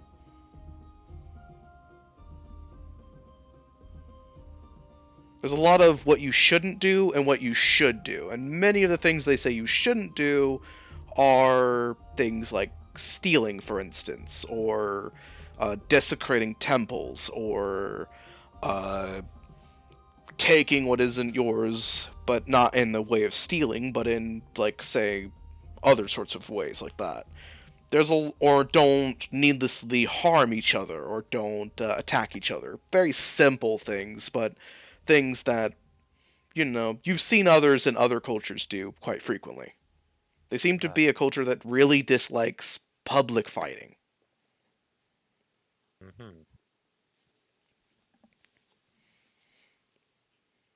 Let's see. The wording is also very, I would say very kind as well, essentially. Essentially, the religion is a very kind religion. They're actually very adverse to war. That is another thing in the text, is practicers of Sylviana are heavily discouraged from participating in any acts of war. So why are they at war with the King's Landing? Let's see. Practicers of Sylviana are also heavily encouraged that if war does break out, that practicers of Sylviana should choose, instead of participating in battles themselves, should serve as medics and aides off the front lines.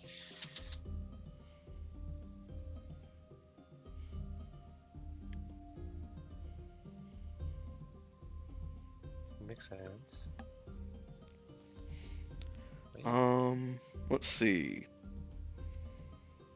Another thing I'll say with the 20 is that the religion of Sylviana is another interesting one, because they actually don't specify that one has to only follow Sylviana. as long as you follow her in your heart, essentially, if you have another deity that you wish to worship, essentially, Sylviana will allow it, so long as it's not a wicked or villainous deity or a deity that teaches the exact opposite of her beliefs. Yeah, as long as they can coexist, essentially. Exactly. Seems to be the main aspect of Sylviana's teachings: coexistence and kindness.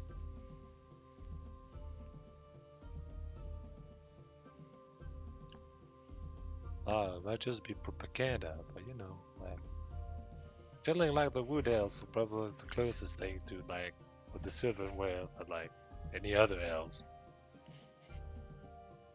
For shame. But, let's see. All about like, don't take too much for them myself. Like, oh shit. They take what they need, they give out.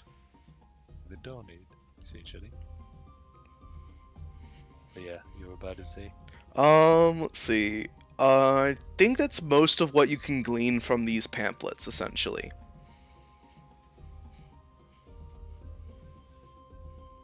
Oh man, looks like plenty good enough.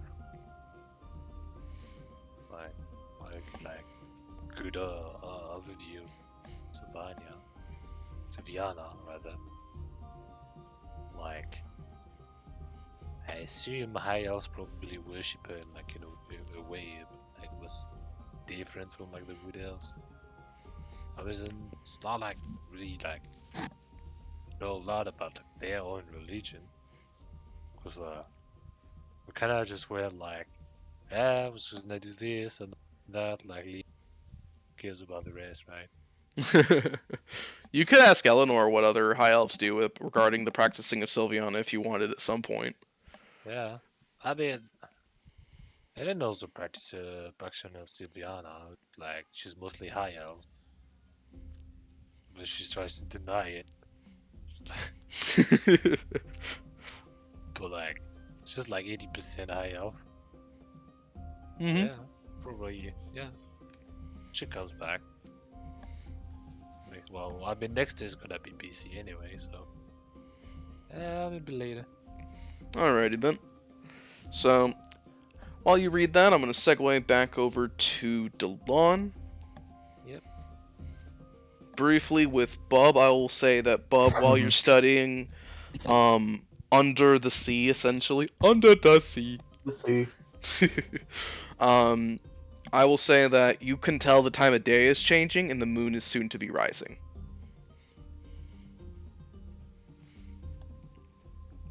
But back with Delon. Delon, as you leave the Bridge of Amor, you're heading your way over to Eleanor, correct? Yes. Alrighty. So you remember that she was gonna basically meet up at the beach of the lake, essentially. So you make your way over there, and when you arrive on time, essentially, for the other things to happen. You see that Eleanor is standing on the beach side, essentially. She has basically a paper in her hand that seems to have several questions to ask. Eladair is literally just sitting on the beach. She seems to just have her cloak is literally beneath her as she sits on it, and she's just relaxing, watching Eleanor, essentially. She doesn't seem to be that worried or anything.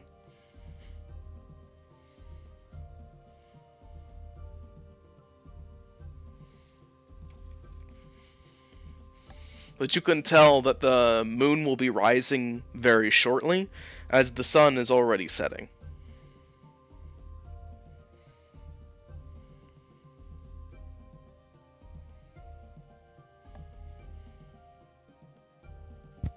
Delon will approach her, and both of them. Hail. See as Eladair looks up, gives you a wave. Hey, welcome. Eleanor gives a small little jump. Clearly she was muttering something to herself, turns around, holding the paper in her hands. Ah, Delon, Sorry, I was studying my questions. You have them ready. Good. You should be. Well, this Not is a every day very you get a chance to important this. moment. I get to ask personal questions of my ancestors. Need to make Let's sure see I have all here. the questions I have already prepared. Otherwise, I'll miss out. Delon's actually going to glance at her paper and see what she's got. What questions? As you look at over her shoulder at her paper, essentially, you see that she has she has several questions. So yeah, she has one which is essentially, which of the elves is most similar to the Sylvan people, essentially. Um, then there seems to be a question based off the answer, essentially, which is if based off the response, if they know and if they answer, ask for elaboration on why. If they don't know, give them details about each individual elven culture as much as she can, so they can compare. Um, she also has the question of essentially, uh, what what great treasure was housed within the temple.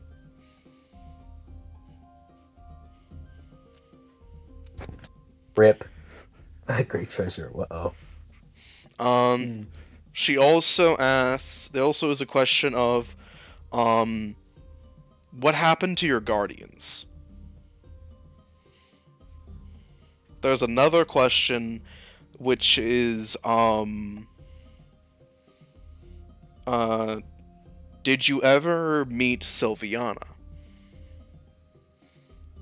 Followed by the last question of, let's see.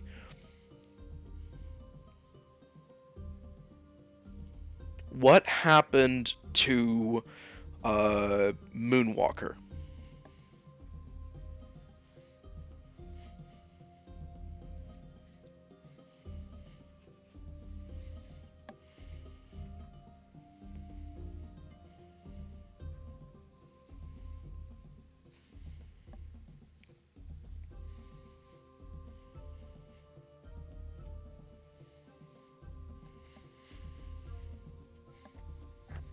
Delon nods to that and says, "You've been very thorough in your questioning." Well, I have several questions that have only ever been speculated upon, but I have the chance to ask for direct answers. And this Moonwalkers at the end. Not heard that before. Moonshaper. And what is that? Moonshaper was the first moon druid. Studies and tablets that we found buried deep within the lake have shown that there's multiple references to Moonshaper. It's very heavily implied that whoever they were an instrumental druid or shaman of some sort within the old temple. But outside of their name, we've had very little information about them, so I wanted to know more about them.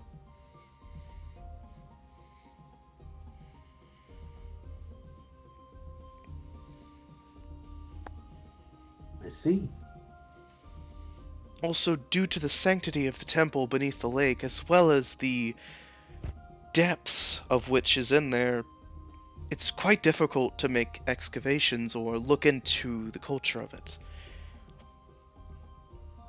We're not allowed to really delve deep into the temple, as that is akin to sacrilege or a taboo.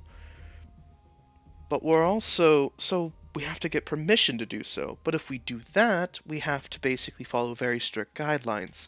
So any info we've gained has been very slow and tedious to gather.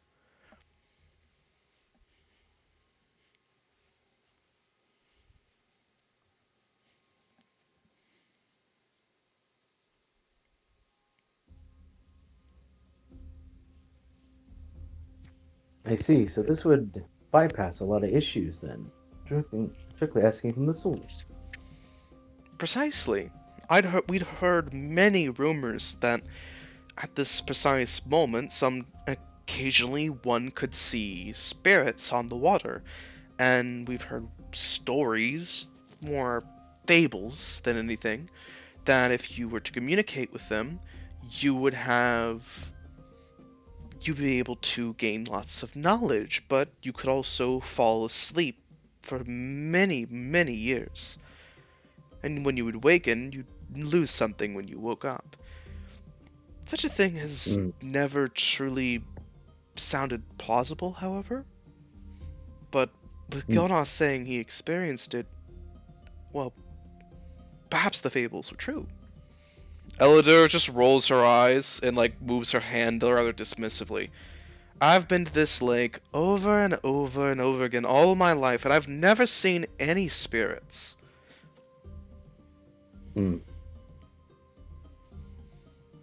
Yeah, the spirits of the old people are rumored to be around, always with us, but to physically manifest in the moonlight?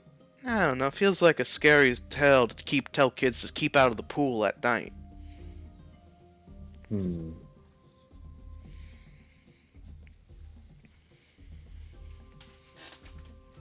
Delon will just say, very confidently, if Gilda said he saw it, then I believe him.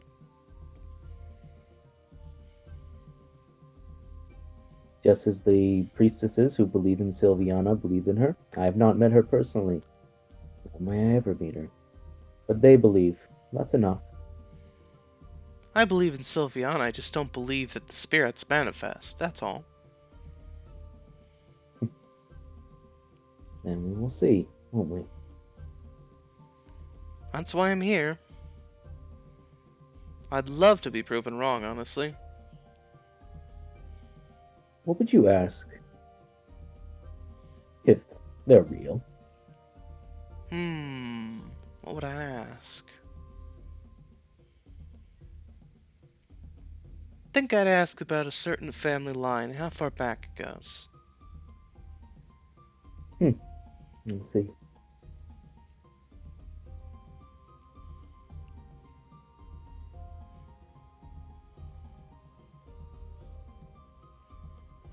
Let's see, Eleanor actually gives a look when Elidor says that. If you wish to roll insight, you could. I will. I'll roll insight. Why not? Oh my god, my rolls. It's okay. It's not just your day. It's just not your day. Yeah, it's alright. I'm not that bad. They're not. At least they haven't been all ones. They were all True. ones. I need way more No. bones. Would it be funny if nothing happened this night? I actually have a plan to what if something doesn't happen.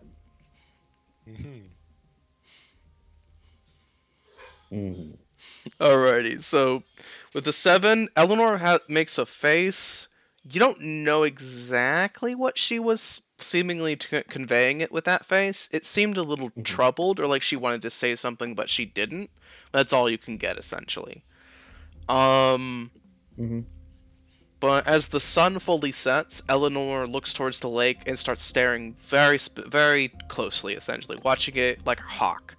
Her paper is a little crinkled in her hands, essentially, as she holds it. She's very obviously excited. Elidor simply rolls her eyes with a bit of a playful smile, but she doesn't say anything else. And Delon will just stand fairly relaxed, actually. Just taking it all in. Eleanor keeps staring. Any moment now. Moon's rising. This is exactly the time.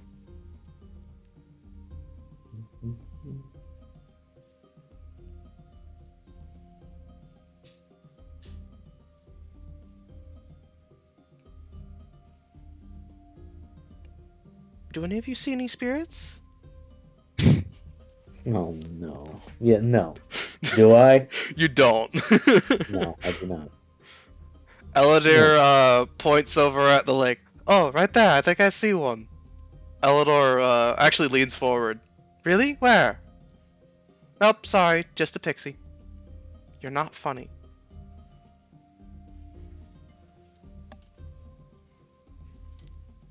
Elodie just kind of grunts and lays back on her blanket. One thinks on it. A few more minutes pass, and Eleanor kind of like her shoulders droop a little. She looks up at the moon and back down to the lake, and she just kind of tilts her head. I don't understand. We arrived at the same time. Gilnos said he did. The moon is in position. The lake is here. What was the phase of the moon last night? Well, let's see here. Oh, it was a full moon a bit ago. It wasn't a new moon or anything similar to that last night. It was waning, I believe. Then the moon cycle should still be same for a few more nights.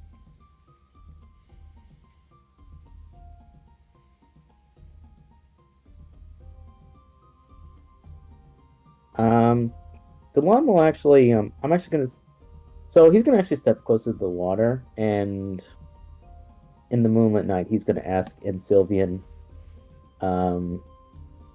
great Sylvian people, if you're out there, I seek question. One of yours seeks questions. Please answer. So the water just kind of ripples before you, but nothing happens.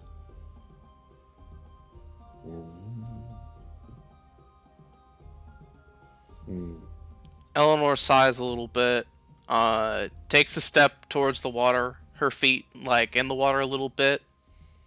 She looks even closer before frowning a little and just shrugging. Ah well, maybe it was just a fable. But Gildas was so sure.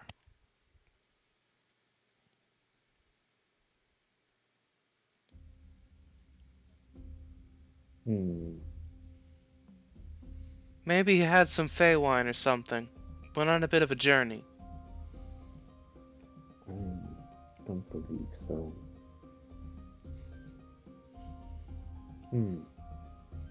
By the way, Bub, at this time I would say that you're probably getting close to you're like probably leaving the underwater temple. Okay. I would say you're also probably still in Roctopus form. Got it. Roctopus. It's perhaps full, like they're too shy to come out. But let's What's happening? My screen didn't load. So I asked in Sylvian. Oh, go ahead. No, I'm trying to think of what else I could do to coax it out.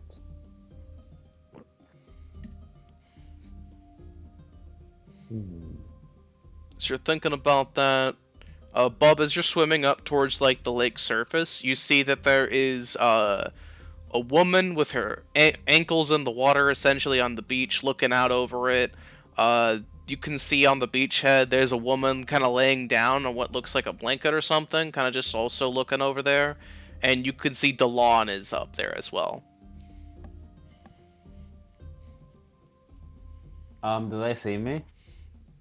No, but you're still in a Roctopus getting close to the water surface. I'm gonna very stealthily be underwater, and I'm gonna snoop and listen to them. Alrighty. Because Roctopus is very stealthy. Yeah, it is. It's a cool creature. I'm half surprised that Bub isn't like appearing dramatically to scare them. Well, we'll see if that's necessary. Camouflage, cool. I don't know how to. A 19 for 23. stealth. Okay. Oh yeah, it actually is 23 because advantage, right? He's fine. He's got a 23. I'm not gonna see that shit. I'm not gonna try. Eleanor So the Unperceptive will roll. 13. She can't see him.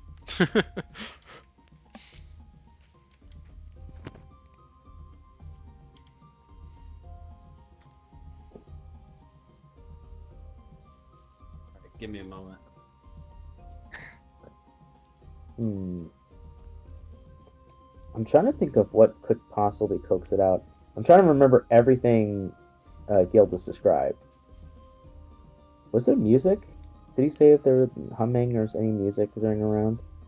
No, like essentially what happens that first it was like Mm-hmm. not on the beach proper, like more above it, like on the high ground. Then only when like something happened, like I came down. Also, like all the phase left. So, Okay, like, I'm back. not sure if this like used to have like phase around. Maybe it. Also, yeah, the sky was well around you should have been pitch black before the moon came out. Like Marshall made no mention of it, so I assume it Yeah, hasn't basically. happened. Yeah, it's basically not the same environment.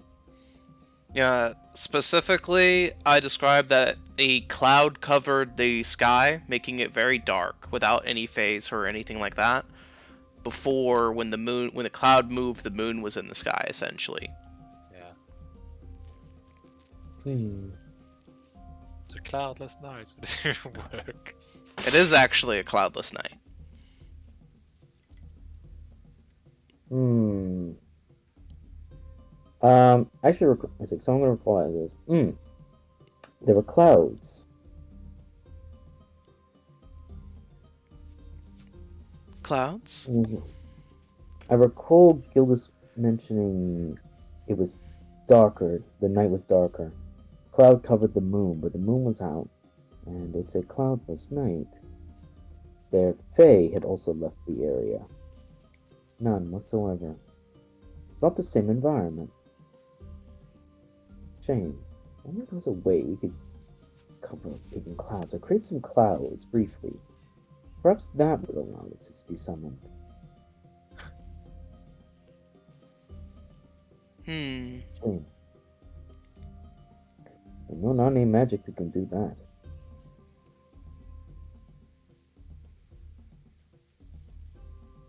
Just bring Genja, man. Just smoke that some cloud.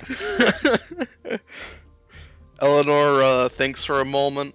I don't have any spells that could be useful for that. Even if I had Fog Cloud, I couldn't cast it to create a cloud in the sky. It wouldn't hang there very long.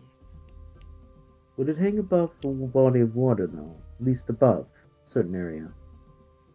Perhaps, if you placed it correctly, I suppose. Want to give it a try? Well, I don't know the spell for that. Jane. If only there was a kobold in the water that could use cold lightning to like actually create clouds above the lake. Well, I can't do that in my octopus form. You could literally just get out of it and be like, hey guys! Heard you needed clouds. Bub just rises out of the lake, full octopus arms waggling all over, scares everyone, and then just goes onto the beach and just turns into himself. Hi guys. Yeah, let's do that. That'd be funny.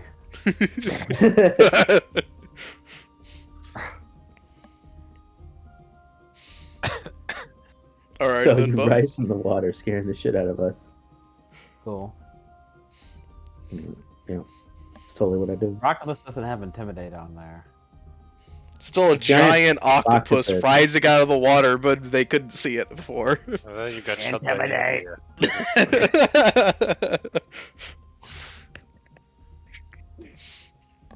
So, Bub, you rise out of the water, somewhat threateningly.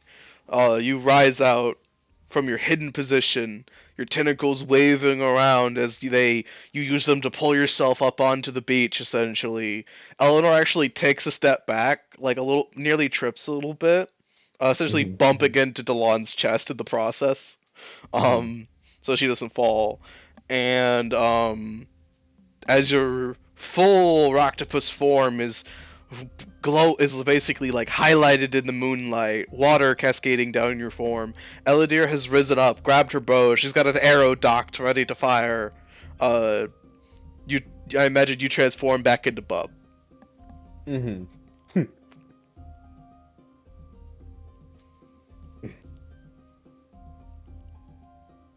Bob? Hello. What was that for? Eladir, go ahead. Grand entrance. Eladir lowers her bow a bit, sighs, and like places the arrow like on her shoulder, essentially, just laying the arrow on her shoulder.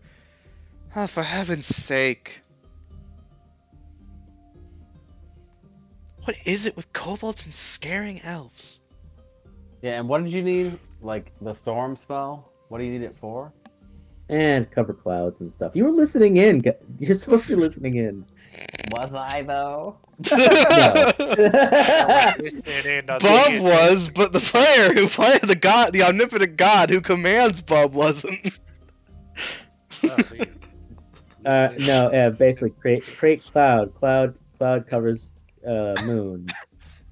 Gildas explained. So I could try to do that. I just need to double check to see, do I have to call lightning with it? No. Essential. I believe with Call Lightning, it creates a cloud, I believe, and you would have to strike it down. Yeah. Storm cloud appears. No, I can use. Okay, I don't have to. Okay. I was afraid it would just keep casting lightning automatically, but okay. So yeah, so I'm gonna cast Call Lightning over the moon. Alrighty. So as you do so, a storm cloud appears over the water's surface, obscuring the moon from view. You see the fairies in the area actually stop what they're doing, and suddenly they scatter.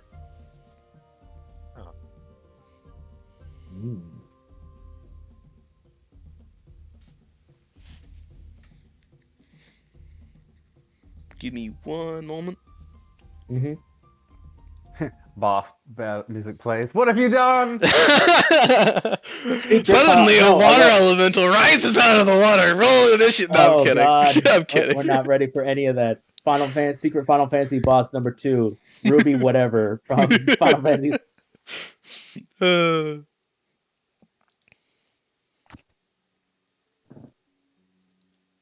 Giant house from Final Fantasy 7 would like to fight you. So you'll see as right after the fairies leave, essentially, the water's surface turns. The water surface becomes very still, and when the moon shines through the storm cloud, essentially, as it rises a little further in the sky, the water surface turns mirror-like, almost looking like silver. Like it's stiff, like you could walk on it. And as you all feel a little dizzy, and in the darkness, when the moon shines down again, Bub, Eleanor, Delon, all of you can see that looks like there's a large temple atop the water's surface, and you can see translucent figures essentially walking about their daily lives. They seem content. They also don't seem to be bothered by anything. They seem completely at ease, like they didn't just materialize out of nowhere.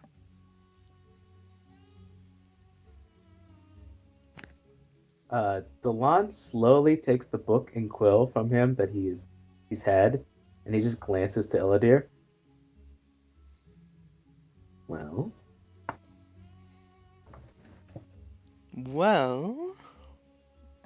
maybe there was something here after all. Eleanor is just staring with her jaw open, essentially. Marvelous. Look at the temple. It's so much different than the artist renditions. Better sketch it before you forget.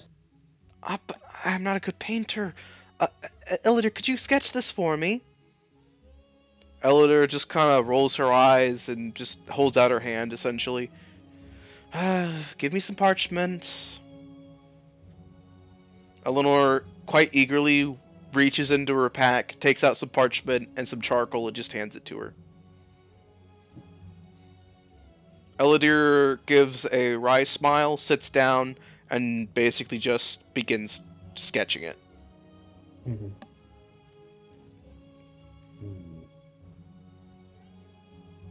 When I'm basically certain that basically it's been sketched, Delon's gonna see if there's anyone of note that he maybe can grab the attention of.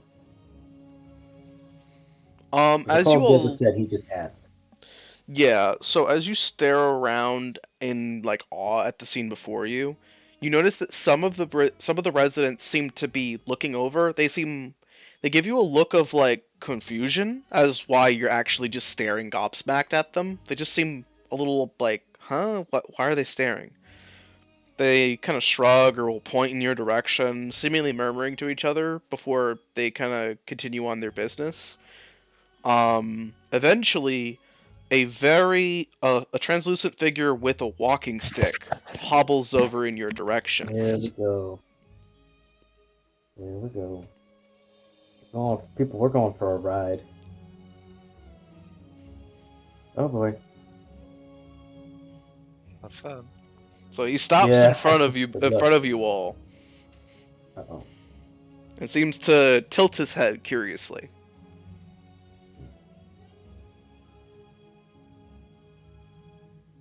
Delon will say in Sylvian, hello. The figure seems to like change his posture a little bit and inclines his head afterwards, very politely.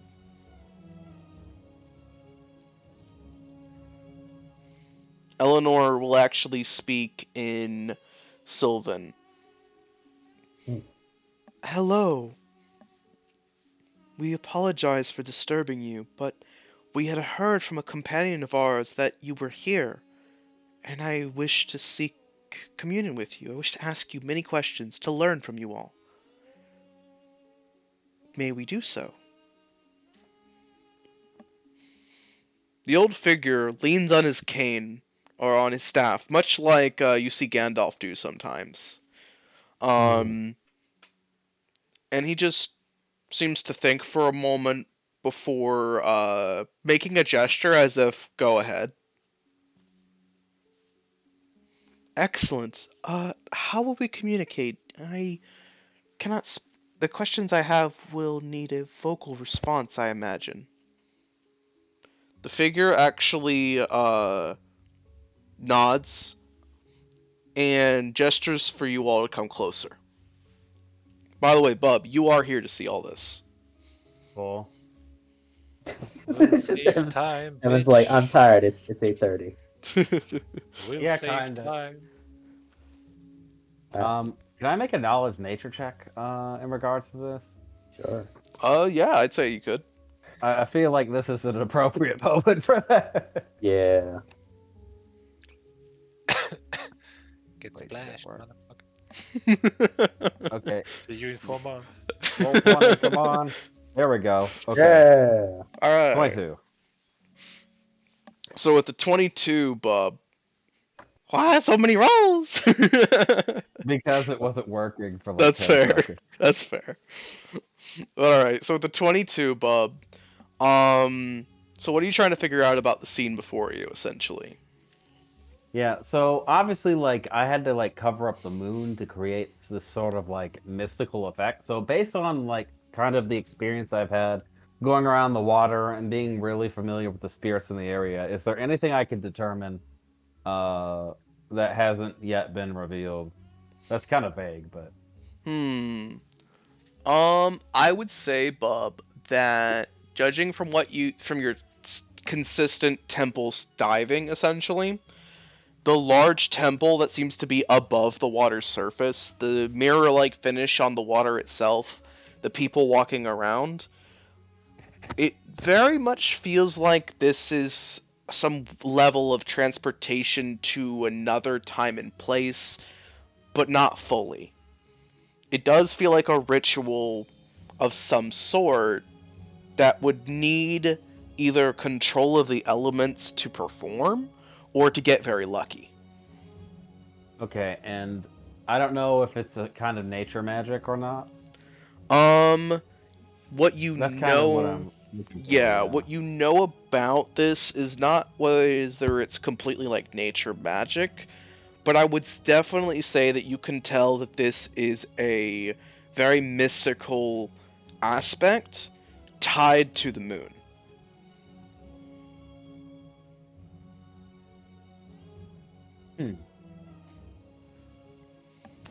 Therefore, you're a moon druid. You should have a bonus to this. Yeah, so essentially, this thing that has just happened is very likely tied to the water's surface, what is beneath the water, and the moon, essentially.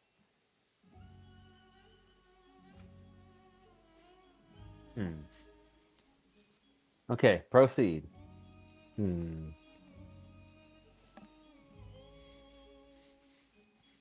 So with all that, does the party gather around, essentially? Yeah, why not? Alrighty. Stalon steps forward, Eleanor remains where she is, Bub steps forward, I imagine?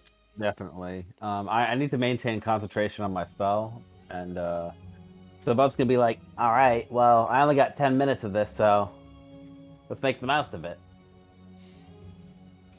The old man nods. Eladir actually voices up, I'll remain here in case anything happens. What's your question? My question?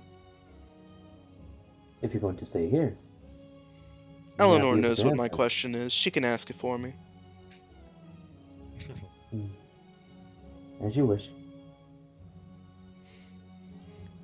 So, right after that, the old man raises his hand up and gives a flick of his wrist as drops of water splash on all three of your foreheads. Make me a wisdom save! Oh no. Oh no. See you in Oh 4 years. no. Dude, if he gets taken out, that would be really bad. If it was me, I'd have a backup character. Well, see you in 5 years. Well, Eleanor did not make that wisdom. Not Eleanor. She's the whole reason we're on this freaking. Yeah, I know. This fucking sucks. Wisdom saves. Wisdom saves. You want one from me too? Yup. Okay. Wisdom. 23. Bastard. Alright, I'm a druid. That's like the one save I'm good at. Okay, I'll go on the mirror wave just to fill the It's like you're. Aww. Freaking Flexus is like, fuck you, plot. I am sad. Why are you sad? I wanted you to fail. You wanted me to fail. One of us already failed. She enfiared so she doesn't. It's a 68 actually, it's not a 68. Nah, she failed essentially. So I'm gonna fall asleep basically. So you all feel a drowsiness come over you, a heavy drowsiness. Like you're just immediately gonna fall asleep. But with kind of like a blinking of your eyes, Delon and Bub, as you blink your eyes, clearing yourself of this hazy drowsiness that's overcome you, in the same blink, you see as the rest of the world seems to fall away from you. You're still on the beach side. You don't see Eleanor or Eladir anywhere. However, you do see that the water's surface now looks like a actual marble street. You see that there's several very tall, very scrawny, but very very pointy-eared elves, essentially, like long pointy ears that go way past their heads, are walking around what looks like a bit of a temple or a temple city. There's a large temple behind them. The old man, leaning, the man before you is a very old, he's a very, very old elf here. He has a long beard, very bushy, pointy eyebrows that point and curl at the ends, and he's just leaning on his staff, essentially.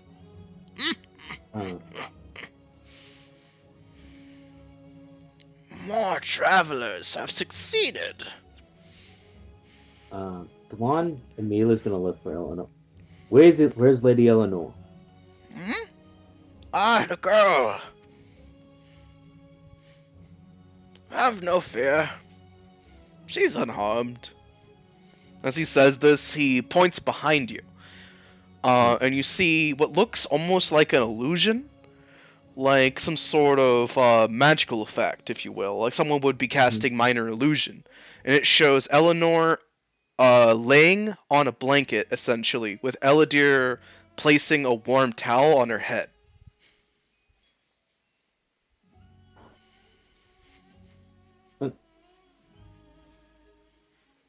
What? She cannot see us then. And Delon attempts. I'm assuming he just like hands goes right through. Yeah, your hand goes completely through it, unfettered, essentially, or nothing, having no plausible effect there. I assure you, she'll be quite fine. Out of all of us, she would have wanted to have seen you in person.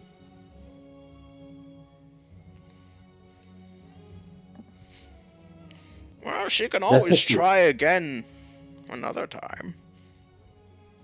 There may be no other time. Time is a precious thing. Well, we're not going anywhere. No, it is not you, old one. It may be us. She's got many years left in her. Are you still speaking Sylvan, just to be clear? Oh, by the way, for full clarity, all of you are speaking Sylvan. Even if you try to speak a different language. What? Yup. Nani?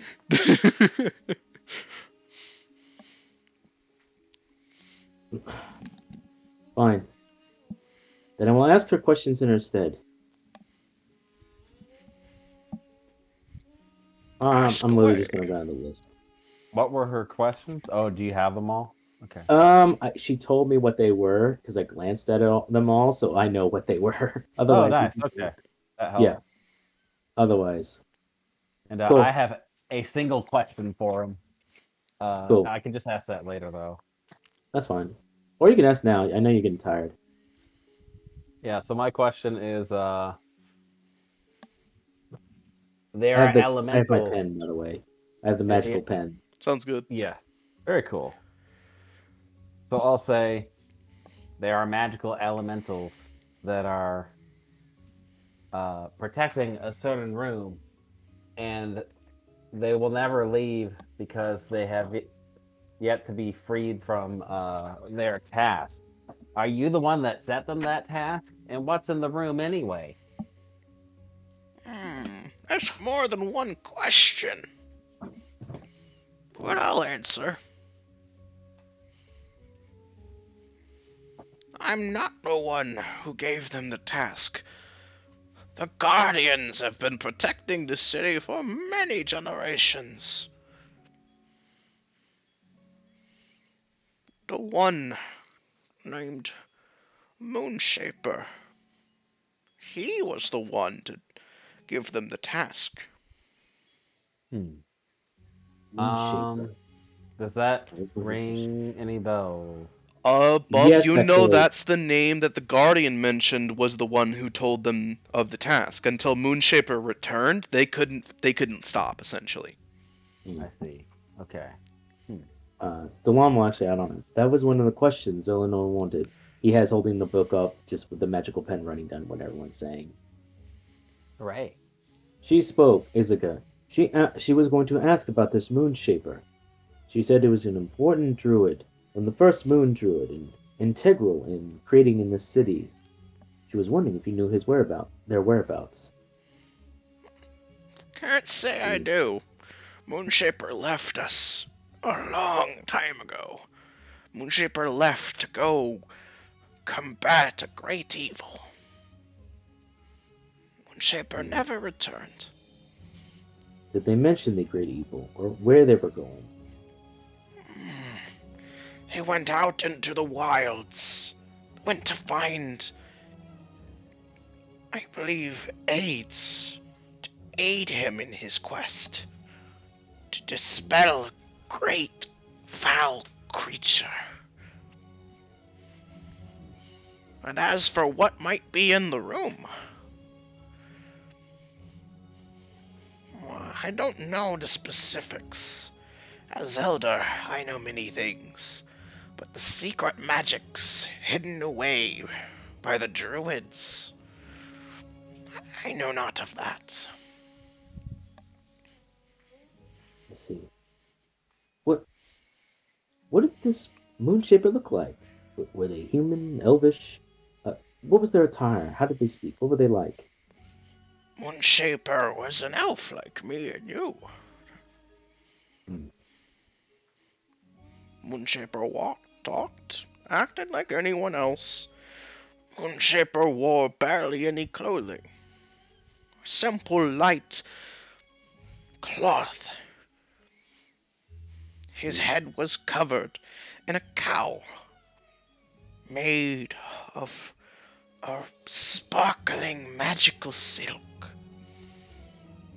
His staff had a gem atop it, a gift gifted to him by the moon.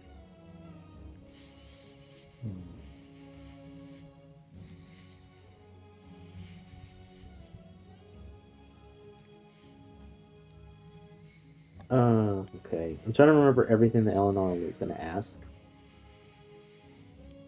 Was that everything she wanted to know about Moonshaper? Essentially, she wanted to know if they knew. She wanted to know, if they knew where he went, if they did know of him, what was his connection to the city, how important was he to the city, to the temple city itself. Which you've asked, all of those, I believe. I'll ask that questions then. How important was he to the city then, and what was his connection? He was very important. Our manor de facto druid. Spiritual and magical leader.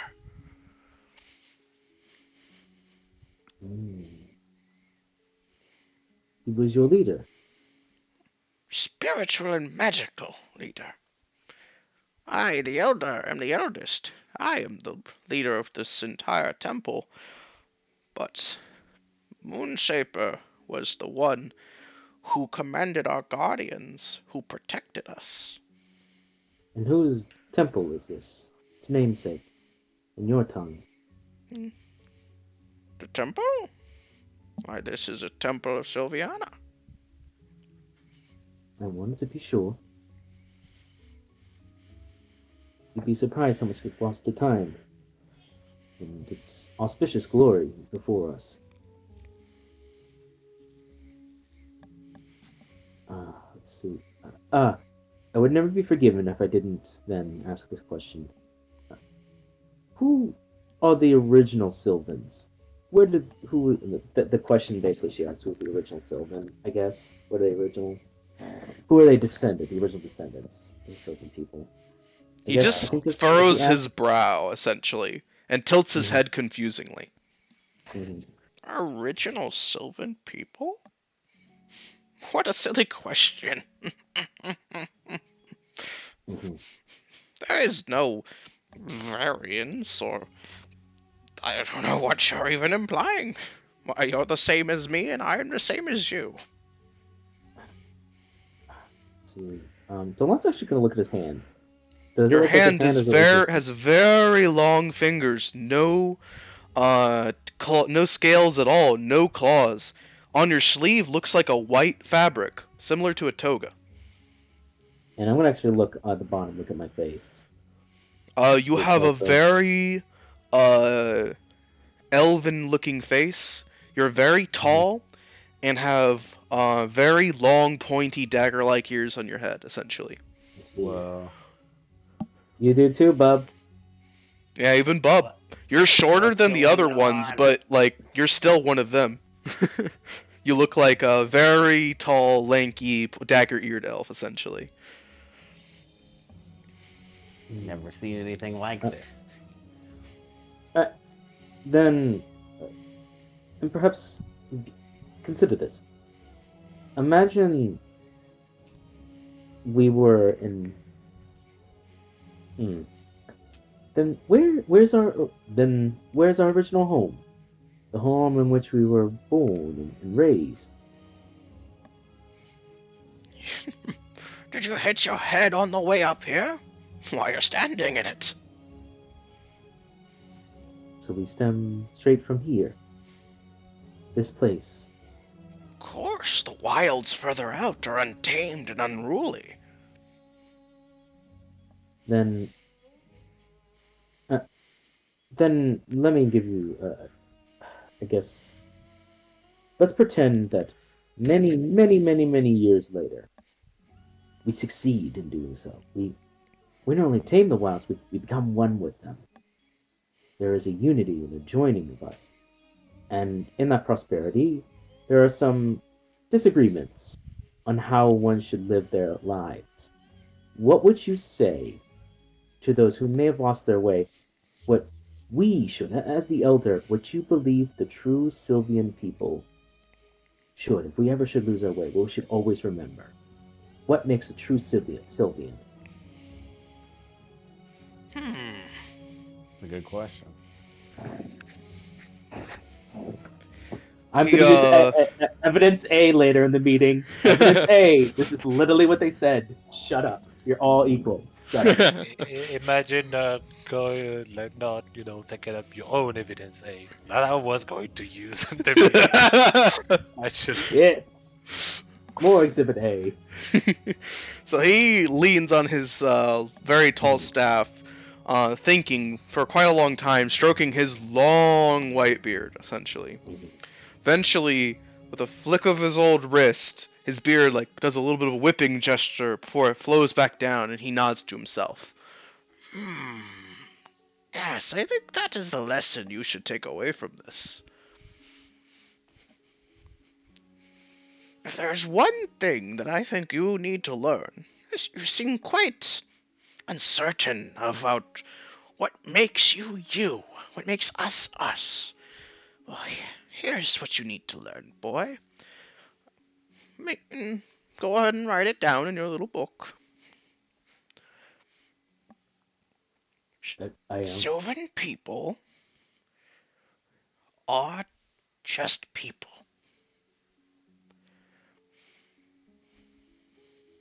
We're magical.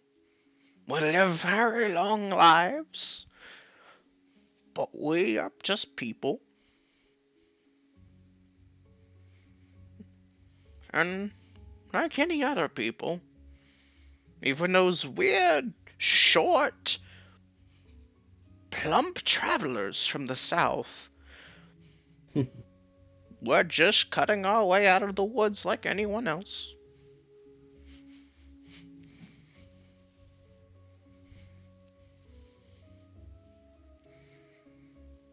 So says you, the great elder of the Sylvian people. Yes. We're just all living on this realm, gifted to us. So there is no one way to live one's life to balance nature. Just living it. Balance nature. While I may not be a druid, and that's not really my realm of expertise, but nature seems to figure itself out. If you went out in the woods and you kicked up a hornet's nest, the hornets come around and puncture you full of venom, and then they make another hornet's nest, bigger, stronger, with more hornets in it. Hmm. I'd say nature's got everything well under control. But I'm not a druid, so I wouldn't know. What other questions that Eleanor was going to ask? Let's see. So there I was the thought I bit did the best I about could to try to get the answer of the because there he doesn't even recognize any of the others. He's like, what? Other Sylvian people? What are you crazy? I believe Yeah, she go ahead. wanted to ask about Sylviana to Hmm. the elder. yes. Okay, I'll ask about that, Sylviana. The question about that. I don't remember exactly what it is. It was essentially something about did they ever meet Sylviana, and Yeah, that was it. do they know of her essentially? Okay. Then with your great wisdom, remind me, have we met Sylviana in person? And do she know of us? And basically what you mentioned, the question. He narrows his eyes at you and like licks his lips where you can see he doesn't have any teeth, as if he's just like chewing on his lip a little bit, like in mild frustration. And then he just like hawks a thumb over his shoulder at the temple behind him. You're one of those youngsters that hasn't been going to the temple, aren't you? That explains a lot. Don't skip temple day. Hear that, little one? And he points to you, bub. Don't skip temple day. You end up ignorant, like him up here. But it's my job as the elder to tell you all. Of course we've seen Sylviana. Without her, we wouldn't have this temple itself. Without her, we wouldn't have the barriers outside to keep the creatures, the most powerful ones, out. Who would have taught Moonshaper if not Sylviana? I see. Then, if we went to the temple over there, would we meet Sylviana? I don't know if she'd have time for you, but I'd say go ahead and head on to the temple. Bob, would you like to meet Sylviana?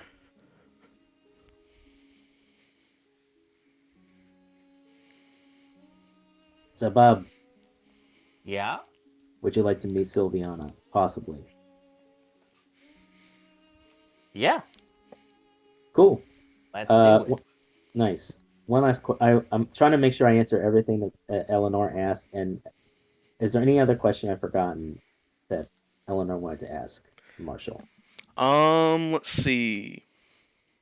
So there was the importance of Sylviana to them. There was if they knew what happened to Moonshaper. Let's see. Does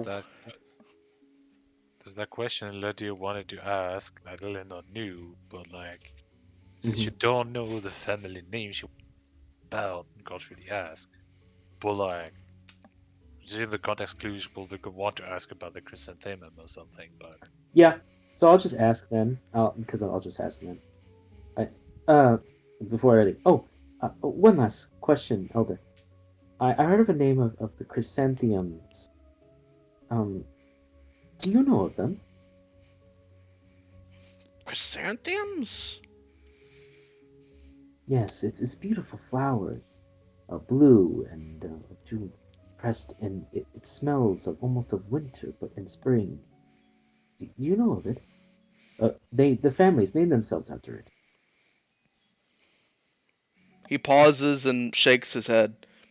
I hope I I met the have. description fairly well. You did a good job. He pauses and just shakes his head. Can't say I have.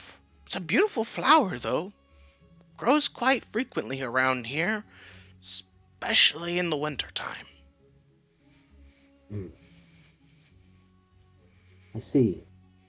I was Excellent just for curious. medicine.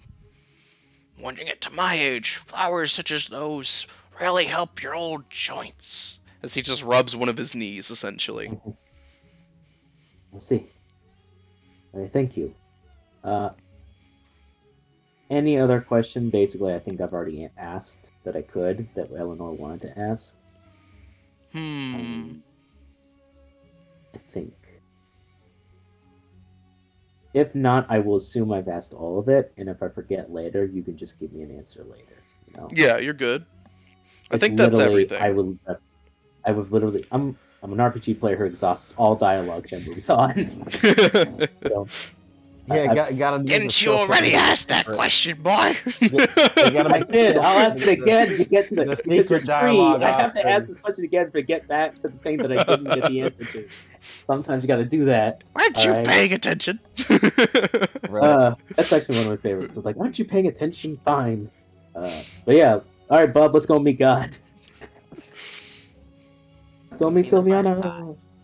Alright, so, Okay. Bub, you begin wandering through the streets with Delon. As you make your Mhm. way closer towards the temple, I'm also trying to sketch as much as I can now of the temple and its place. I will literally roll as many rolls as it takes if you want me to try and sketch as quickly as I'm yeah, describing. make me a, let's see, I'd say Performance? performance check for that. Guidance. Thank you. Okay. That's a 15. I'm also have a D6 that I have not rolled, so a D6 as well. 5! So that's Oh, an damn. 18. Okay. That's an 18. Cool. Mm-hmm. So you do a great job sketching it as you're going, essentially. Mm-hmm. Let's see. As you get closer towards the temple, you Mhm. actually both begin to feel a divine radiance on the temple grounds.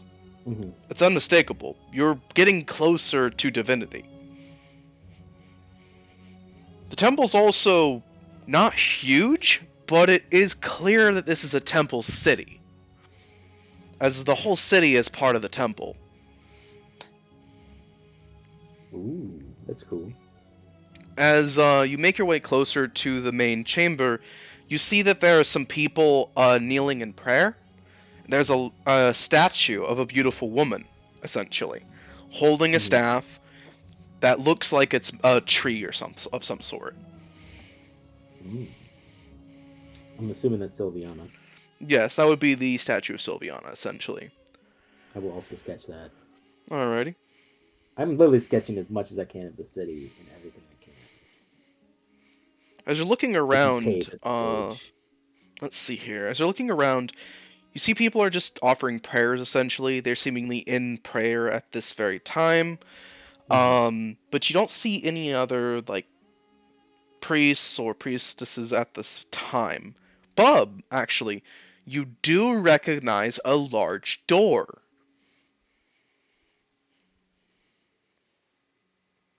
Is it the same door? It looks like the same door. Nothing's guarding it, however. Gotta get behind that door. Gotta go, Bub. Gotta go fast. Gotta go fast. So do you approach that big door? Definitely. Alright, so you approach the big door. And as you do so, you find that it is a large double door, essentially, with a symbol that looks like a moon with a tree inside of it on the door. Essentially, half of it's on one door and half of it's on the other, essentially. So when the two doors are closed, it makes a full image. Interesting.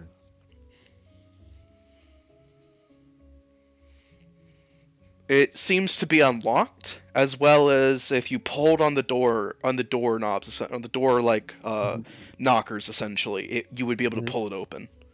Cool. All right, I do so. All right, so you pull it open. It makes kind of like a loud, like ta-dum noise as you do so. Yeah. You hear a voice from further in the temple. Who goes there? I guess I'm right outside. Emissary to the Blue Dragon. Cease this at once!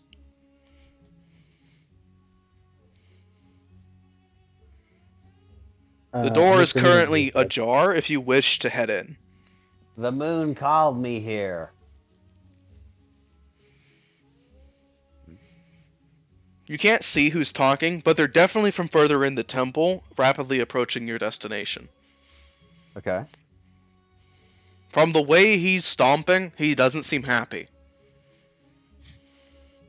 All right. Like, can I see anything on the inside? Like, On the inside of the room, it is filled with a garden sanctuary, Bob.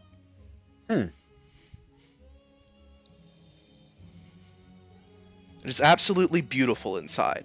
You also feel the presence of divinity inside. all right. Here's my chance. So while he's running towards me, I'm gonna try to like communicate with that divinity.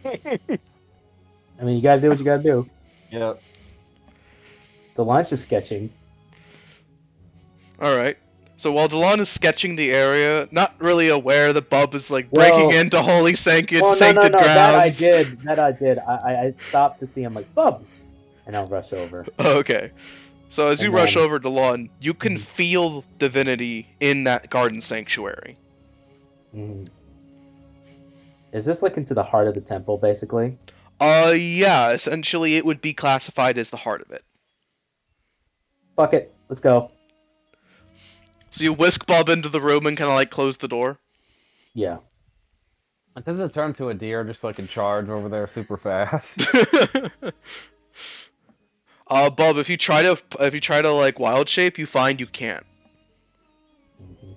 Oh boy. This Okay, is but gonna I'm be still one gonna of try the- to communicate with the room. Mhm. All Using right, Druidic. And I'm going to try and sketch this beautiful garden inside of there, whatever. sounds Impale good. in it. I'll roll another performance because I know this is gonna be balls hard. Go ahead. Guidance. Crit! Very nice. So Now I you have perfectly inspiration. sketched this area, essentially. Mhm. Let's see. When you finish sketching it, Delon, the portrait that you've sketched almost seems alive on the paper. Whoa. Cool. Let's see. For Bub, how do you wish to try to communicate with the divinity in this room?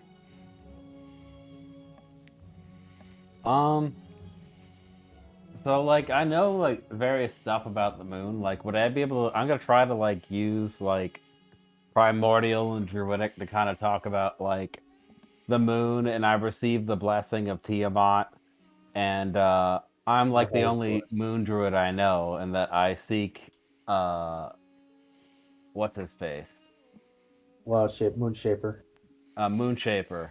Yep. That's specifically what I wanna go do. Alright, so you speak in like a combination, a bit of a hodgepodge of druidic and primordial, and you basically say who you are, what your position is, and that you're looking for Moonshaper. Yeah. Give me one moment. I have to embark on my mystic path.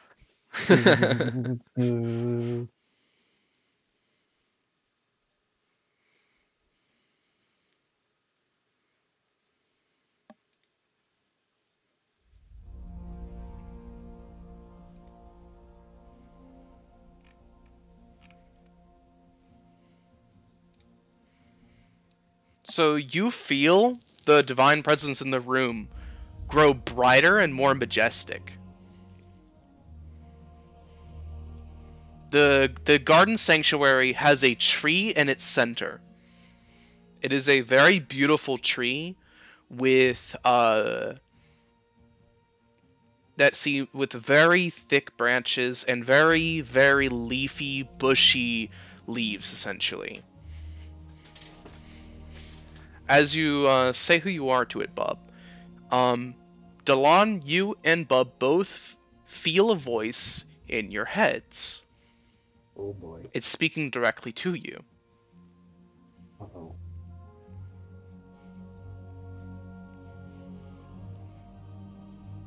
You speak of Tiamat, as well as the moon goddess. You are in neither of their presences, You are stepping upon sancted ground.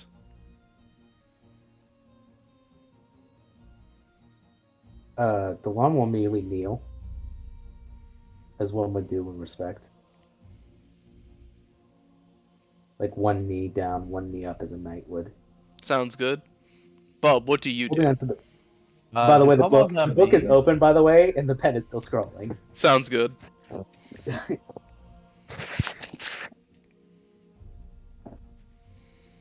Giving respect. So Okay, what do you Bub do, thinks Bub? about it. It says,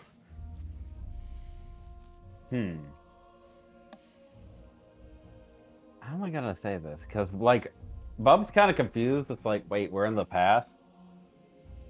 We're like in a time capsule containment field, basically. By basically divine magic, time has halted and these people are safe. I imagine, Evan, you don't know anything about Superman comics, but there's a tiny little city where Kryptonians exist and they're all okay, and it's basically a mini city of Krypton. Okay, in a tiny little thing. That's cool. So yeah, so Superman actually has like a people of his that shrunk themselves down to like a Thanazone thing to save themselves. So technically, the Kryptonian people still live, just they can't be unshrunk. So basically, the true Sylvan people have been saved by divine magics, but time and space do not affect them. Assumably, presumably. Yeah, so Bub's gonna say, then with whom do I speak?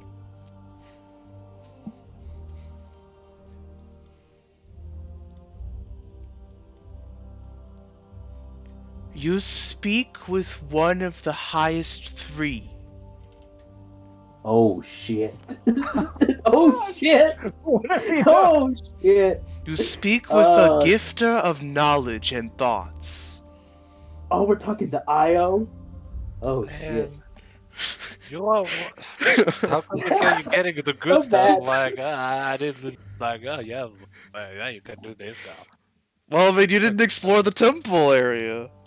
I do. Like the city in the past, I was in the city in the present. It's like the way The the the elder whole talked. city was in the Like, past, though. yeah, but like the way the elder talked was different. Like when I was talking to him, like the way they talked to, well, whatever. Yeah, so Bub's gonna like start Can we just sweating and bring like Rem in? basically face This plant seems in important enough that frustration. this would be to important Io. enough that I would easily bring Rem in, even if he's like doing other shit. The Obviously, funny thing is this is one of the highest deities. Do you wish to Yeah. ask of someone? Ask for essentially a favor.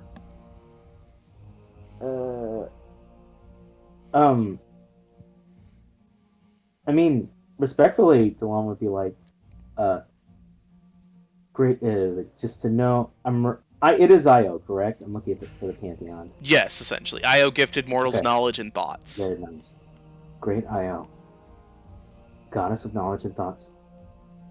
Thank you for your blessing upon us in your speech. Another one of us visited. Another one. Sir Gildas of Renault. He was here and he visited, but I did not think he could come. As does Lady Eleanor and the rest of our party. Could they possibly given a chance to speak with you as we are in your presence?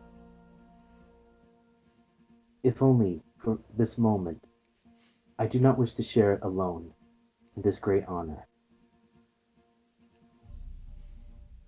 The glow in the room grows warmer, and you can't help but feel a presence is thinking.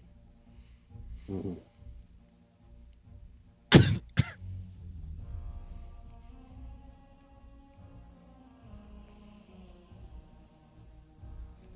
Your gift has been granted.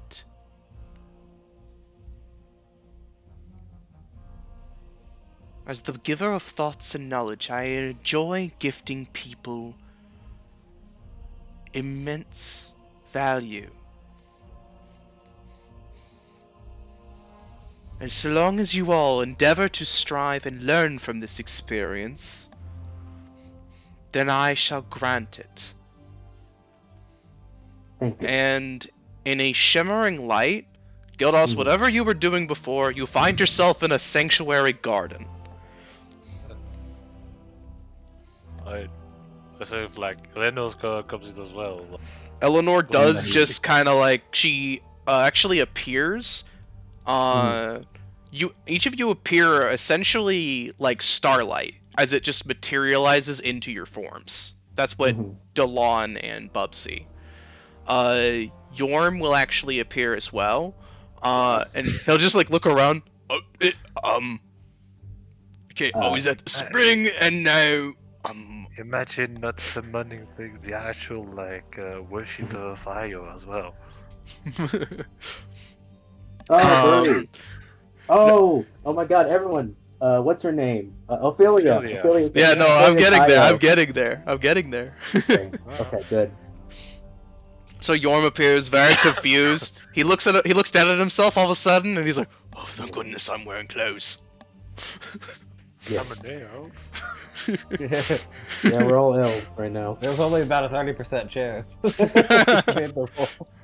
No, he's a dwarf. It cannot be changed by time or space or of an engineering. Shortly after Yorm appears, you see as a cloaked figure appears with a very pointy hat, but you can't seem to make them out very well. Mm. She seems to look around and blink. Her form is actually very shadowy, as if incomplete. Mm. But she actually makes the gesture like she would be closing a book, looks around. You see the eyes under the hood and under the hat widen, and a voice speaks out to you all. Have I returned?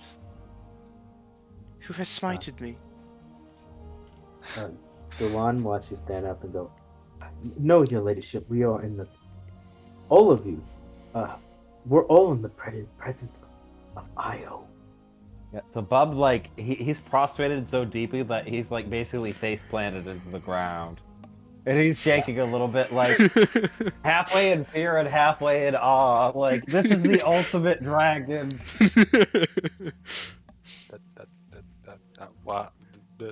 What? It's just like it just kneels down.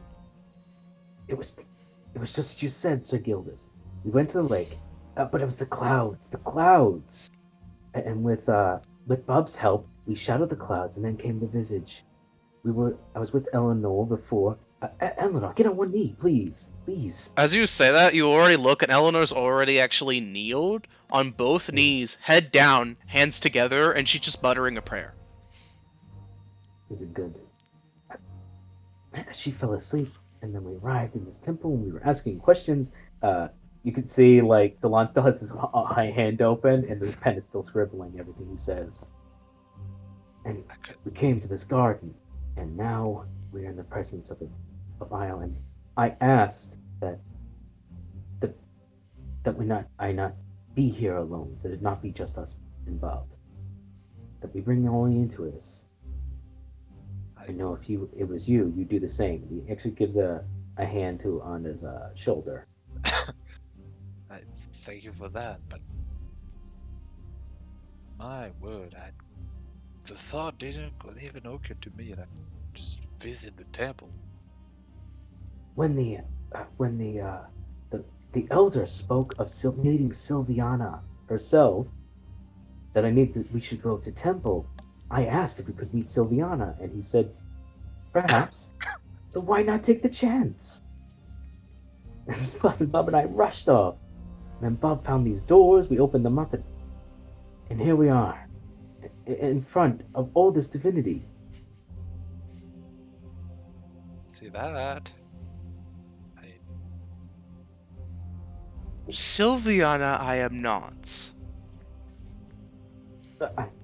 I meant no disrespect, great goddess Io. None whatsoever. That is what the elders spoke of. You can't help but feel like the presence is just smiling at you, as if just amused at you're assuming placation essentially. There's no anger or malevolence in her presence. It's just a smile, as if waiting for you to finish. It is an honor, I'm sure, all of us to be in your presence. And though I wish to speak with Sylviana, I am humbled to speak with you as well.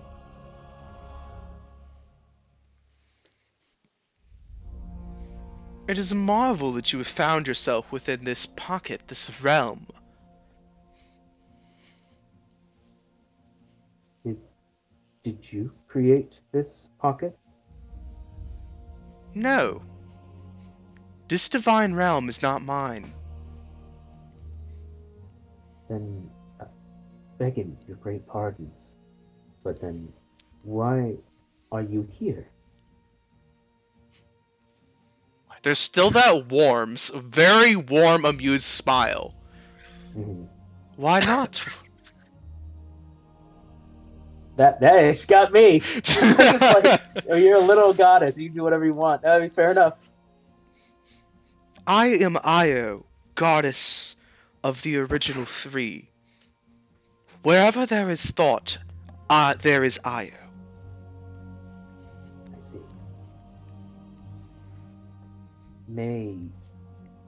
At this point, Delon will actually begin to stand a bit. Then, with old great humble askings, we do have many questions, and he glances to everyone. Perhaps we may ask of you some questions. You may ask away,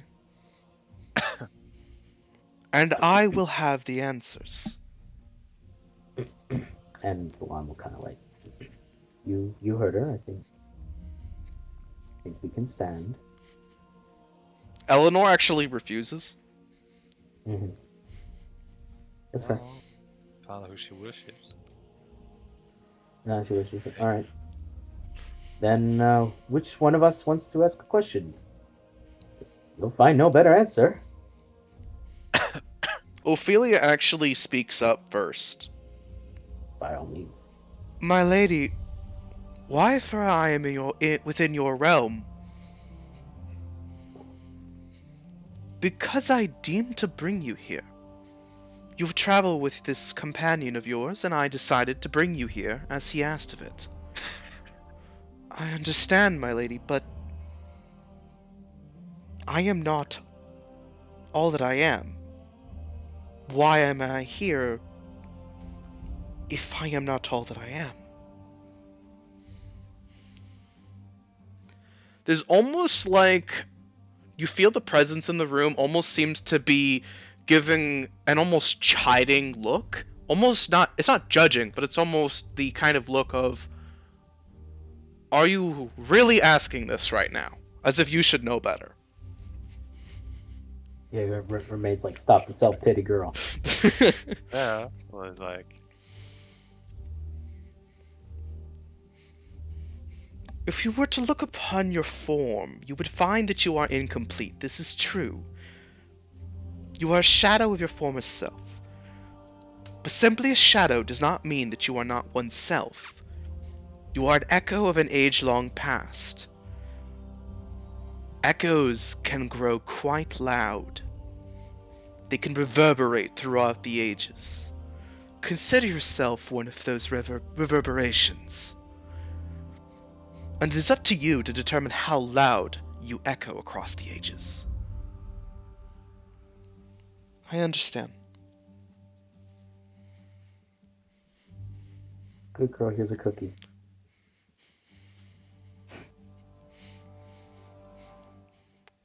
Io speaks again. Now who is next?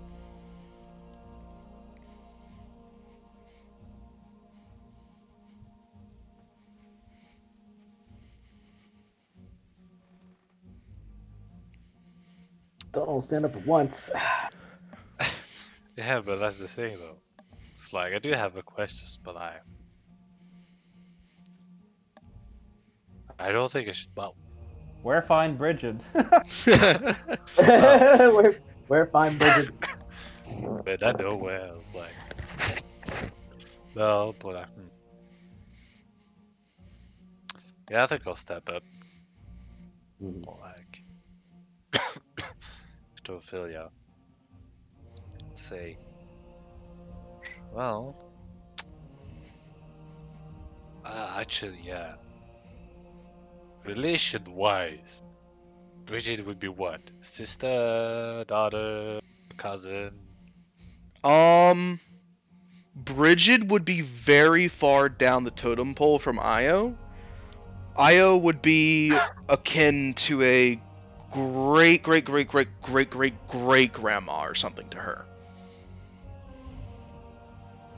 I see. So I was just saying, well, I,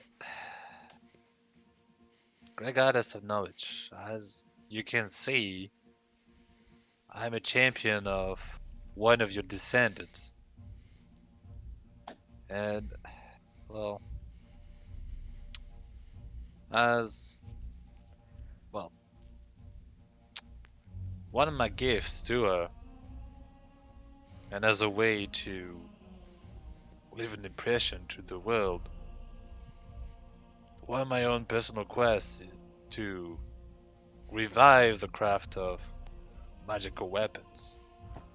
However, in our time, the knowledge of it is all but gone. Holy weapons. Magic holy weapons. Right. Stop it, voice in my head. I'm just trying to help. And so, given your domains, I wanted to know what should I do to revive the craft? Where should I begin to look? Essentially, well, what can you tell me? Well, be it, well, magical weapons, holy weapons, or even spell weaving. All of those are just lost to us.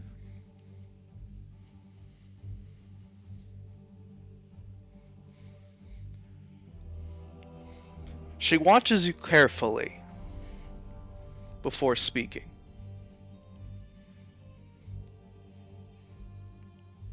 Such knowledges have been lost for many times. They've been lost again and again, and refound again and again. Those knowledges are never truly gone. They're simply awaiting, buried, ready to be rediscovered. As for where you can look, there are many places you could look for them. But if you wish for my personal recommendations, I recommend finding a craftsman. One by the name of Soulhammer. History slash roll check. If I could glean anything other than that, You could actually roll either religion or history. I mean, both checks are the same anyway. So, I mean, we're in presence of the goddess. Religion. Alright, religion, 21. So with a religion check, you actually get slightly different knowledge based off a history one with this. Religion-wise, Soulhammer is a family line, named after a mighty paladin of... Give me one moment. Of Yore. A paladin of Yore named Soulhammer. That was his surname. That was his first name, essentially. Eventually, his descendants decided to take his first name as their surname. And every single member of their family are paladins of Yore. They're actually a very, very old and very prestigious family. Notably, There aren't that many of them around at this current time, but there are a few. Notably, there is a very old dwarven paladin of yore, who is a master forgeman who used to be King's Landing's premier forge master. He crafted all of the Templar's gear for over 100 years. He has since retired and has not been seen for many years. There is also a younger man, though he is a paladin, he is quite younger than his superior. It's unlikely he would have the knowledge. That's where you're wrong, kiddo.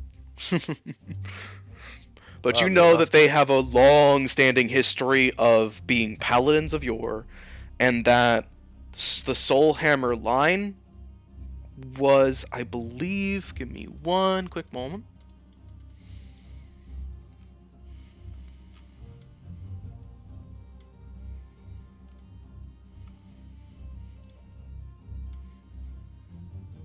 I hate that it opens character sheet instead of bio and info first. Pisses me off. Yeah, I noticed that earlier. Like they changed. It's Like, pissing me off, right. personally. Yeah.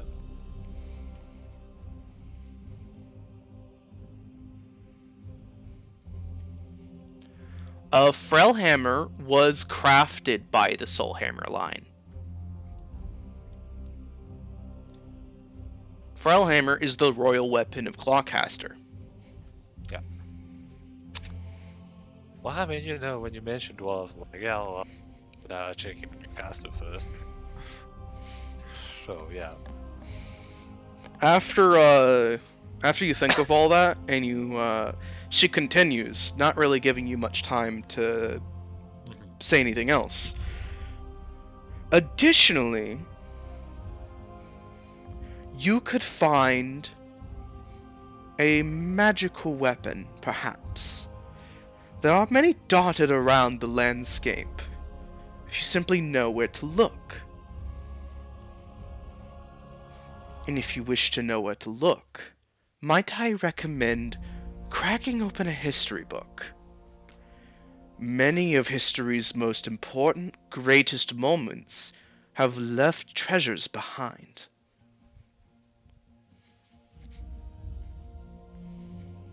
You can't help but feel a wink. Okay, it's not as if I was there. I wasn't decked out in like magical items anyway. But yeah. Well, I cannot kill all those in mine, but Soul Hammer, must I know, there's only,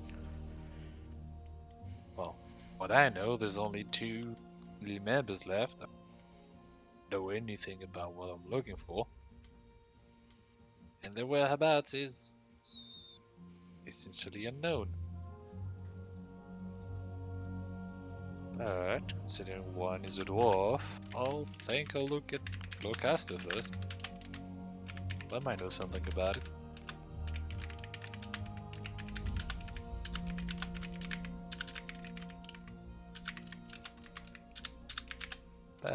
Thank you.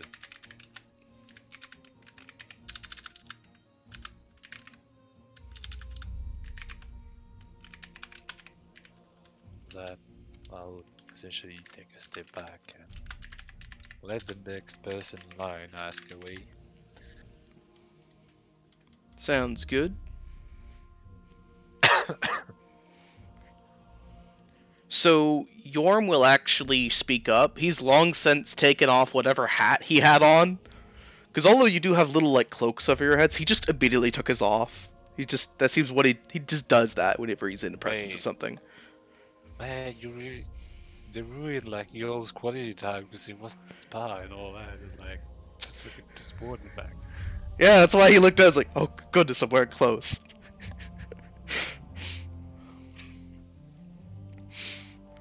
So Yorm, without really making any eye contact at the tree, speaks fairly softly. I only have one question. Can the family affliction actually be cured? there's a almost sad, like, it's not pity that you all feel. It's a almost like an oh Yorm level of emotional response.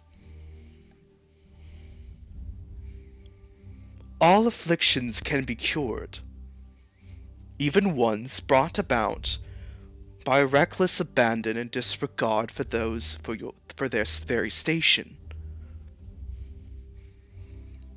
Do not worry, Mountain-born. There is still hope for your line yet. It's up to you to claim it. Thank you.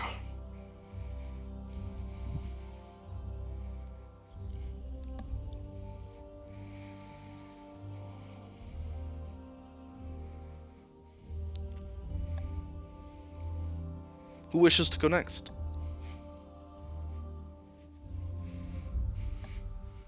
By the way, the only traveling companion you have who's not here is Tulio. Tulio. Yeah. Yeah. He didn't pass Yeah. the alignment check. We didn't even question it. Yeah, he did. Yeah, he actually, fun fact, he actually didn't. He actually didn't. Yeah, I figured that was it. He didn't pass the alignment check. It's like, you can't go into my domain, bro. So, oh, 2 years not It there. was like he felt something All things initially never- like, huh? Like, her? And then it's like, never mind. And he's just kind of like looking around like about to start fight. What the fuck was that? What the fuck? It's like, no, you failed. Sorry. Like for a minute, they're like, oh, nope, alignment, nope. Are you worthy? Nope. So Bub's gonna like kind of shaking and like still basically like pointing prostrated on the ground. He says, in our time, a great power threatens to corrupt everything in all of nature. And I have been sent by the moon itself and at behest of the blue dragon to fight against it. We learned recently that this was because of the meddling of the black dragon.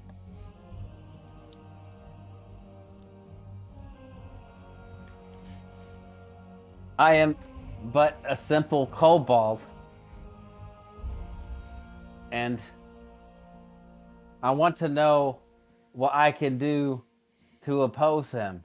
He has to have, well, dragons don't have weaknesses, but there has to be some way to stop him.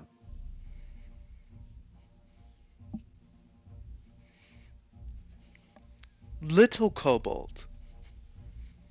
It does not matter if you are small, large, furred, fanged, clawed, human, elven, dwarven, or any other race.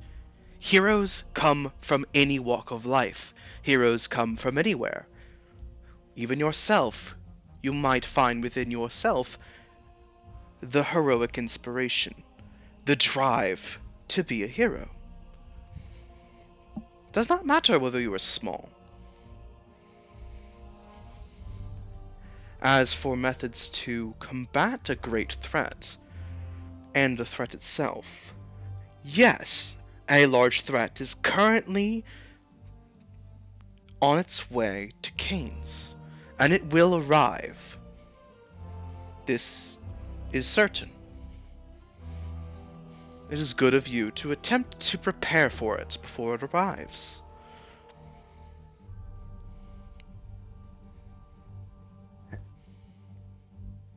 But if I were to simply give you all of the means to defend against such a threat, it would defeat the purpose of such a threat entirely. You must overcome challenges yourself. However, allow me to impart upon you the gift that the threat does have a weakness, and while the threat is immeasurably powerful, it is not invulnerable.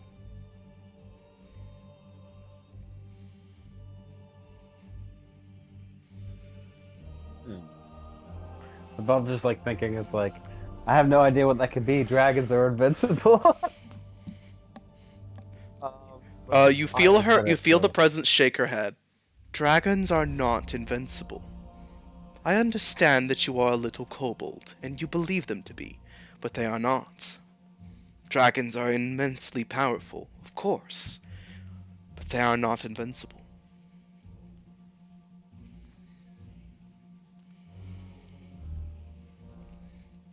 So Bub thinks about it and says, I'll do everything in my power to protect nature. I'm doing that already. I seek to find, in our time, the druids have separated. I seek to bring them all together once again, but I don't know how to find them.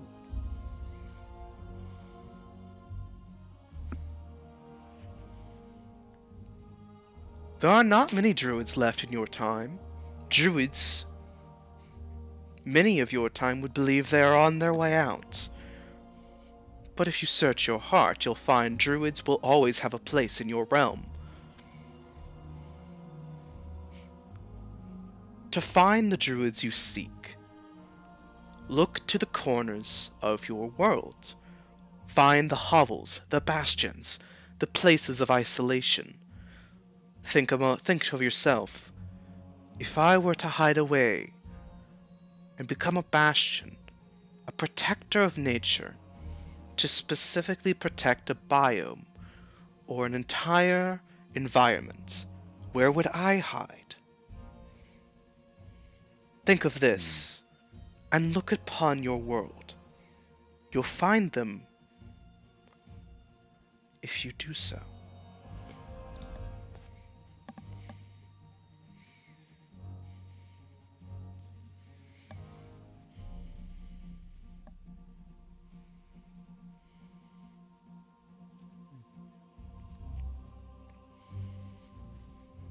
I will heed your words, and I'll do whatever I can.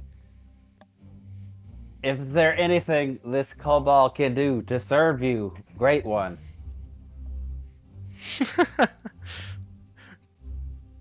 Your offer is appreciated, but entirely unneeded. I gift knowledge. I do not trade it or sell it. These are gifts imparted onto you.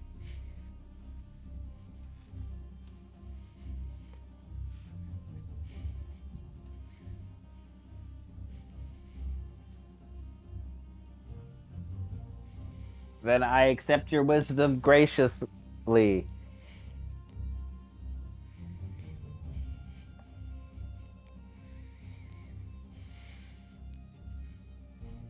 You feel the presence in the room nod. Who's next? Vaughn, if you wish to go after Eleanor, that would also be fine. Or do you wish for her to go first or last? I'll let Eleanor go first. Yeah, maybe she'll have better luck than I did. I'll just kind of like, Eleanor, Lady Eleanor, now's the I was time. gonna poke her. Eleanor remains kneeled, her hands clutched together, keeps her head lowered actually, and but does begin speaking. Your ladyship, I don't even know where to begin. I have so many questions, and I know you would answer many of them, but I also know that I should save my questions to be important. I had an entire list ready, but not for this. All of you feel a playful rolling of eyes. Come now, girl, pick a question. I do not have all day. Well, I mean, I do. But I have other realms to look into, and other denizens to keep an eye on.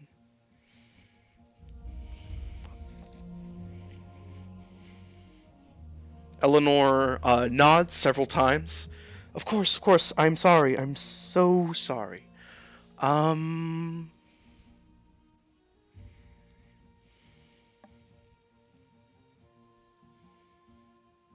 She thinks for a long moment before settling on a question.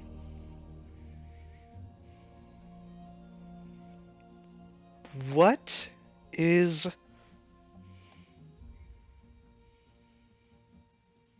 what is the location of the heart of Sylviana? You all feel a raised eyebrow,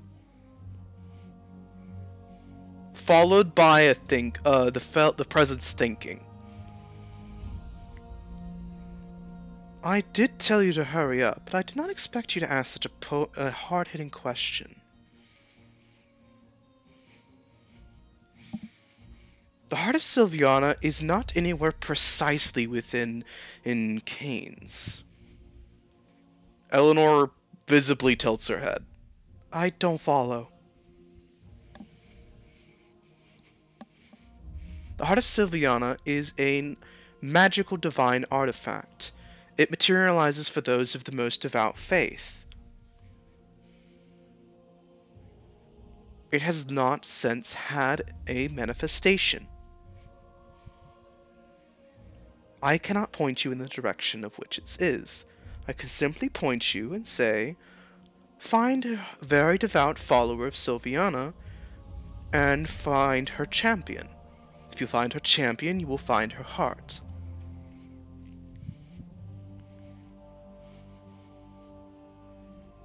Eleanor seems to furrow her brow before nodding. I believe I understand.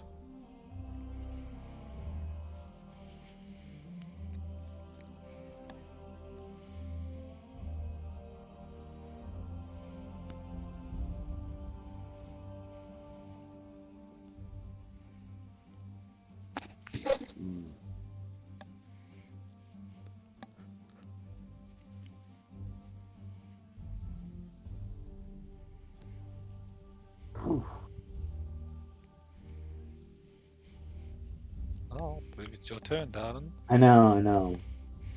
All the A running questions theme is that the more specific your question, the more better answers you get. Yeah.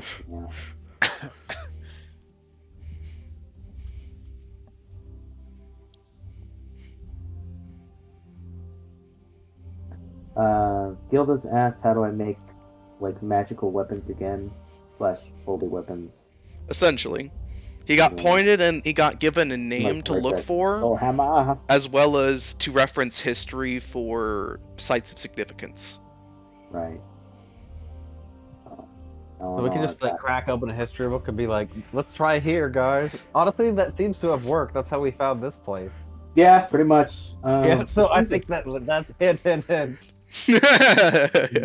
Hey, go back to Assyria and crack some books, y'all. Yeah, there's literally a god behind the door. Like, this is the most obvious hint ever. And he didn't want us to pass because he didn't want us to get all these answers. We also probably didn't expect you to just open the door too. Well, I mean, I was mostly just wanting you to fall asleep because I could do tomfuckery with all of you. Yeah. That didn't work out. That's why I'm like, dang it! You'll get the GM, chance. no fucking! Dang it! No. Norm asked a great question, personal one, but good one. Bob asked a good one about his how do I stop Blight? How do I stop this thing? How do I get the Druids the band back together?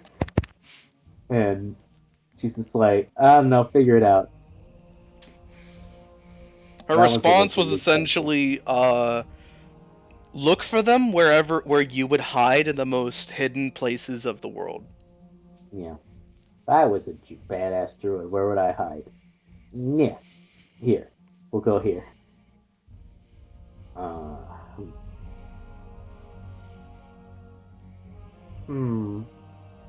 DeLon actually thinks about it of all the questions he could possibly ask. And Eleanor got the same answer as basically he got for the Kingslave. Basically, find the champion for the Kingslave, and the Kingslave will show. Basically. Heart of Sylvana, same thing, companion piece. Find the champion Sylvana, it'll appear. Got it.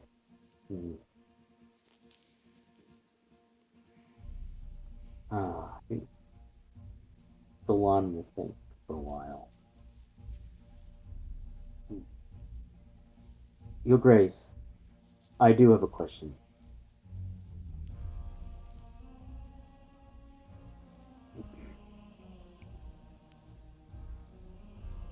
Humbly, I know from Lord Bahamut that the civil war is coming. A blight is upon us, and there are many trying to underfoot all our attempts to bring order and justice back into the realm of Canes.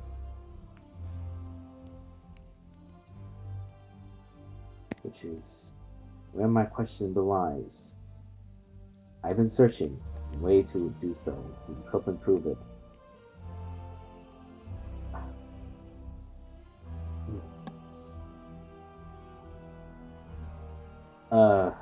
It's really shit. I'm trying to ask.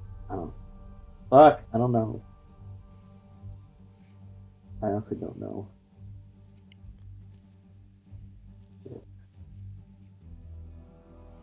In my head, like if it was Sylvana, I had questions, but Io, that's like shit. I don't know. You could ask any question.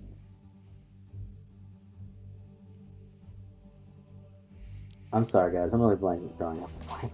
You're good. You're good. So if you wanted to ask like a very specific world question or a very specific lore question, a personal question of some sort, stuff like that, or even like a clarification to some part of the plot you don't understand, you could do that here.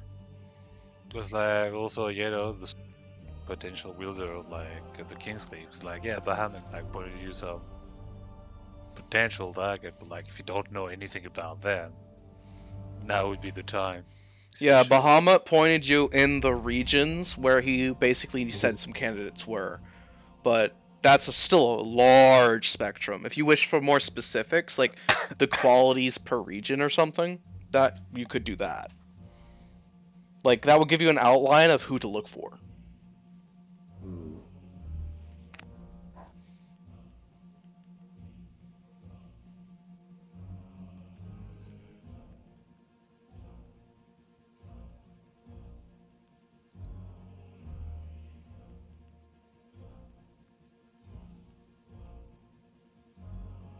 Okay, yeah, I guess I'll do it. Alright. And all through that, we need some form of order.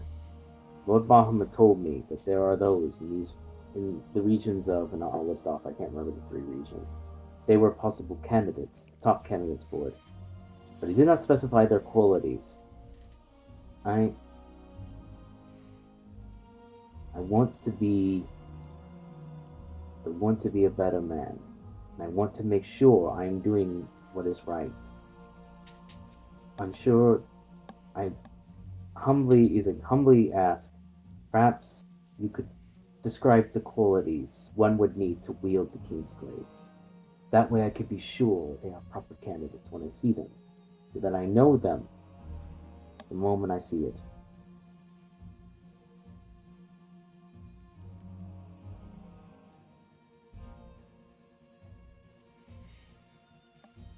So you feel her thinking for a moment, Mm-hmm. followed by her saying, Bahamut is up to his little games again. If I am unworthy of such a question, please say so. But I never said that. I simply said Bahamut is playing games again.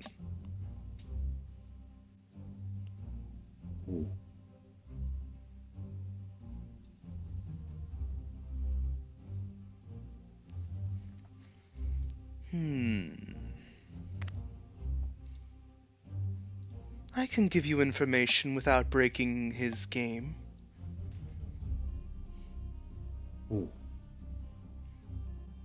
It would essentially just be teaching you the rules. It's unfair of one to play a game if they don't know how.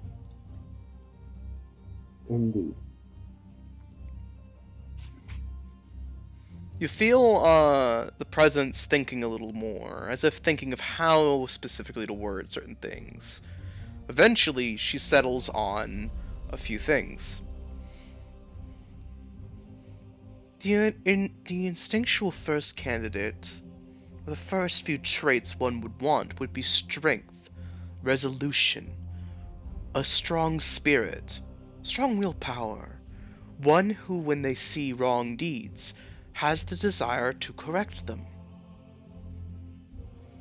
And not just the desire, but the willpower to see them and make them right.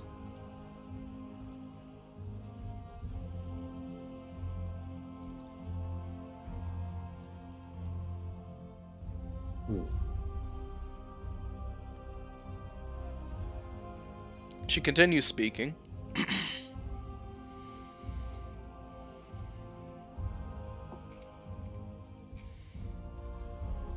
Other traits would be selflessness, the understanding that you do not do anything that you would not tell anyone else to do anything that you would not be willing to do yourself. The ability to understand those around you, to inspire and to rally those around you. The skills of a leader, the skills that bring people together, a confidence, if you will, but the humbleness to not let said confidence become arrogance.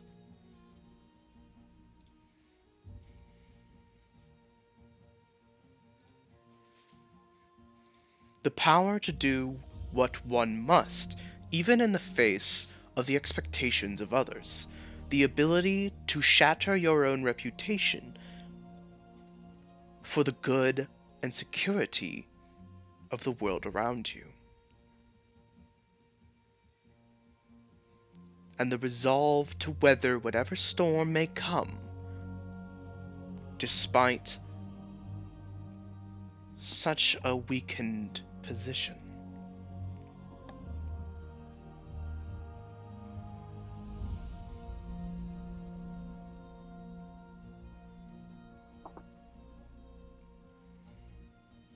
Let's see.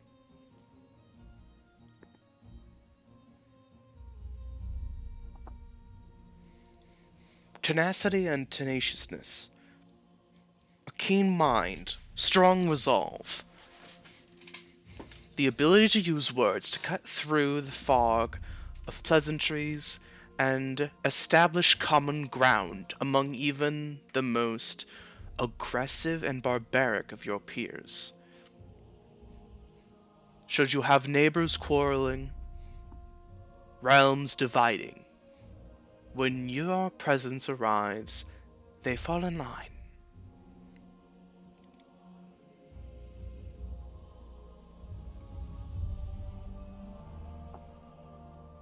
Let's see. Craftiness, intelligence, resourcefulness, the ability to praise and understand what one can offer and one can bring to the table, regardless of where you come from. The keen eye and the social understanding to know that greatness can come from all walks of life, that any man can become the master of their own destiny. And the willingness to take a chance on those individuals. Resourcefulness, ruthlessness. Though what one calls ruthlessness, another might call practicality. One can be practical and considered ruthless, but still have the resolve to do what no one else will for the sake of everyone else around you.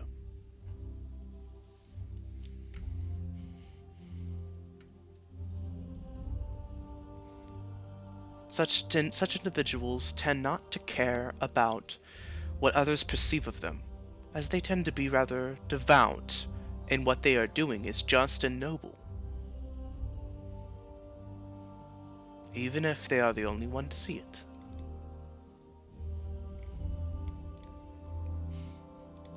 Strength, power, resilience, authority. To become the mountain which all others can stand behind. A strength of resilience to weather any storm, any conflict, any battle, any weight. The tenaciousness and the righteousness to persevere in the face of of an oncoming darkness, no matter the threat, no matter the size, no matter the threat, the danger to oneself. All with the desire to protect and save everyone else around you.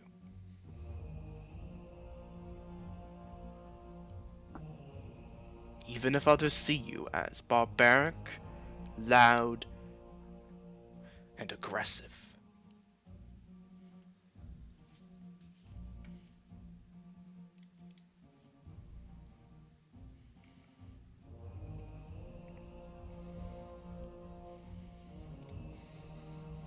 Let's see. And the last one, let's see. Kind, caring, insightful, the ability to rally those around you just through your own caringness and your own understanding and fairness. One might become unbelievably humble to the extent that they do not believe themselves to be truly magnificent in any sort of a way. However, such a humbleness and an understanding of others inspires and can rally others around them greater than almost any other can. Such a trait is worthy of a king. But one cannot be king if one does not wish to be. I guess Delon will actually kind of point out to that thought. How can one be king if they do not know it? How does one know when one can even be allowed to be king?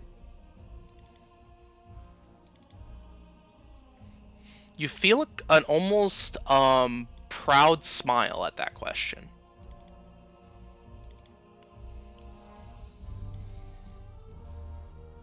One will know if they have become a candidate for kinghood.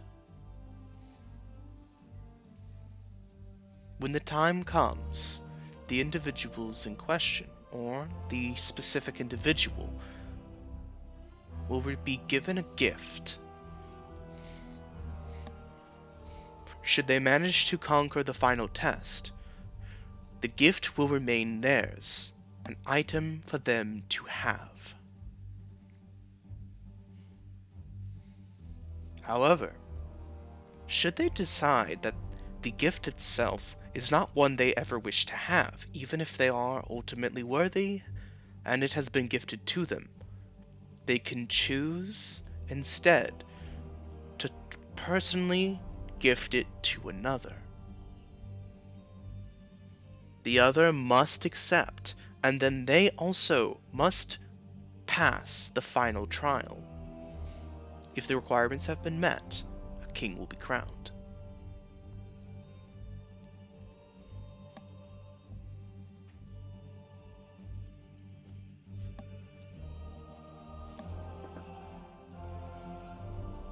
I see. Thank you, your ladyship.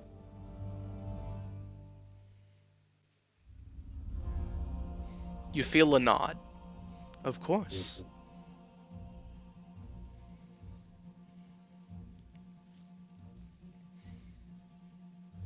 Now then, are you finished with your questions? That is not a pressing matter. I guess. I'd sure love to know. Hey, can I get like a book of history so I can make this shit easier? She is asking that question to the room, essentially.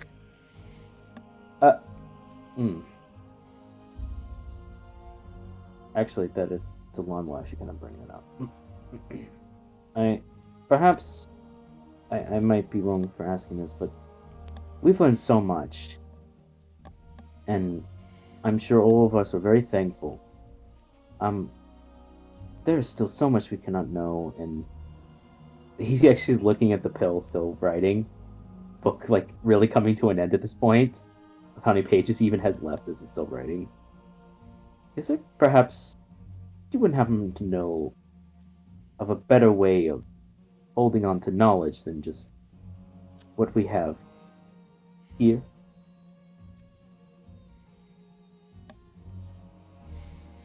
Knowledge must be written down for it to be truly preserved. Even if you pass it down orally, it changes little bit from person to person. Hmm. How reliable the storyteller determines how consistent and how much is lost. Hmm.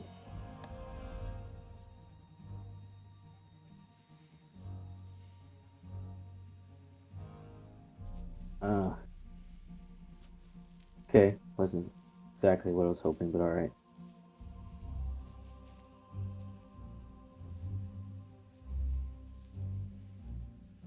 Cool. She just kind of gives you a smile, as if, you know. Look, Does anyone else have uh, any other questions?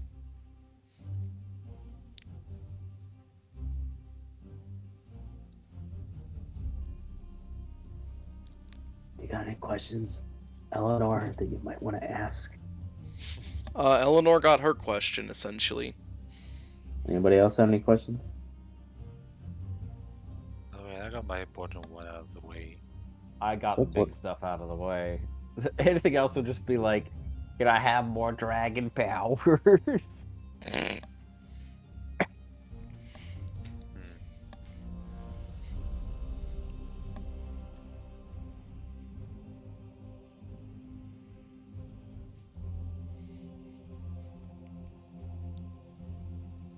Go for it. Whoever's Ah, gonna ask. Sorry. you know what? Fuck it. It's like the big woman herself. Yeah. So I'll say, I'll ask. When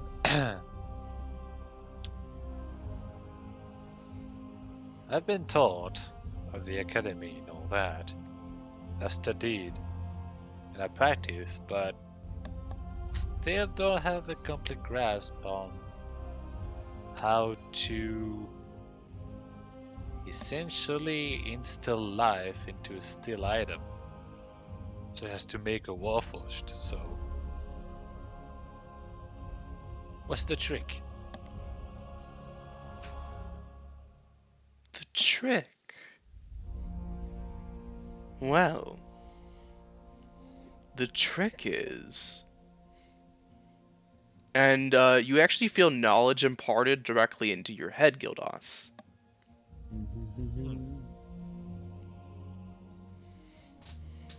I wouldn't have never thought of that. Huh.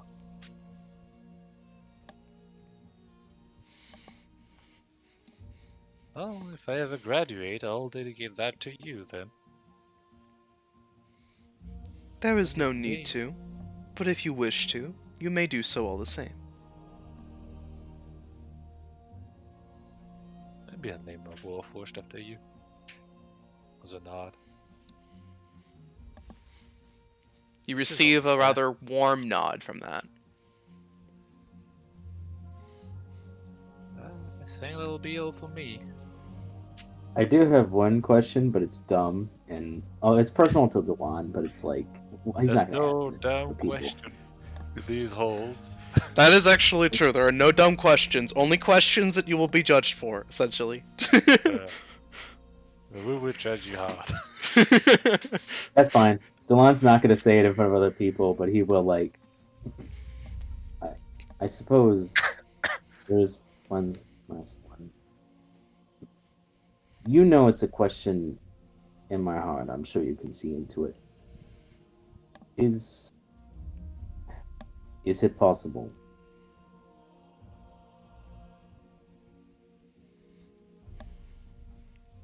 It's like you know what I'm goddamn asking. Message me in DMs really quickly just so I have it for Got sure. you.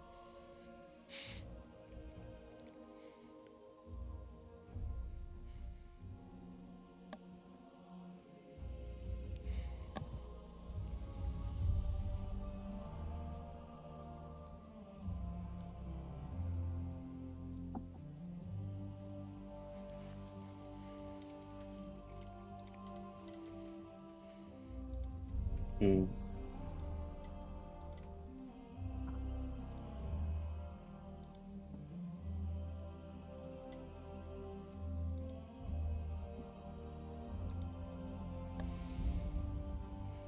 Okay, almost.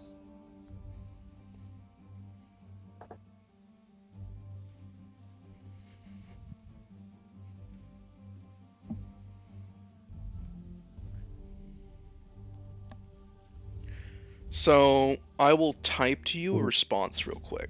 That's fine. Imparting knowledge. Secrets that only DeLon gets to know. I'm sorry. Too embarrassing. How can I hit that dragon? It's his personal. He has to grow to gargantuan size, and then There's a lot of stuff you gotta do, alright?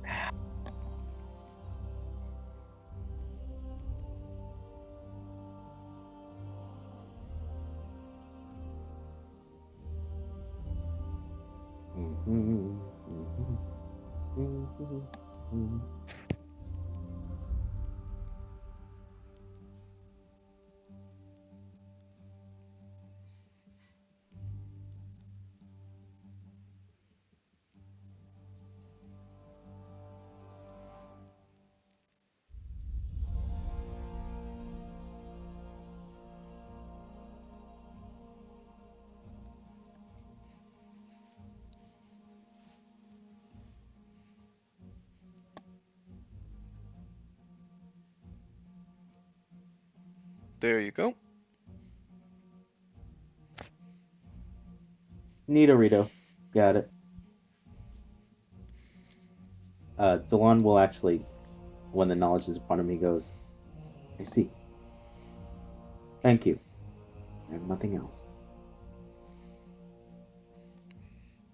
Then, with no other questions to have, Mhm.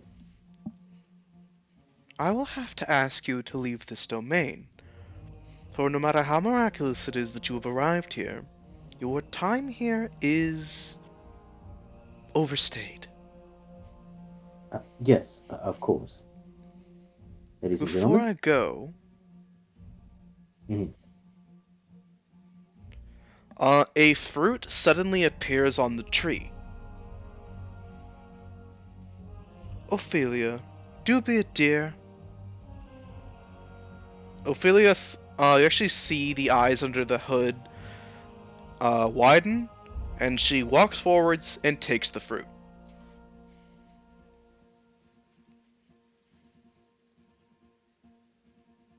Now then,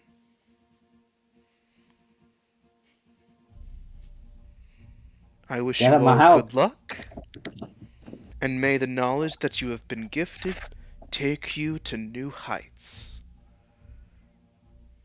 Farewell, dear children. And you feel yourselves awakening on a sandy beach. All of you, even the people who are elsewhere. Mm. Damn.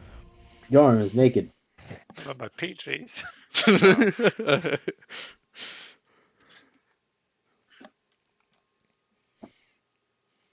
Mm. Your arm is actually in a towel. Hey, huzzah. Io has some class. You actually see as like Eladir looks around, Mhm. very surprised. Okay, you all just disappeared. Eleanor fell down. Right as I was tending to her, making sure she was okay, she disappeared, and I blinked and you're all here. And why is the dwarf naked? I don't know, I was at the spring. Delon will actually help Bjorn up. Yeah. Yorm just stands up, dusts himself off from some sand, and just stands there, hands on his hips, with the towel around his waist, completely shameless about it. Shakes around a bit with a self behind the towel. Yeah. You know what you like? Yorm is not a shy man. I mean, it's a dwarf. It's acceptable. The shy dwarves were eaten by grooves. Eladir, I'm sorry, Delon closes his book, taking the quill, pulling it. He goes, he's actually going to glance at it. Is it all in Sylvian? It's actually all in a language that you can't read. Great. Is it in Druidic? No, it's if you look, it looks like the same language that Ophelia's book is written in. Ooh. Well, Makes sense. there's Is your it- answer. There's my answer. Old common. In a language I cannot understand, but the answers are remains. You wouldn't believe us if I told you, Eladir. Lady Eladir. I have no doubt of this. It's not often people just appear and reappear out of thin air, after all.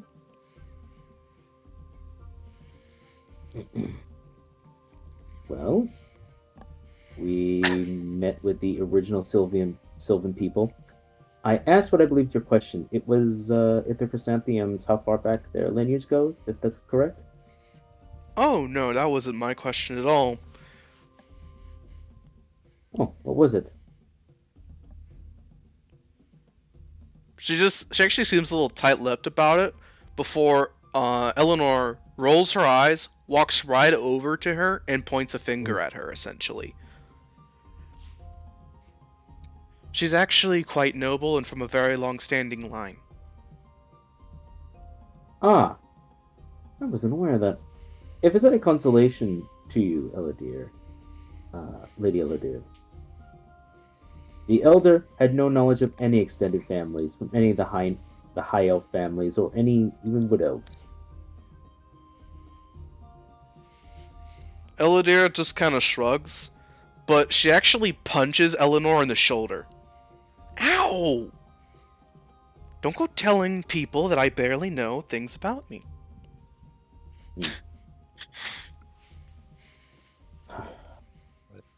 So you did actually meet the elders. Aye, we did. Sarah Bob and I. It was just us two. Lady Eleanor wasn't with us. When I turned around, she was on the ground, being tended to by Lady Eladir. You all just kind of disappeared except for Eleanor, who crumpled like a sack of bricks. I quite literally sprung up and caught her. I'm sorry to hear that, Eleanor. I know how eager you were to. No. I feel See all dumb that that. I didn't ask about the guards. I thought I did, and then I forgot. Eleanor actually shakes her head at you, Gildos. Mm-hmm. It's honestly not that bad. I spoke to someone much more important. So I guess there's a silver lining to that. I uptraded. If it makes you feel any better, Lady Eleanor, I did ask her of your questions. Truly, do you have them written down? I do, however, and he shows. The words written down that you had with the Elder, however, are written in Sylvan. Perfect. Yeah, he's like, well, if it's accounted for, Sylvian was the tongue we have, and I can easily translate that for you. You actually notice that Eleanor just takes the book from your hand and starts reading. I don't know, that's fine as well. Get to the drawing. I made several drawings of that place. She actually takes a long time to look at the drawings. Marvelous. A crit roll at the garden. The garden actually, even now, looks like a real place. It doesn't look like a drawing. It looks like it's actually in front of you. Nice.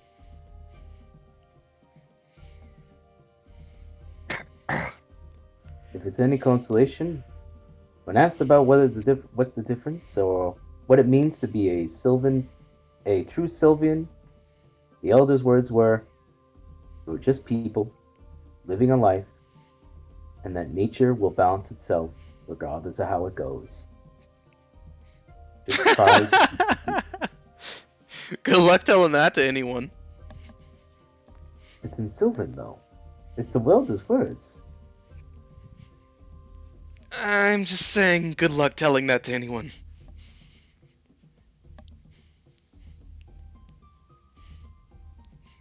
Like, Eladir just has the most, like, baffled but also weirdly mirthful, like, smile on her face. Yeah, The answer live just your life. baffles her, but it's clear that to her as well, she knows that if anyone else heard it, no one would believe it.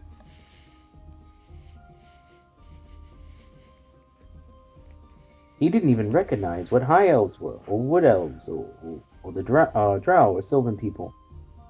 He was completely confused. The idea that he was like, the very idea that there was even a variance of sylvan people. He was completely aghast.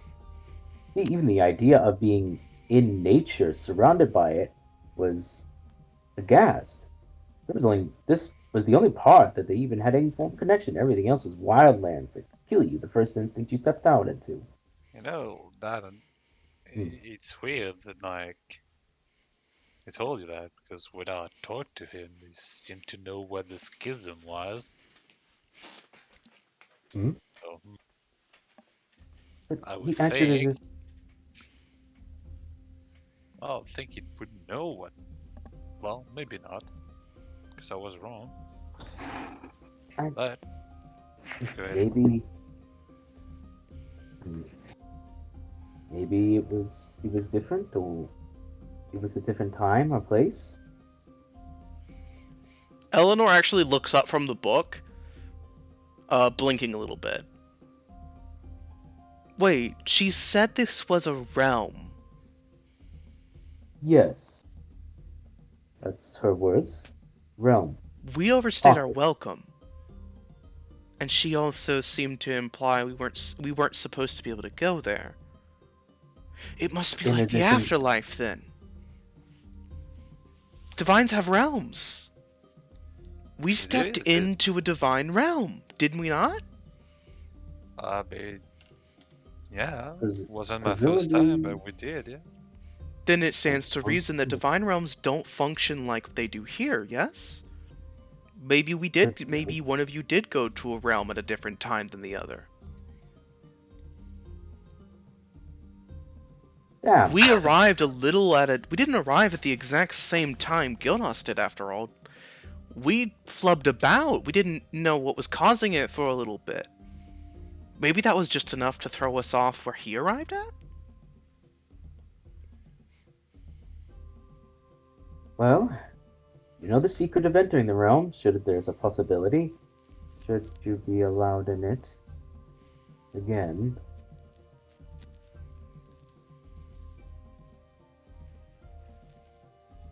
But perhaps that's for another time, another place.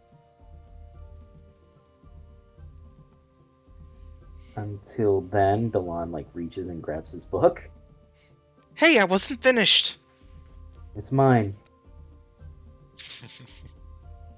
Eleanor read it visibly in- pouts. You can read it in proper lighting back at the manor. I have plenty of moonlight. Eladir just Alright. walks over, raps Eleanor on the head a little bit before beginning to walk away. Well, this has been rather fascinating. Eleanor, you're going to go blind if you continue to read in the moonlight, and I am quite tired. You've all had a wonderful experience, but I have been up for about 48 hours now, and I need to actually sleep and not just meditate. Thank you for your time, Lady Eladir. Please get some rest. Thank you. And I intend to. Toodles! Eleanor, don't read under moonlight. You'll go blind. You'll get crow's feet. Bags under your eyes. That's just an old wives' tale. I can read under moonlight all I want. Besides, I have potions.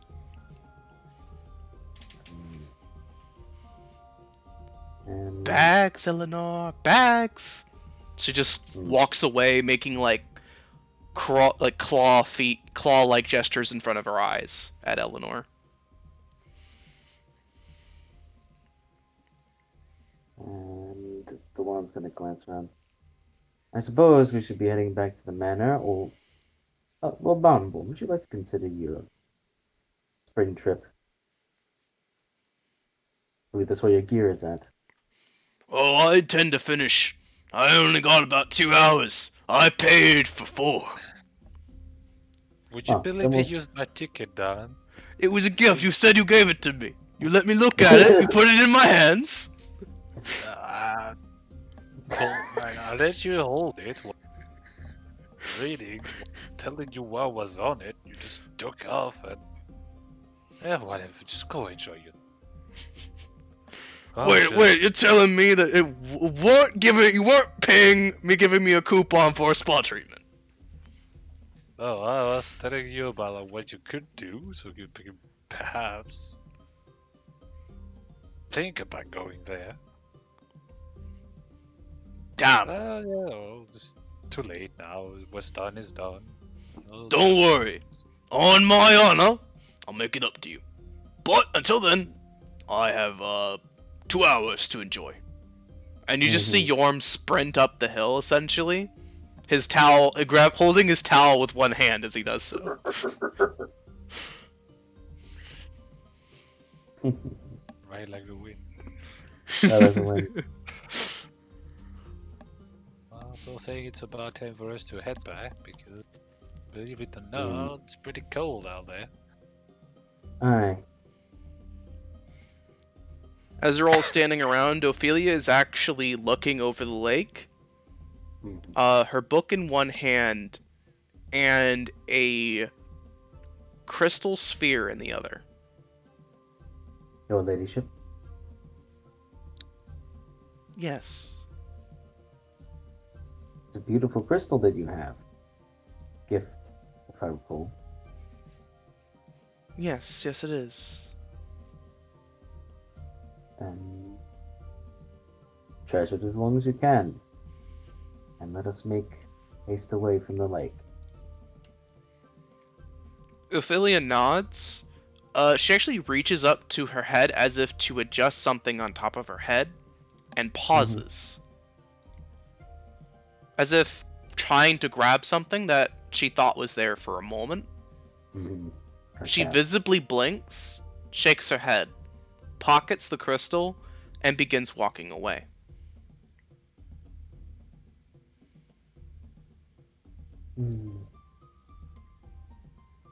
Man, if I had my focus on me, do a quick fabricate and like give her a temporary hat for the night. Why not, right? Like a Yeah, just make fabricate. I mean, I'd Do you assume need that you one? have your gear on you, Gildos. well, I mean, let's say I do then, yeah. Just for the sake of it.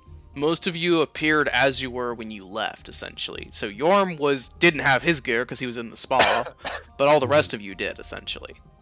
Assuming it was near you or on you. Yeah, it's like plenty of material around, so let's just make it like some nice hat. Like she appeared with. All right, so you make her a large, pointy-looking wizard-looking hat. Yeah, I guess, yeah. Last Yeah. until she finds a new one, is because see win hands. So And also as have you walk over to give it to her, she actually stops, and she gives you a rather tender smile as she looks at the hat, and she actually gently takes it from you. Thank thee. Yeah, it's only natural if I feel it. I mean,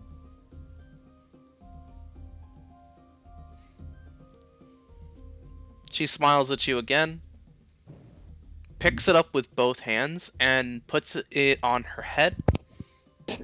Gives you a nod, essentially. She runs her fingers over the brim of it, and actually keeps giving you that little smile. How do I look? Huh? I mean, you look fine. Great, even. Although, let's see. How about you walk over there?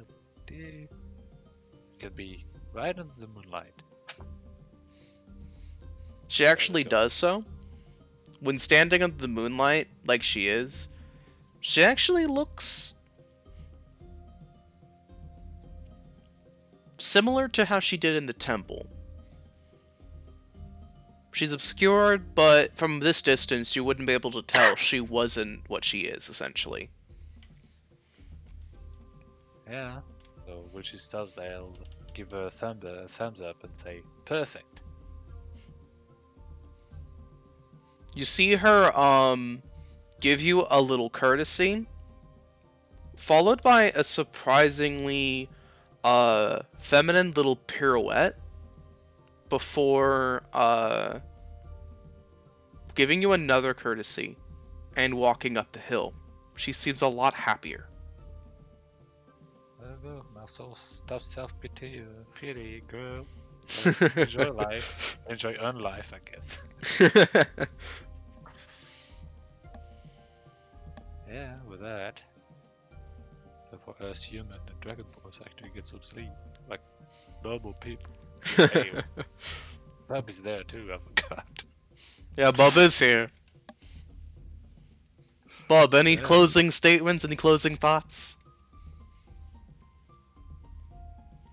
Yeah, Hooray. so well, no, he's like kind of overwhelmed actually. Bub's just standing ramrod straight on the beach, just jaw all the way on the floor, just Pretty much, yeah. They have to pick Bub up and carry him under his arm, like that one SpongeBob episode with the dummy. Like you meet the ultimate dragon and then you get some non-advice. But no, I mean, he's just thinking about what to do next. He's gonna say, well, we're gonna do what we're gonna do here, and then I gotta find the druids. And I could try to find the druids while we try to find the artifact. We just gotta read the history books. Oh, not just history books. All I know is that he has a weakness. That means we can beat him.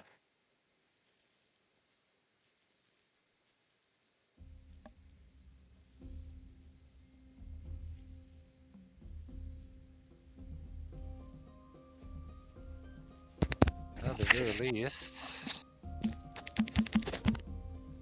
we know what to find, what to look for.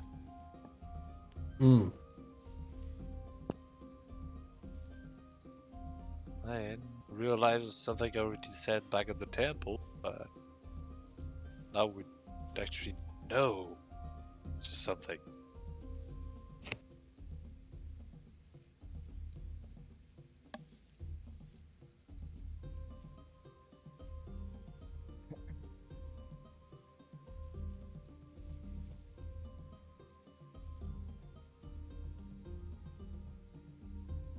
Actually, while we have the time, darling, I'm gonna have to rack your brain. Sure, why not? Historical battles. See, well, Oh, we don't have the time for that, my friend. oh, I know. Sometime later. Yeah, no, we'll definitely have to sit and go to the library and be like, all right, Brainstorming. brainstorm, Brain all right, blast! brain blast, historical battles. The Bub is I have a there, lot of like, Ultra Lord. Bub is sheet with Ultra Lord, yeah. Blue It's the Dragon. Blue Dragon! But alrighty. On that thought, we're gonna go ahead and end it up here. Thank you all for tuning in for this extra lengthy session, and we'll see you all next week. Bye bye. Some diplomacy.